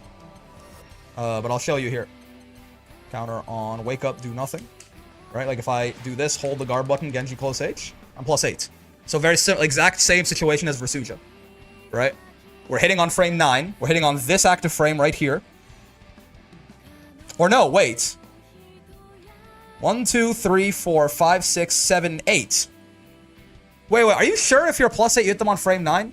Because the math for Versuja would also be that she would just whiff if that was the case, no? Like if we're +8. 1, 2, 3, 4, 5, 6, 7. We hit them on this one. Maybe it's possible. Does this jab not hit meaty? Hold on, now I gotta check. Is this jab not hitting meaty? Oh, fuck. It's whiffing. Oh, this is whiffing. No, she's, oh, yeah, she's whiffing it. Hold on, if I do it correctly, I think it whiffs. Yeah, oh, she's whiffing. Right. She needs to be +7, my bad. +8 is because Versuja had another startup frame. Yeah. That's, okay, we need +7. We need okay, sorry. We need +7. Yes, how do we get +7? Fuck. Oh, I guess I just not hold the guard button, right? Because guard button... Yeah, guard button delays a buy frame. Oh, okay, no guard button. So now we have him do this on wake up. Still works, though, right? Still works. Right, and that one should be hitting meaty. Without the guard button, that one should be hitting meaty. Like, if I make him not do this, right, and I just do Genji close H. What? Why is it whiffing? Wait, that one's also whiffing? I'm only +7 here. What? Wouldn't guard button give you more plus? Yeah, I want less. I'm 2 plus. Wait, I'm +9? Wait, what? Oh, guard button gives you less plus. Sorry, so I probably gotta end stream after this because my brain is gone. No, yes. Guard button is... We need to be less plus. We need to be yes. Sorry, we need to be less plus. I need to be +7. I'm +9 here. Okay, then we need guard button delay both buttons. Oh, so true. Yeah. Okay. Thank you guys for being a little bit more awake than I am. I appreciate it. Okay, so now we guard button. We just hold the guard button, do both of these. Yeah? Okay. No. My Zisco's right. Okay, my bad. Yeah, we got punished there. Right? I mean, I could try again. Maybe I fucked it up, but I think it's just I think my Zisco's just right. Yeah, no. It's not happening, right?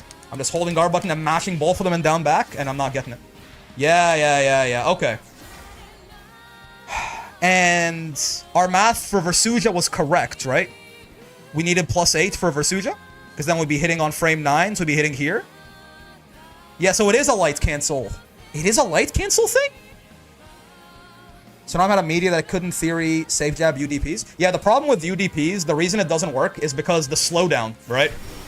While the slowdown is happening, all of your moves take double time. So your recovery is being doubled, and whatever active frames are happening during the slowdown are being doubled, right? UDPs are not unsafe jabbable for the math of it. It's for the U-skill slowdown. Like, yes, by math, there should be characters who should be able to safe jab UDPs, but the slowdown is what kills it, right? They're the reason that the UDPs are unsafe jabbable for the whole cast. Guard button delay is confusing to me, but it's neat. Yeah, so what's happening is basically if you hold the guard button and do a move, it delays it by 1 frame exactly, right? There are characters who can save jab those. Matera and Duel can. Yeah, my point is, the reason that, like, you know, Gran, right? The reason Gran can't, like, close L save jab a UDP isn't because the frame data doesn't work out in a vacuum. It's because the UDP is doubling his recovery frames and shit like that, right? Like, in theory, a lot of characters would be able to save jab UDPs if the slowdown wasn't a thing. Right. It is the frame data? Are you sure? Let's see here. The slowdown should do something, no? The dust loop text is wrong or misleading? 3 and 6. Oh, I guess, okay. So what we just, even if Gran hits on the third active frame, right? Then this will be 1 active frame, 6 recovery frames, and that 1 frame of post-close L no blocking, that'd be 8 total. 8 is the startup of UDP. So you're right, it is the frame data, but also, I think it's even more, like, it's the frame data and the slowdown, right? I think they both, like, it's like gigafucked. You're, like, not even close, is my, Ben, right? You're right, even without the U-skill slowdown, they wouldn't be able to do it. But the U-skill slowdown should make it double fucked, basically, right? Instead of being, like, a frame off. Every test for this I've tried says that U-skills never change the frame data of moves relative to each other. But the U-skill itself, I could have sworn, because like for example, you know, like Galleon can do stuff like this, right? I feel like it can be pretty easy to catch people whiffing shit with like a U-skill compared to otherwise, right? Like Galleon can like shimmy with this and like catch people 2L'ing sometimes, basically. I guess because it is 12 frames, right? I guess it is 12, like, so, yeah, I guess because the actual frame data of this move is 12, not 22. It's 22 as far as reacting to, or 27 or whatever as far as reacting to it, but I guess the actual frame data of the move is 12. Okay, I see what you mean. Yes, yeah, okay, yeah. The U-skill slowdown matters for the player watching the game, right? It matters for the player watching the game, but it does not matter for the actual moves relative to each other. I see what you mean. Yes, yeah. The moves themselves are fast. Yeah, it slows it relative to wall clock, yes, but both of them are equally slowed down. Okay. Honestly, this has been very enlightening for me. I don't know if some people find this like boring or something like that, but there's a lot of like slight misconceptions that I had that are being cleared up right now. So I'm actually very pogged up about this. Gotcha. I've tested other moves. 2L, 6XL, and heavier buttons don't have this issue of not being able to block on the first frame after recovery. It's only close L, huh? I guess it's. That seems like it's like hard-coded for the exact reason of like making safe jabbing MDPs like not doable for some characters, basically. Or like a 1 frame, like to make safe jabbing 9 frame buttons incredibly hard, right? So for Gran, a character who's 3 and 6, this should be a 1 frame link, right? Or not 1 frame link, but a 1 frame timing, right? Like if Gran MDP, if Gran hits it on the last active frame, then that's 1 frame, 6 frames of recovery, 7 total. We have our 1 extra frame of close L, 8 total. He can block on frame 9. Frame 9 is when the MDP comes out. So Gran can save jab an MDP, but he has to be exactly this much, right? I'm gonna do this game, and the exchange and testing of info have been very enlightening. I'm glad to hear that. Right? So Gran can save jab an MDP, whereas Narmaya, for example, like if you're 3-7. Right, if your shit here says 3-7 instead of 3-6, then you literally can't. Correct? Is that the correct conclusion to draw from this? So Versuja shouldn't be able to either. So again, okay, going back to what I did before. Oh no, but Versuja can because it's not a close L. Okay. But Versuja can because it's not a close L, and close L is the only move that gets that extra phantom frame of recovery at the end. So, but then why can't Narmaya? Wait, but then why can't... Oh, I'm lost again. Why can't Narmaya do this then? Why does Narmaya 5L bear this cross? Because we just saw that Narmaya can't, right? Narmaya cannot safe jab a UDP on +7, even though theoretically, right, it should be Narm's effectively a close L? I guess so. Khalil thinks it's because her lights don't cancel into each other. So it's not close L's, it's light cancels. So they're coded different. I see. Okay. I could see that, because yeah, Narmaya does not escape this, despite this not being a close L, right? So Versuja being the only character in the game who doesn't have light-to-light cancels, right? It is the reason why she gets to avoid, this is speculation at this point, but that's, like, there's some weird artifacting with the light-to-light cancels that gives you that extra frame of you can't block after your recovery is done. And because Versuja is the only character in the game who cannot do this, she is spared from that extra frame, and therefore all she has to worry about is last active frame 1 plus 7 recovery frames 8 means that if she gets the perfect timing setup, then she will be able to block on frame 9. While Narmaya, and I mean Lancelot is just garbage. Lancelot is 11 total frames, right? Light cancels let you cancel during both hit stop active frames and during recovery frames. Right. It still feels strange to me that it interferes with your ability to block, right? To cancel the 5L into block. But it is the only difference, right? It's the only thing that separates, you know, Narmaya's 5L and Versuja's 5L, right? So, like, while I'm not sure why being able to cancel your lights into lights affects your ability to cancel your lights into block, it has to be the reason, because there's literally no other difference. The frame data is otherwise identical. They're both 5Ls, right? The setups we're doing are exactly the same as far as, like, their startups are 1 frame difference, the setups are 1 frame less plus. So it has to be that. I'm not sure why it's that, but it has to be that, I suppose. How absolutely enlightening, man. The level of, I mean, call me the biggest Cygames dick rider in the world, but the level of intentional design in this shit, you know what I mean? Like, this is such a cool little detail that I have 1,160 hours in this video game, and I didn't know this. But yeah, like the frame data is so, like, even like intentionally designed, I guess, to make it so that, yeah, you can't, you know, to let everyone basically save jab MDPs, but then, like, you know, have it be a weakness for this character, I guess, but then Versuja, I mean, maybe Versuja's an accident. Like, maybe the idea with Versuja is that she's not supposed to be able to do it, just like Narmaya, or just like Narmaya and Lancelot, but, like, what an interesting, like, that one frame where you can't block changes the entire fucking landscape of everything, right? It's the reason that Narmaya just simply cannot safe jab an MDP in Genji. I mean, I guess so not everyone is, like, super excited. Everyone is super excited by, like, nerd shit like this, but the practical application of this, by the way, is that if you are ever fighting Narmaya, or Lancelot, I guess, but I mean, Lancelot is even more fucked, right? But if you're ever fighting Narmaya and she's running at you in Genji, you can just, you know, she can't safe jab your MDP, right? She can't safe jab your MDP, and she can obviously just walk up and block it, but it's significantly, if you have a 9-frame MDP, it's actually significantly higher, like, better, like, lower risk to MDP Narmaya, Genji Narmaya in particular, compared to any other character in the video game, right?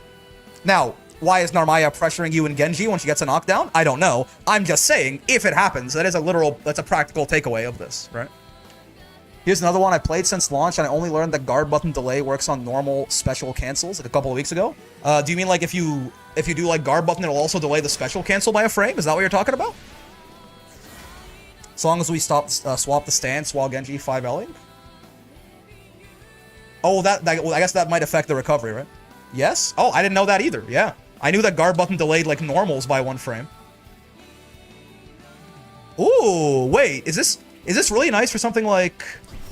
No, I guess not. I was gonna say... Well, that's...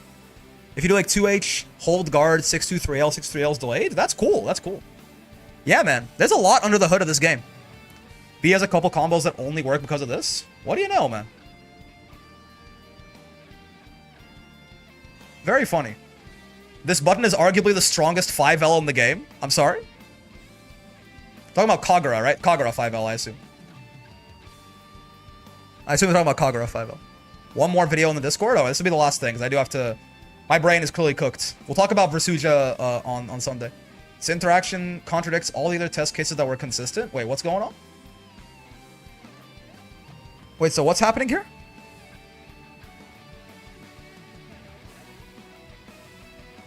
Well, I don't get it. What am I looking at? So he's doing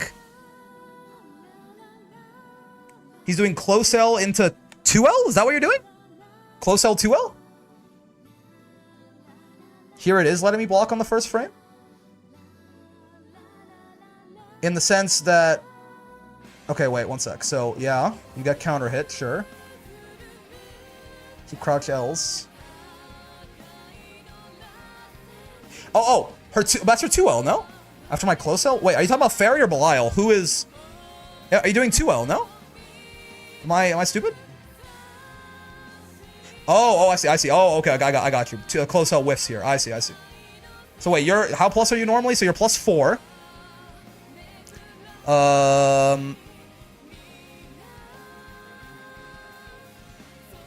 You're plus 4. And you're able, yeah. Fairy close L is whiffing after 2L. Yeah. And you're plus 4. So, in theory, and that, his 2L is 5 frame startup, right?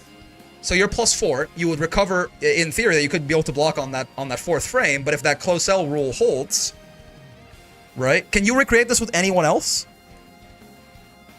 Can Gran do this? Or is this like a Fairy thing? Does Fairy also have, because, you know, Fairy also strikes me as a character who might have some, like, weird, you know, special allowances for her buttons, right? Because I see what you mean, yeah, because by that, again, if you're plus 4, and there's supposed to be that, like, extra little frame after, then you should be able to only block on frame 6, right? It's hard to make a close L whiff on anyone else. Poor Fairy. Ah, man, but we gotta, because at that point, like, now that is a contradiction. So we have to have some proof that Fairy is maybe a special case. Without using knockdowns or reversals? I mean, I guess we could do that, right? Like, how, like, I don't know. If I try to, like, make... like, grand close L whiff, or something like that. Like, how plus am I after this shit? 43? Close L is 13.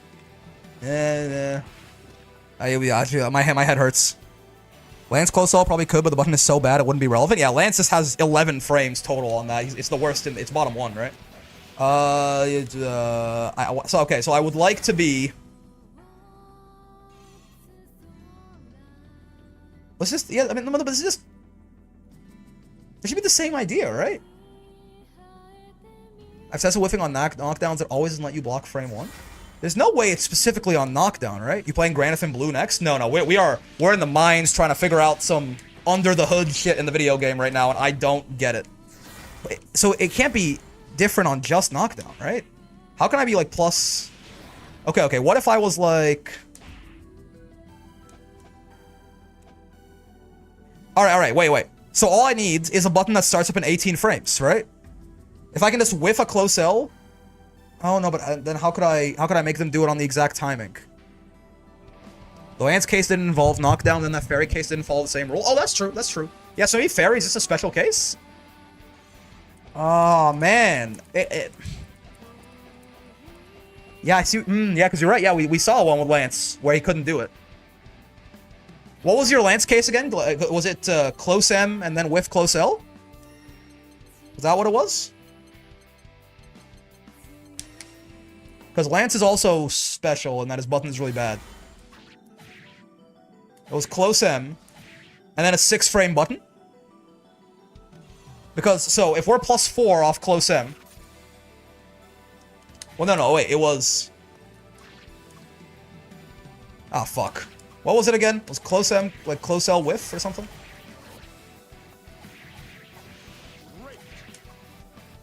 Like that? Minus 11, right? And then you got hit by a 12-frame button? That's what it was? Yeah. And then you did Fairy... You did Fairy's far H? Was what it was, I think? Yeah, okay. So if I... On hit, I set Fairy to far H. Right? And you did this. And I'm being punished every time. Oh, well, close H, yeah. But... Wait. Yeah, I see what you mean. Right? This is Again, theoretically, minus 11 on this, right? If we take Fairy out of here. Yet you're able to dodge, right? Minus 11. Not that, like, I can do it consistently. Yet you're able to dodge. Let's see. Wait. Oh, yeah. Huh. I guess you're not... The buffer on the dodge is hard, though, right? Because you can't buffer dodges in the video game as easily. So it's like... Yeah, it's like a 1 frame or something. You're able to dodge or do moves. Yeah, can I get counter hit, for example? That'd be another easy way to figure this out. Can I, if I just mash another button after the 5L, could I get counter hits? Because that would mean it wouldn't have been a punish. Oh, fuck. Yeah, I can get counter hits. That's an easier way to test that, because you can buffer the buttons easier, you can buffer the dodge. If I'm getting counter hit, that means I recover in time, right? That's far A, that's close A, so don't mind that. Right? If I get counter hits, then yeah, I'm recovering in time to hit another button, and then I'm getting counter hit out of it, right? Right, it's still, yeah, the timing's finicky, but it happens, right? And no matter how, like, even if it's finicky, if I'm messing up sometimes, no matter how many times I try, I can never block this, right? So either I'm fucking this up horrendously, or my Zisco is right here, which, I mean, yeah, every single time I try it, no matter how early I try to make sure I link the 5L, I'm never going to be able to block this, right? Over and over. Like, we got the counter hit, like, once every couple tries, right? I'm not doing the timing perfectly, but this does work, right? Whereas, you know, if I just try and get countered here, it's pretty easy. Does Lance have 5L, 5L cancels, or no? Like 2L, 5L? He does, yeah. But yeah, Fairy's close L is now the one not following the rules, basically. So is Fairy special in some way? I don't know. I don't know, but yeah, like... How interesting. How odd. How strange. Yeah, I guess there's some part of this that's a little open-ended still, and it's specifically, I guess, why Fairy doesn't follow the rules. Because it seems like everyone else follows the rules. You would have to be, like, super sure about this, you would have to basically find a situation like this where the close L is 1 frame, like, it's 1 frame after the close L recovers is when you should be able to block and you can't. Fairy 2L might have more pushback than other 2Ls. It's not about the pushback. It's not about the fact that her close L whiffs. It's about the fact that afterwards... she can't block, like, she seems to be able to block immediately after, even though no one else can, basically, right? It's not about the pushback, it's a matter of frame data. It's her close L whiffs, and she can still, it's a long, if you haven't been here for the past little discussion, it's a long story, but Fairy also has 8 frame recovery on her close L, so it should be able to save jab 9 frame versus anyhow. That's not what we're doing, though. It was, specifically, like, this interaction, right? Right, Fairy there on the counter hit 2Ls is -4, right? -4. Like, after the close L whiffs, factoring in recovery, factoring in everything, 2L close L, she's -4, right? Now, if that close L rule, where there's that 1 frame where you can't block afterwards applies, right? Then why can she block Belial's 5 frame 2L? You know what I mean? Like, the recovery, the extra recovery, we're not talking about save jabbing. The save jabbing is one special case of this, with, like, the general rule being this idea that you can't block for 1 frame after your close L recovers, right? So, like, again, how do you even get this to fucking whiff? How do you get this to whiff? This feels like a really specific spacing. To both still be in close L range after and have it whiff. Is it because he was crouching? Does he have to be crouching? No? Oh, so you have to block it, right? No, he got counter hit by it. I don't know. But yeah, like, this one's a little bit finicky to reproduce, but I would like to reproduce it. How do you get the close L to whip? Feels like it doesn't happen. Right? This feels so finicky. Can you reproduce this? Like, is it possible that maybe you just... Well, no, because even if you did it later... If you did it later, you would get hit even more, right? Is it possible that if she... Okay, if she always -4 here, is it possible that you did this too late and sometimes she's -3? Could you check that, Myziska? Because maybe you did this too late and sometimes she's -3 even when it whiffs. Because -3 should be fine then. If it's always -4... Though I guess we can just do the math, right? How plus on hits is her counter hit 2L? +6. +6 on hits, but you're also canceling it into 5L, right? So you have to take all the recovery. If you cancel it on the first active frame that it hits, you're taking all those active frames and the recovery away. I don't think Fairy's the exception. I've seen someone with the slowest close-out recovery did some fuck-ass stuff with CAG to look at it, try on Matera or something. I don't remember what it was. Okay, hold on. So, if you're on the first active frame, and you then cancel it into 5L, it's gonna be hard to do the math because the cancel timing is variable. But if we assume that we cancel it as fast, if we assume that we're doing it, that, you know, Zisco did it correctly, which I guess we do need more experimentation on that, right? But that would be your +6 normally, right? But you would then cancel, if you're canceling on the first frame, you would then get 1, 2, and then 8. If you cancel during hit stop, it should be consistent. Yeah, exactly, right?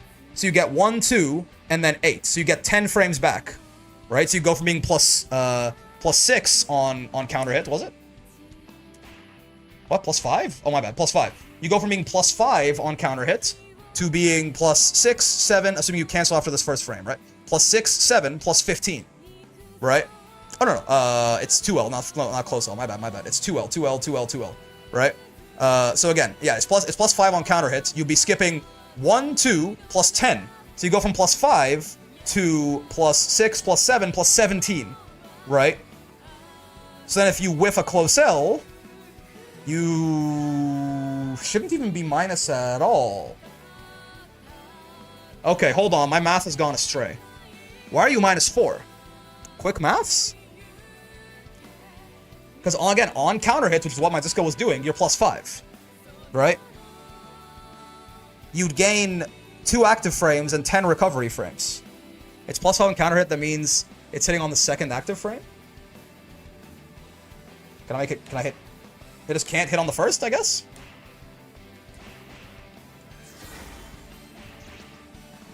Right.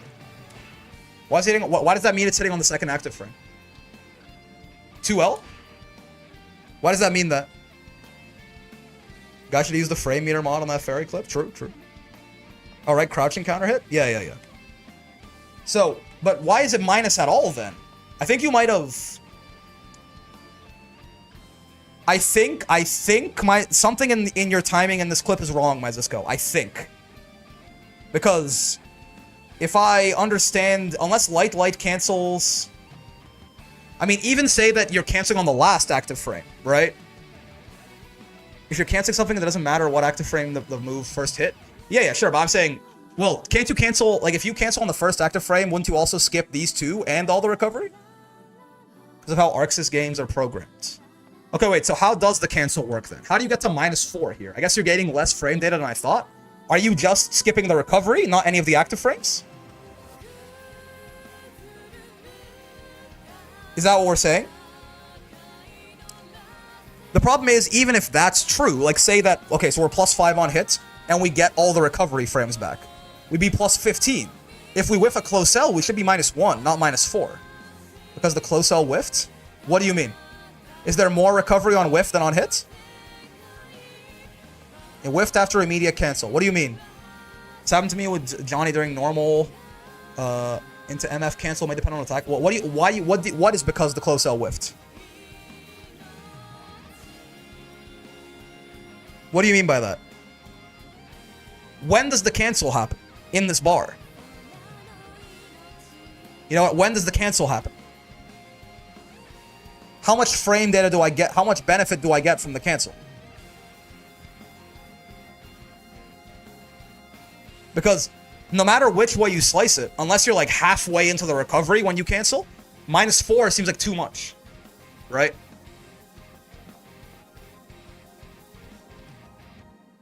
Like if I'm +5 on counter hits, let me look, yeah. Because if I'm +5, let me pop into your Discord to count frames. If I'm +5 on counter hits, right?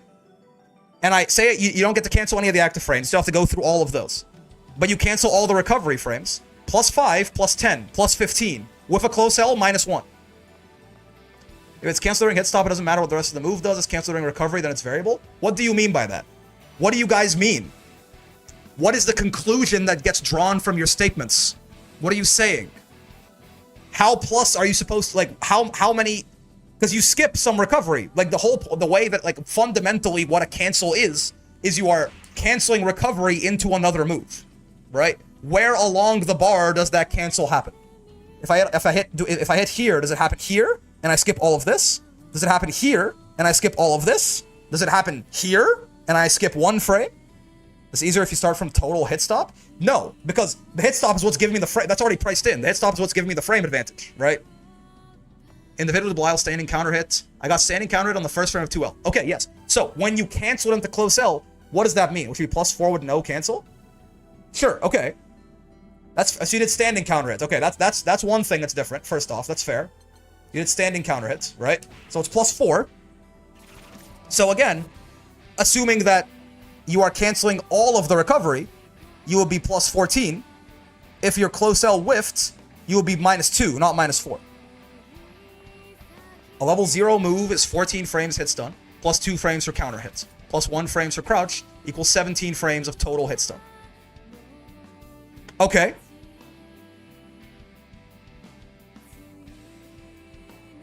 Fairy's close L is 16 frames total. Yes, so why is it -4 when it whiffs?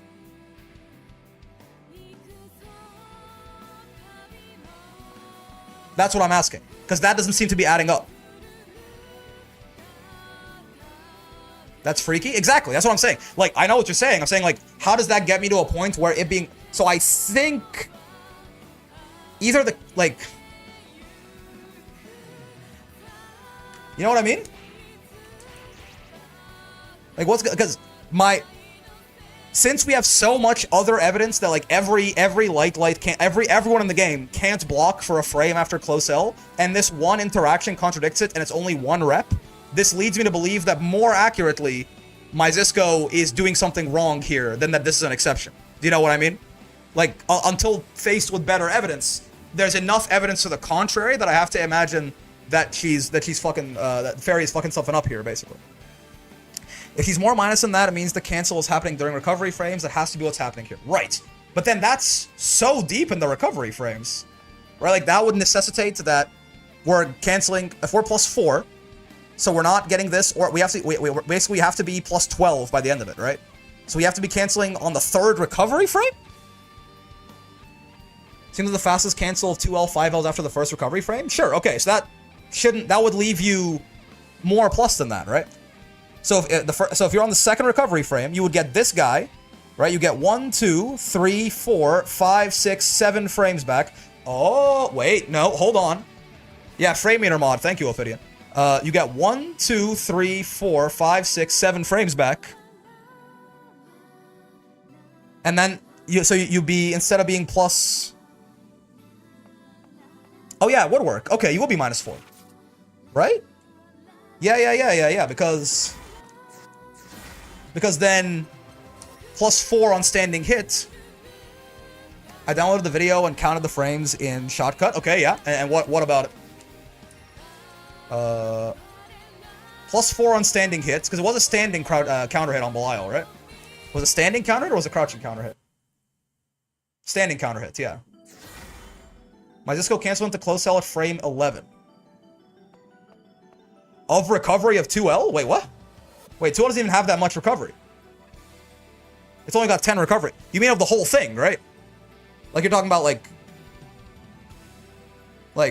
6 into like 5, 3, 1, 2, 3 here, right?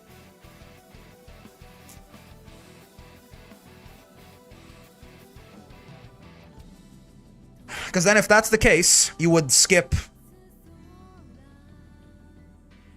That makes sense? Yeah. Then the math adds up, I think. I hope, but I counters 11 frames after that? Gotcha. Yes, because then hit stop is 10 frames. Okay. So then you would cancel on frame 11, which is 5, 3, 1, 2, this guy. So you get this and you get 1, 2, 3, 4, 5, 6, 7, 8 frames back. Right? You get 8 frames back. Oh, it makes no, the math works out. Yeah. You get 8 frames back, you're +4, so you're +12. This is 16 frames total, you're -4. Okay, no. My Zisco did it right. The cancel happens later than I would have thought. Yeah. It works exactly right. Okay, well now I'm confused again. The good news is we figured out why it's -4. My Zisco did it right. The bad news is then, why can the bitch block? Right? Then why is her close L special? You know what I mean? Does this only apply if... I was gonna say it's only apply if the close L's whiff, if they don't whiff, but no, Lancelot's Yeah, I don't know, man. We're gonna need homework. I'm gonna give you guys. I gotta go, so I might give. I think I gotta give you guys some homework. I don't. Fairy is simply built different. I mean, perhaps Fairy is just the exception. Again, I mean, Fairy is a character whose buttons might be kind of weird, and they might like give her some random ass exception because otherwise it would break something with her frame data or whatever. I don't know. Is her close cell have more recovery than normal? Is she like a 3-7 close cell? Ah, okay.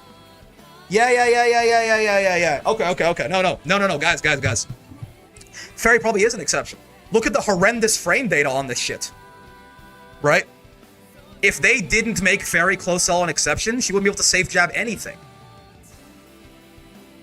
You see what I mean?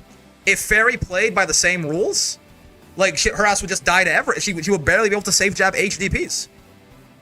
Right? Like, even if she hits on the final frame here, she would have 1+9. It would be impossible for her to literally ever safe jab an MDP. And I guess maybe that wasn't the intention. Well, actually, even without it, 1+9, she can block on frame. Oh, she just can't do it anyway. No, she can't do it anyway. Even if she didn't have this extra special sauce here, right? Because 1 active frame plus 8 recovery frames means she can block on frame 10, so she can't do it anyways. No,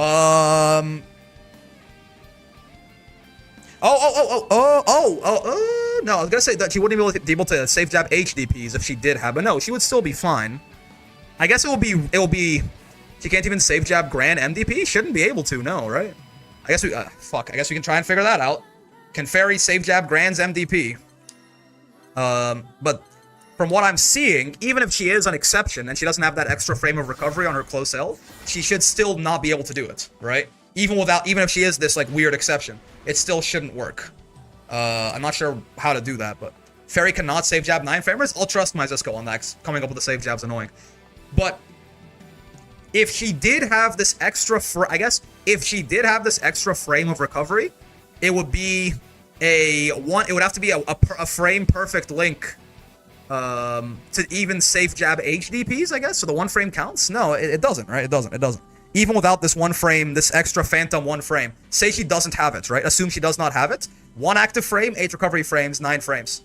Now, if she did have it, it'll be 10 frames, and she could only block on frame 11, so she'd be even further off.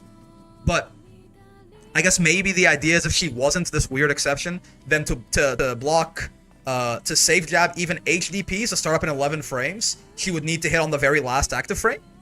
Whereas as it currently stands, she can do it on the 2nd or 3rd active frame and she'd be fine, right?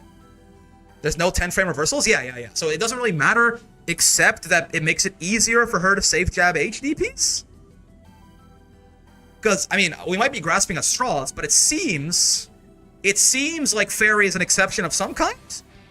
And it becomes a question of why. And it's true. Her close L is, the frame data on this is different than every other close L, right? So it doesn't, most close L's are 3-6, not 3-8. What the fuck is this? Okay. So you do all of that. Wait, fuck. So you do all of that and you're +4. And yeah, you can, sure.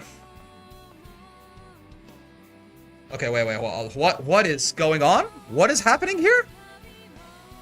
I mean, answering why you add 1 frame to recover to be able to see if you can save jab with that move, since you need at least 1 active frame. Yeah, oh yeah. No, you have to hit them. You can't like whiff it. If you whiff it, it's easy to save jab. You just whiff it 30 frames before they get up, right?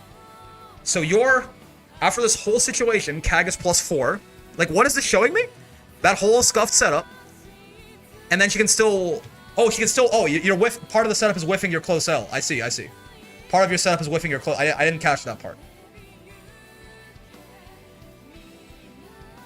Oh, Fairy is whiffing a close L. Fairy is whiffing a close L. And yet... Okay. Fairy is whiffing a close L. And yet... she can block a 5-framer from Kag? There's the 5-framer. Wait, she can't block a 5-framer from Kag. And then I could block a 5... Couldn't you not? Didn't you get hit by this here? Am I losing my mind?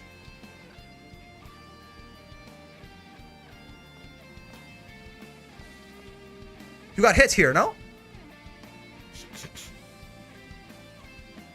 It wasn't Punish? Oh, it wasn't Punish. You're right. It wasn't Punish. It wasn't Punish. Yeah, so Fairy might be... So, yeah, the 16 frame close cells might be exceptions, I guess? Just because it will be like they already have... Like clearly, this 1 frame of extra recovery that they give these close cells is... Like, it's an intentional thing to make them not too overpowering in certain defensive situations if they whiff or as a safe jab or something like that, right? But then these, like, most close cells are 3-6, right? These guys are 3-8. So they already have a huge amount of extra recovery baked into them. So it will be double counting an overkill to give them that 1 extra frame, right? I don't think there are exceptions. I have no idea in hell how to make faster close cells whiff like this to test. Well, no, but even just what we did with the safe jabs makes them exceptions, right? Like, there should be no difference between whiffing on knockdown and whiffing in neutral, right? And, like, Lance, you know, Lance's 5L whiffed and it followed the rule. And, like, clearly 5Ls are not special because Narmaya's 5L follows the rule as well on knockdown. Right? There's a chain of logic here. 5Ls and close cells are the same as long as you have light cancels. Because Lancelot follows the same... He gets punished in a way that Fairy doesn't in the same situation. Right? We know that 5Ls and close cells are the same because Narmaya's 5L gets punished in the exact way we would expect a close cell with that 1 extra frame of recovery on wake up in the safe jab testing. Right? So Narm's 5L is not special. It still has that same cross that all close Ls have to bear. And then it's not a specific knockdown thing because Lancelot has a similar situation we found where even on whiff and not on knockdown, it works. Like, he gets punished as you would expect. So it doesn't seem to be a matter of close L, right? And we made another 5L whiff and it got punished like this. So the evidence to me points to the fact that Fairy probably is an exception and doesn't have this extra 1 frame, and that is also logically consistent with the fact that her close cell already has 2 extra frames of recovery compared to pretty much any other one in the video game, right? Like every normal close cell, right? Not even just Grand, like even Ladiva's, right? It's 3-6. So it will make it effectively 3-9, which is probably more than they wanted it to be, right? I mentioned that normal far Ls and characters with close cells don't have the issue either. Yeah. But I'm saying, like, you know, 5Ls. You did mention that. You said no other button besides close cell has this problem. But we know that 5Ls on characters who don't have close cells are not exempt because of the Narmaya testing, right? The Narmaya testing lets us know that characters who don't have close cells but have 5Ls, they are not exempt from this rule where they can't block for 1 frame after recovering. Right? So that tells us that. That tells us that, you know, Narmaya and Lancelot are not special. And then Lancelot gets punished even when it's not a knockdown. So again, we know it's not a knockdown specific thing. But then Fairy seems to break this trend. And it makes sense to me if she is an exception because of this. Right? And I bet you, if someone found a way to test this with Matera, is she 3-8 as well? Yeah. I bet you if you could test this with Matera, you'd find a similar idea. Right? That CAG testing is probably a good way to make that shit whiff on Matera too. If you can test this on Matera, and I bet you it'll recreate. Because I imagine it's because of the fact that what that does essentially is it like Shadow adds 1 frame of recovery to a lot of close cells as far as blocking in a lot of situations. They are already adding 2. Right? So I would not be surprised if Matera and Fairy were exceptions for that reason. Is all I'm saying. Alright, so what did we learn? Most characters in the game, including Versuja, can safe jab MDPs. It's because of attack level? It's because do they have a higher attack level on their shit? Dustloop's attack level stats are a little... All level 0 normals should have it. Oh, their close cells are level 0. That's new. Zeta close cells level 0 with Fairies 1? Wait, Zeta close cells 0? Okay, Dustloop might not be... Dustloop is not the best source for these, I will say. Zeta close cell should be level 1. No. Fairies might be 0, maybe, but Zetas should be 1, for sure. It says Matera's a 0, which I'm somewhat inclined to... Like, maybe Fairy and Matera have lower attack levels on their shit? If this says 1, then no, this theory blows out of the water. Yeah, no. I think all close cells are level 1. Oh, we can test, right? I know Grand's level 1, right? Grand's close cell is level 1. Easy peasy, right? So what I'm going to do is I'm going to have Grand jump and close cell, and I'm going to clash with his ass. Wait. Wait. Yeah, no, level 1. No, it's not about that. And Matera, very similarly, should be the same thing. Well, I guess, okay, here's the problem. Clash level and attack level are not necessarily linked. You can have moves with higher clash levels and lower attack levels, I suppose. That's the issue with that. This doesn't prove anything. Yeah, it proves that Fairy's close cell is clash level 1, but right, clash level and attack level are not necessarily linked. I guess we can tell by how much benefit it gets on counter hits. Is that something we can do? Right? It goes from +6 to +8. It gets 2 extra frames on counter hits. That has something to do with attack level, doesn't it? Like this but Grand's the same. No, Grand's the same, right? Grand's. Oh no! No! Wait, he's right. Look. +8 baseline. Never mind. It's +8 to +10. It gains 2. Fairy's just +6 normally. I thought it was +6 to +10. So they both gain. They ship that I think says that it's the same attack level, right? We can tell this by telling how the move is on block and looking at the attack level chart. Well, that one's +2 and that one's +4. Rick's still number crunching? Yeah, I got lost. That one's 2 more frames plus, but like, Fairy has 3 active frames and 8 recovery, so 10 total after the first active frame connects, right? Yes.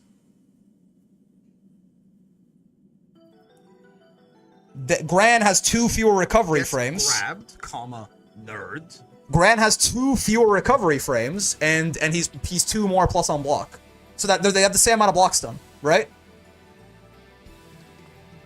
They have the same amount of block stun. So they're both level 1, yes? Am I tripping? Level 0 is 10 frames grounded block stun, and level 1 Fairy's +2 on block stun has to be level 1. Yeah, I mean also it's the same amount of block stun as Gran's, because Gran is +2 more advantage on block, and he has -2 fewer recovery frames. So whatever Gran's is, it has to be the same as Fairy's, and there should be no reason that, you know, a normal ass close cell shouldn't be level 1. So yeah, multiple different reasons that it's level 1. So it's not about attack level. I think it is just a matter of the fact that, you know, it is just the fact that they do have this extra recovery, I suppose, right? It'll test more close cells by using armor. Well, is that interaction different? Like have Sora's armor a close cell? Is it different on hit or on whiff? You know, like that does add some amount of. It adds some amount of like, you know. It makes sense to me that Fairy should be like Fairy and Matera would be an exception here though, right? That it's just like a hard-coded thing. You know, Dust Loop is not good for attack levels and clash levels. It's very good, but don't trust clash level and attack level on Dust Loop. They also don't split them up, which they do sometimes get split. So it would make sense because they have the 2 extra recovery frames here for them to be. My brain's kind of cooked at the moment, so I'm a little lost. You know, you can this will be a video. You can watch it back later, but so it seems like we have 2 separate cases of Fairy doing things that other characters cannot, right? So she should be an exception of some kind. And the only thing that separates her is the 2 extra recovery frames on her close L compared to every other close L in the game that isn't Matera's. If you can test that CAG setup on Matera, that scuffed-ass CAG setup, if you want to test that on Matera, if Matera also isn't getting punished or can block, that to me, it's not rock solid evidence, but that is enough circumstantial evidence for me to say that Matera and Fairy's close L's are both special in that they don't have this extra 1 frame of recovery where you can't block because they already have 2 more frames of recovery than every other close L in the game that isn't theirs. Right? If it works, if Matera can do it too, then that seems like that's good enough for me, personally. Wait, I remembered something? What's that? I'm sorry to give you homework, my Zisco, but if you can try, or I can also try to recreate whatever fucking, but this CAG, I don't know what this CAG setup is, man. U-pillar with 2 2Ls. U-pillar with 2 2Ls, H spare body? Is that what that is? Is that H spare body? Oh, it doesn't show the input log. You know the UDP safe jab spot dodge tech? Like you can like cancel the first couple frames of your move into spot dodge? Is that what you're talking about? Yeah, what about it? Cagliostro. I don't know, man. I was digging into the bedrock for this shit. If you can just do this again, my Zisco, do it with Matera. If you can recreate it, then I think that's enough for me. You know what I mean? What's trap? It's neutral, right? Minus 20? How'd you get it to work like that? Do I have anything to do with that exact frame? No, but it's at the end. No, it's different because the spot dodge one is the beginning. It's the first couple frames of startup, whereas this one's happening at the end. How are you? Oh, because they whiff the close L after. Oh, I see. So I want him to. How do you get the timing? Do you just get him to on block close L? Is that what you're talking about? Counter on block, like standing light. Is that what's happening here? He hit me.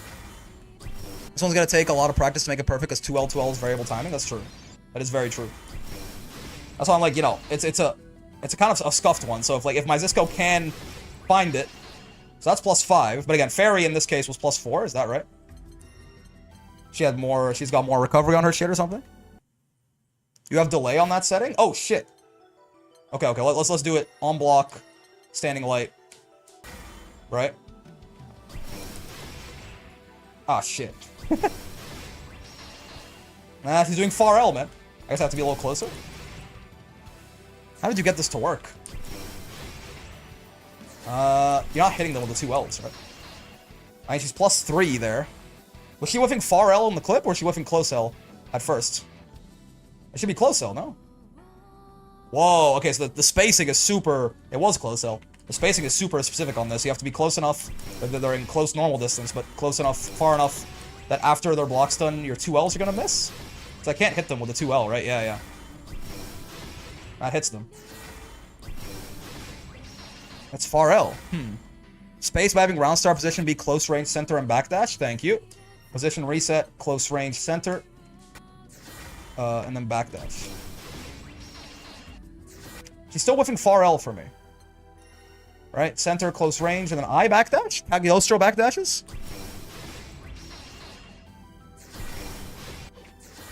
And backdash? Yeah. Right? This? Here? Like that, right? Like here? Like you're doing it too slow? Okay. I mean, please, if you can recreate this better than me, then I beg you. Because she's doing far L every time.